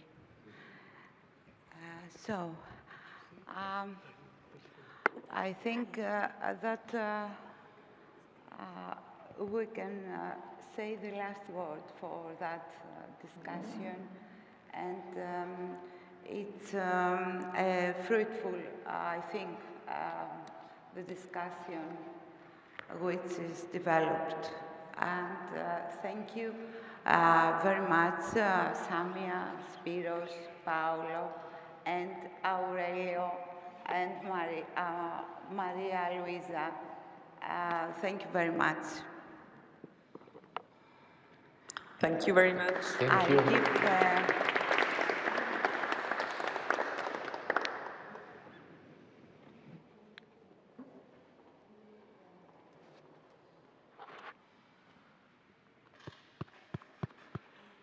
Proceed with the two last presentations concerning the guides of INNOMED-UP.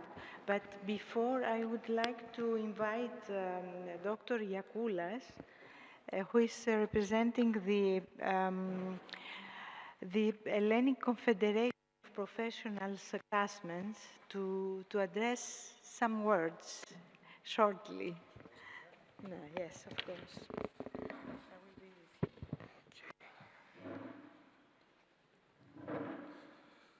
Okay, thank you so much. Good evening to all the participants of this very interesting, fruitful discussion. My name is Dimitris Yakoulas, and I represent the Hellenic Confederation of Professional Craftsmen and Merchants. For brief, we will call it YESEVE. And we are actually an organization representing all the small and medium-sized enterprises all over the country. And we are very proud to be one of the signatory parties of the MOU that was developed within the context of your project. Before I start with a few thoughts of mine regarding the circular economy concept and the project, the INNOMED project, I would like to on behalf of our President, Giorgos Kavathas, to congratulate all the partners and especially Professor Avgerinou for the successful implementation of this very innovative project. Our President would like very much to be here, but due to some other commitments, urgent commitments, couldn't be so. Now, some thoughts regarding the circular economy concept. As we all know, the impacts of climate change, especially in the last 3 decades, have made us rethink the dominant post-war model of production and consumption and made us move to more sustainable practices of producing and consuming products. Among the sustainable practices has been the transition to a circular economy, as we call it, in which we try to use the waste from one production process as inputs to other production processes. Circular economy is not only this. Circular economy has also to do with the increase of lifespan of projects by maintaining, repairing, and reprocessing them so that they continue to be useful for a longer period of time before they are recycled or even discarded. All of the above practices are not, of course, new. Instead, they were widely used in the recent past. In this respect, small businesses, SMEs, businesses that our confederation represents, by maintaining, repairing, and reprocessing products and materials contribute substantially to the promotion of the concept of circular economy. However, the existing production and consumption model almost exclusively aims at consumer demand as a growth factor and is based on the short-term replacement of products and materials. I would also like to highlight that while there is a strong debate regarding the promotion of circular economy, in practice, all we see is the promotion of recycling as a single practice of sustainability. And as we all know, recycling is not always the most sustainable method of treating materials and products after their lifespan ends. As a result, the environment, the external environment today for SMEs that want to make operations in the maintenance, repairments, and reprocessing of materials and products is very hostile due to the very exact way of constructions of materials from the industry. In this context, our organization, GSV, as a representative of SMEs in our country, promotes the circular economy, especially the maintenance and the repairment of products. And in this context, during the last 5 years, we have developed some priorities regarding the promotion of circular economy to SMEs. First priority is to develop some policy proposals for facilitating the adoption of circular economy in SMEs. Second, we try to promote the research in the field of circular economy. We have already developed some studies regarding the promotion of circular economy, and we'll also participate very vividly in scientific conferences related to circular economy.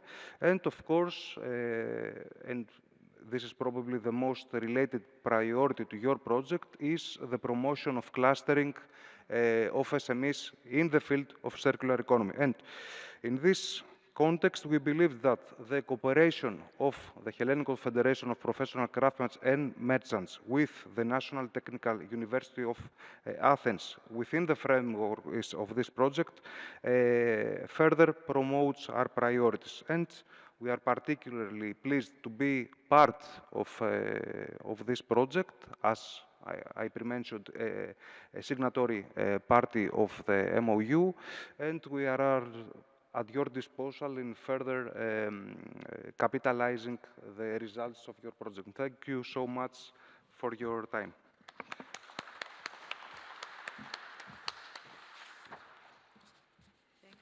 Thank you very much, Dr. Giakoulas. Good afternoon, and thank you for the invitation. Today, I think it was a very fruitful day with a lot of suggestions. We have been discussing around the circular economy and recycling and upcycling concepts all around the day. And I think it's a good thing to discuss a lot around these topics, because it is important to increase the knowledge, our knowledge as well, around all these topics. I think the challenge for all of us is now to spread this knowledge also outside this hall and the university or outside projects. For this reason, I think guides, handbooks like the ones have been created, have been developed within the project are useful for these purposes. Before, a colleague of Greece in the previous session told that circular economy in Greece is at the early stage. I think we have all to consider circular economy as a concept to be reinvented or redescribed, because in fact in Italy, in Palestine, in all the Middle East, the mentality of circularity is a long-term existing mentality. 50 years ago, 100 years ago, people acted in a circular economy way. Today, I have learned about, or I have heard about concepts like repair, reuse, long-lasting goods. Yes, there was, so repair, reuse were concepts that were normal 20 years ago, 30 years ago. Now we are in another situation. We are in another era, of course. I think we can remark that circular economy is more free when there are no regulation, because now many actions that we are also trying to outline or procedures we would like to adopt are facing with constraints like legislative barriers and also awareness barriers. Of course, we are now, the modern society is within a framework characterized by legislation, constraints, lack of knowledge. I think it's time to reinvent, to redesign circular economy and to readopt and to go back to ancient knowledge and ancient practices. Moving to my presentation, so this was just a remark because I think it was better to remark on this because, of course, if you want, you can see the guide, you can read the guide, but just for outline something on the guide. This is the index of the handbook we developed together with my research group in the University of Florence in the research unit on circular innovation and sustainable commodities. Of course, handbooks like this, in this case, we have to describe a model that in fact is the INNOMED-UP model. But at the same time, guides, handbooks like this are useful for spreading knowledge and awareness. So it's important to have also explanation, definitions of the topic. For this reason, of course, in this handbook, there is a tentative of definition of circular economy, and in particular, the differences between recycling and upcycling. The aims of the handbook is to provide an overall strategy that looks for a new model of production, especially at the urban level and involving local authorities and industries. Of course, in our case, it's the CCIs. Another aim is to stimulate strategic planning at the urban level and inspire new production models among industries, and also to provide suggestions to CCIs to achieve the SDG goals. In particular, if we think at the upcycling, the SDGs covers are the 11, the 12, the 8, and the 9. Why prefer upcycling to recycling? And also providing definitions of recycling and upcycling, I remark again, is important because we have to it is not so if we ask people outside this hall, what is circular economy? What is recycling? I think we get different answers. Some answers will be more exact than other will be totally wrong. So I think it's necessary to remark again and again what is circular economy, what is recycling, what is upcycling. Circular economy and recycling are not synonymous. Recycling is just a small part of a broader concept of circular economy.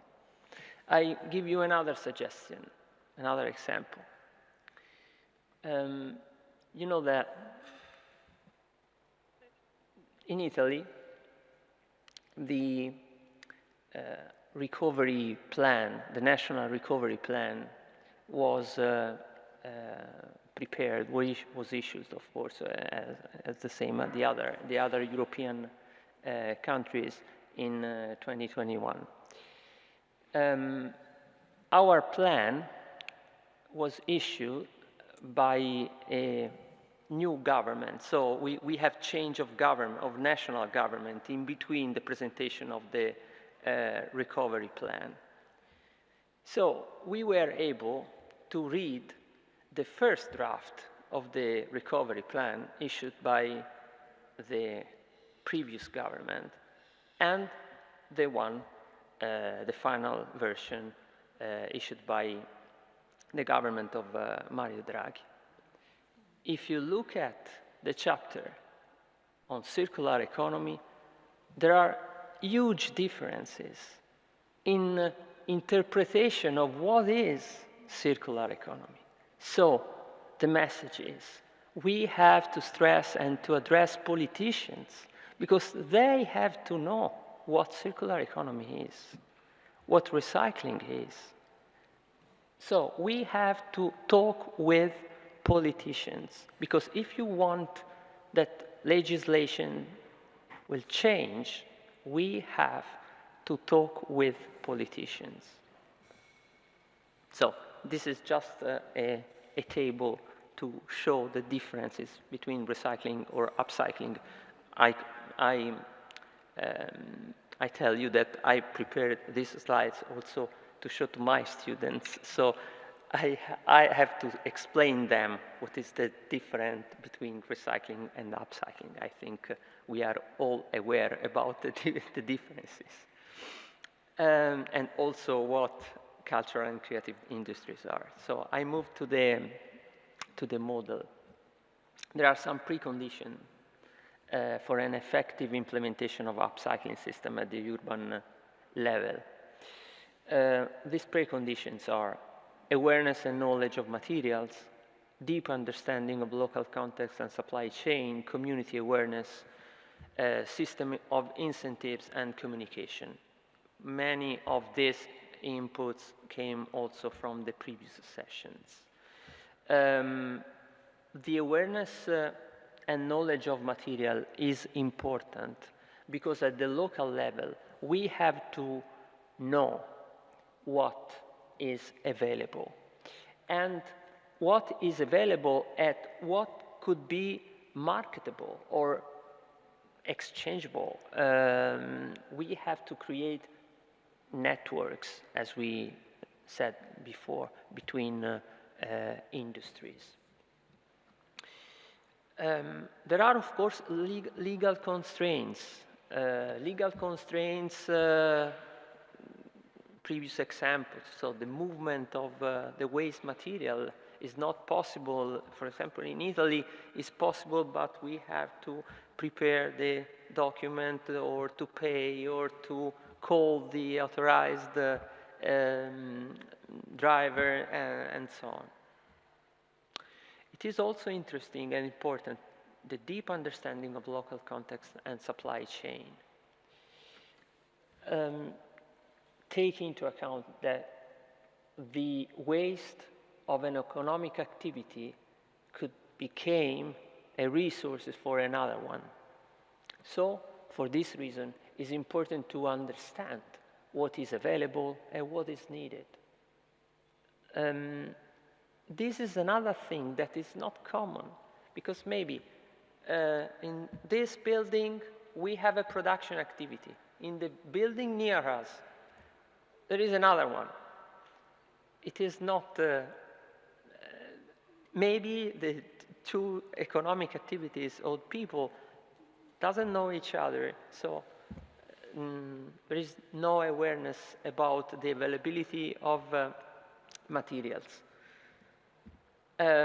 Community awareness is as well interesting and important, so local community plays an important role in this process, and also, as Paolo said before, involving citizens is important in the framework of the quadruple helix approach. It's important the system of incentives. For example, the VAT could be reduced for upcycled product, so you don't pay VAT on upcycled product, so the price decrease, and they are competitive with the product that are made with original materials. So this is the model. This is the proposal of the INNOMED-UP model. Let's start with the urban metabolism analysis. Then there is the elaboration of local CCI's need map.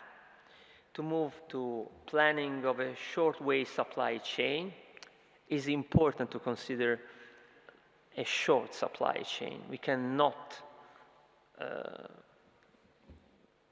use materials coming from another region or another country for this kind, by using this kind of approach.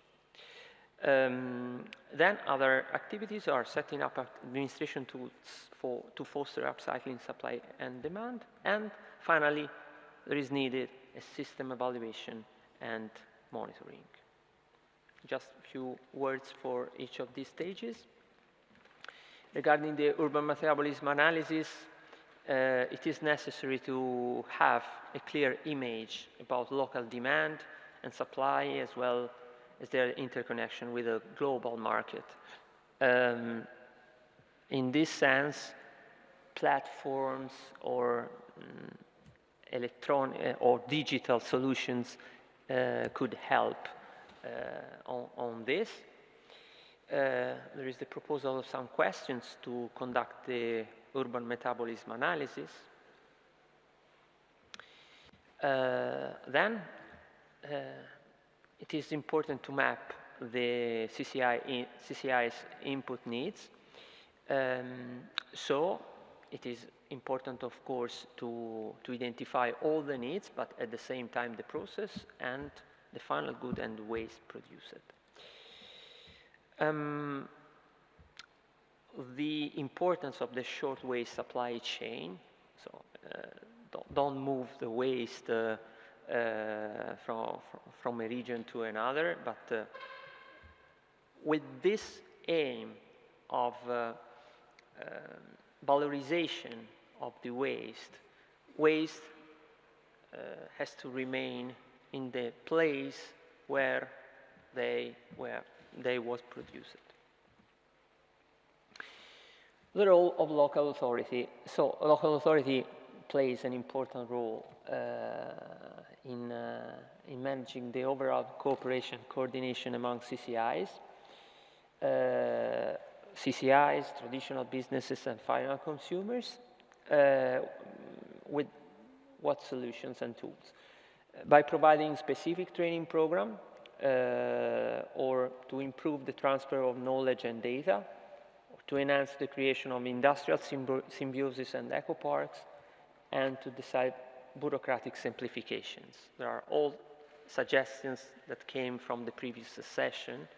I remark, and I would like to stress on the concept of industrial symbiosis.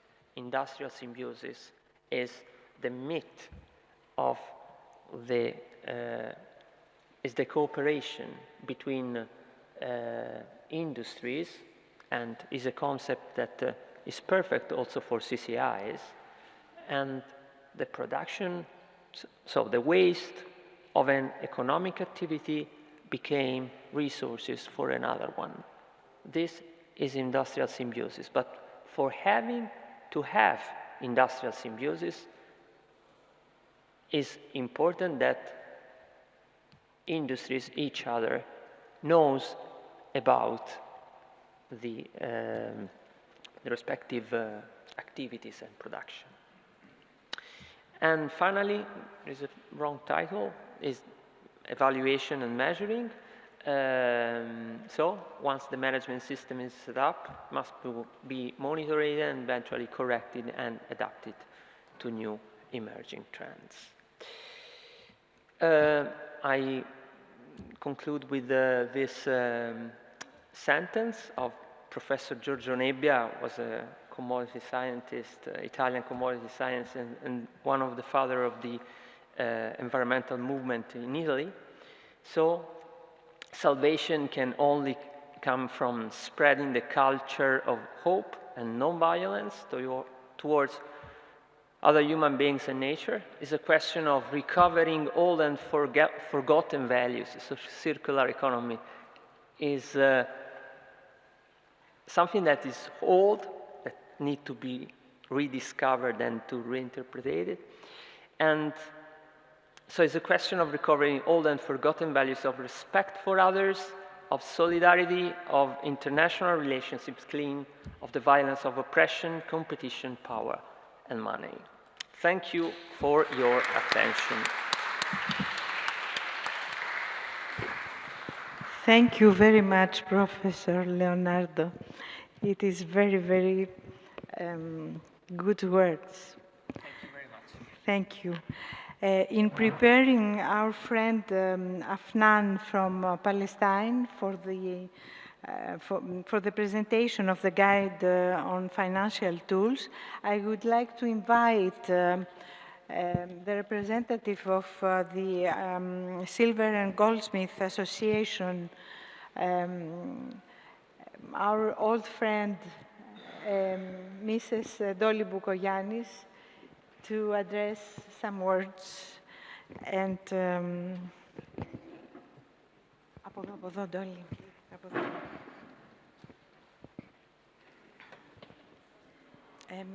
Dimitri, Afnan is online. He's online. So, Mrs. Boukogiannis. Hello, everybody. I hope I am clear and loud enough. Well, I'm here on behalf of our association, which was established in Athens more than 100 years ago. We have the honor actually, of collaborating with INNOMED-UP on this very, very interesting, but I have to admit, difficult project. We have agreed to have a container or a bin, whatever, smart, of course, in our offices in Athens, where craftsmen can pass by and leave things that they don't need anymore, which we could hopefully return into what we call circular economy. With this project, we have two, well, collaborating, but at the same time, different targets, let's say. It is the symbolism of a circular economy and the reality. We will try very hard to make that a sustainable move, something that will go on. And the symbolic part is that by doing this, we hope to inspire, let's say, our people to think in this way, not only to come by and leave some of their leftovers, if we can call that, because our materials are quite expensive. So this is kind of a strange name, our leftovers.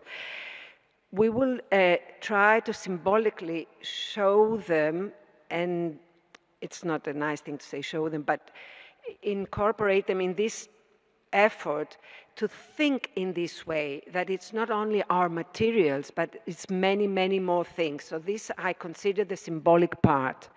On the realistic part, it is of course the materials that will be coming in, and then we will have to attract people to come and pick them up, because this is the story. But also by getting people coming to us and communicating with us what they have to communicate, and we communicating with them what we have. So we don't see it only as strictly an upcycling of leftovers, but also like upcycling our whole community. So this is our aim. We consider it an honor to be part of it. We consider it also very difficult. We will do our best, and we hope to have results which everybody will be proud of. Thank you very much. Thank you, Dolly. So we're going to the last presentation, and after that we have a short concert in piano before the reception, farewell reception of this day. So our friend Afnan from Palestine is connected. She can speak with us.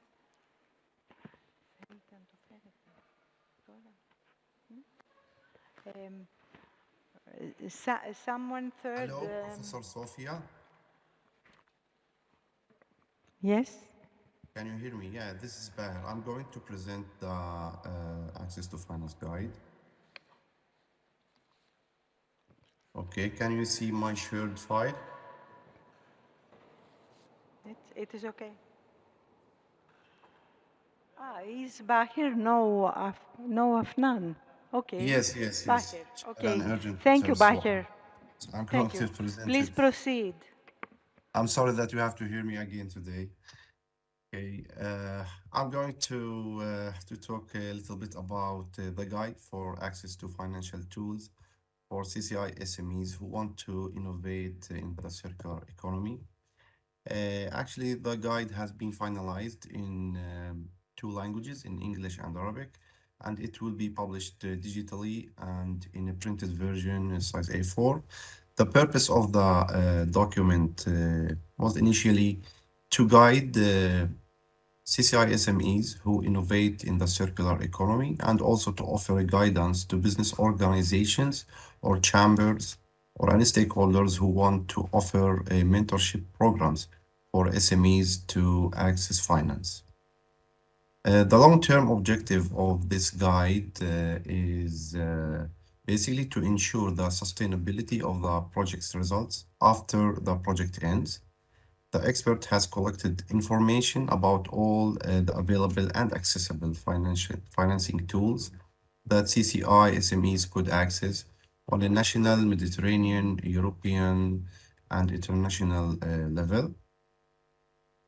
The main scheme of the guide included a final template with brief definitions of main terminologies related to creative industries and circular economy, like the basic definitions and a little bit about innovation, domains and sectors, supporting organizations, and also support and financing opportunities or programs for the SMEs in each participating city. The journey of developing the guide started by development and distribution of a data collection tools to partners in 7 cities, to 7 partners, and also follow up with all partners on the data collection and quality assurance of the input. We received the collected data and developed the final guide covering all partner cities. We also had a literature review for the related terminology and concepts and overview of how stakeholders can support SMEs. And the final part was the translation into Arabic. Some adjustments were needed through the development process to cope with differences between partners. A redesigned template was also proposed in accordance with recommended modification of partners after the data collection. The final adopted template was implemented to match every partner local sequence, and a high-quality Arabic translation was proposed. The final structure of the guide included an introductory note by the project leader, something about the INNOMED-UP project, a description about the guide and who can benefit from it, what is CCI SME and other terminologies, domains and sectors, what is innovation, how to use the guide, and definitions of stakeholders and supporting organization. This was before introducing the core content of the guide for each participating city according to its sequence, including info points. We presented all the available and in the near future opportunities for CCI SMEs that they can access or they can apply for and to make use of these opportunities in order to develop their projects. We also added a section about how stakeholders and supporting organizations can help CCI SMEs, taking into considerations the lessons learned from the experience in INNOMED-UP project. Also, a list of all partners and contact information was annexed at the end of the guide. Some challenges while preparing the final guide and aligning it with the design tools. Two questions were considered. Does this template or the final scheme of the guide align with the intended objective, and is it suitable for our specific context? Are these tools effectively designed to generate this guide? Certain sections of the guide underwent redesigning after approving the proposed template to suit different contexts for each country. This was everything. Thank you very much. You can review and see the guide very soon in digital or printed version. Thank you very much.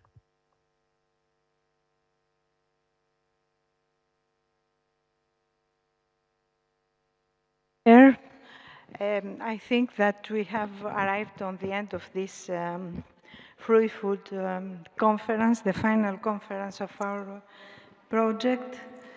I think that it is a very demanding, I cannot say difficult, but demanding project after all these difficulties and obstacles that we have faced during the last 4 years.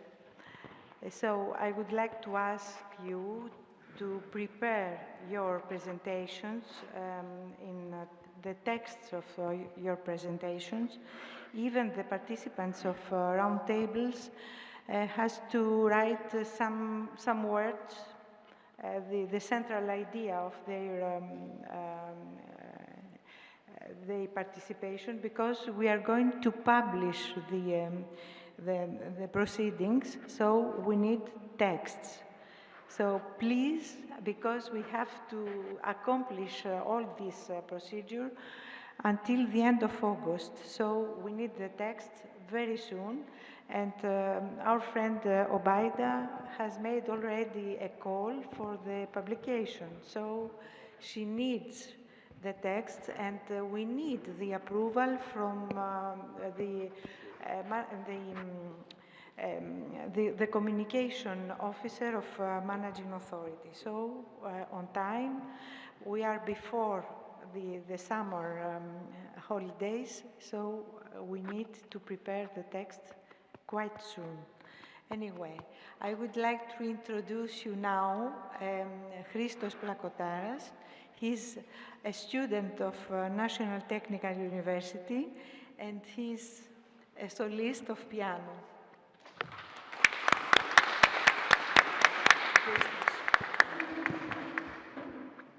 Hello, I want to welcome you to Greece as well. I'll be brief.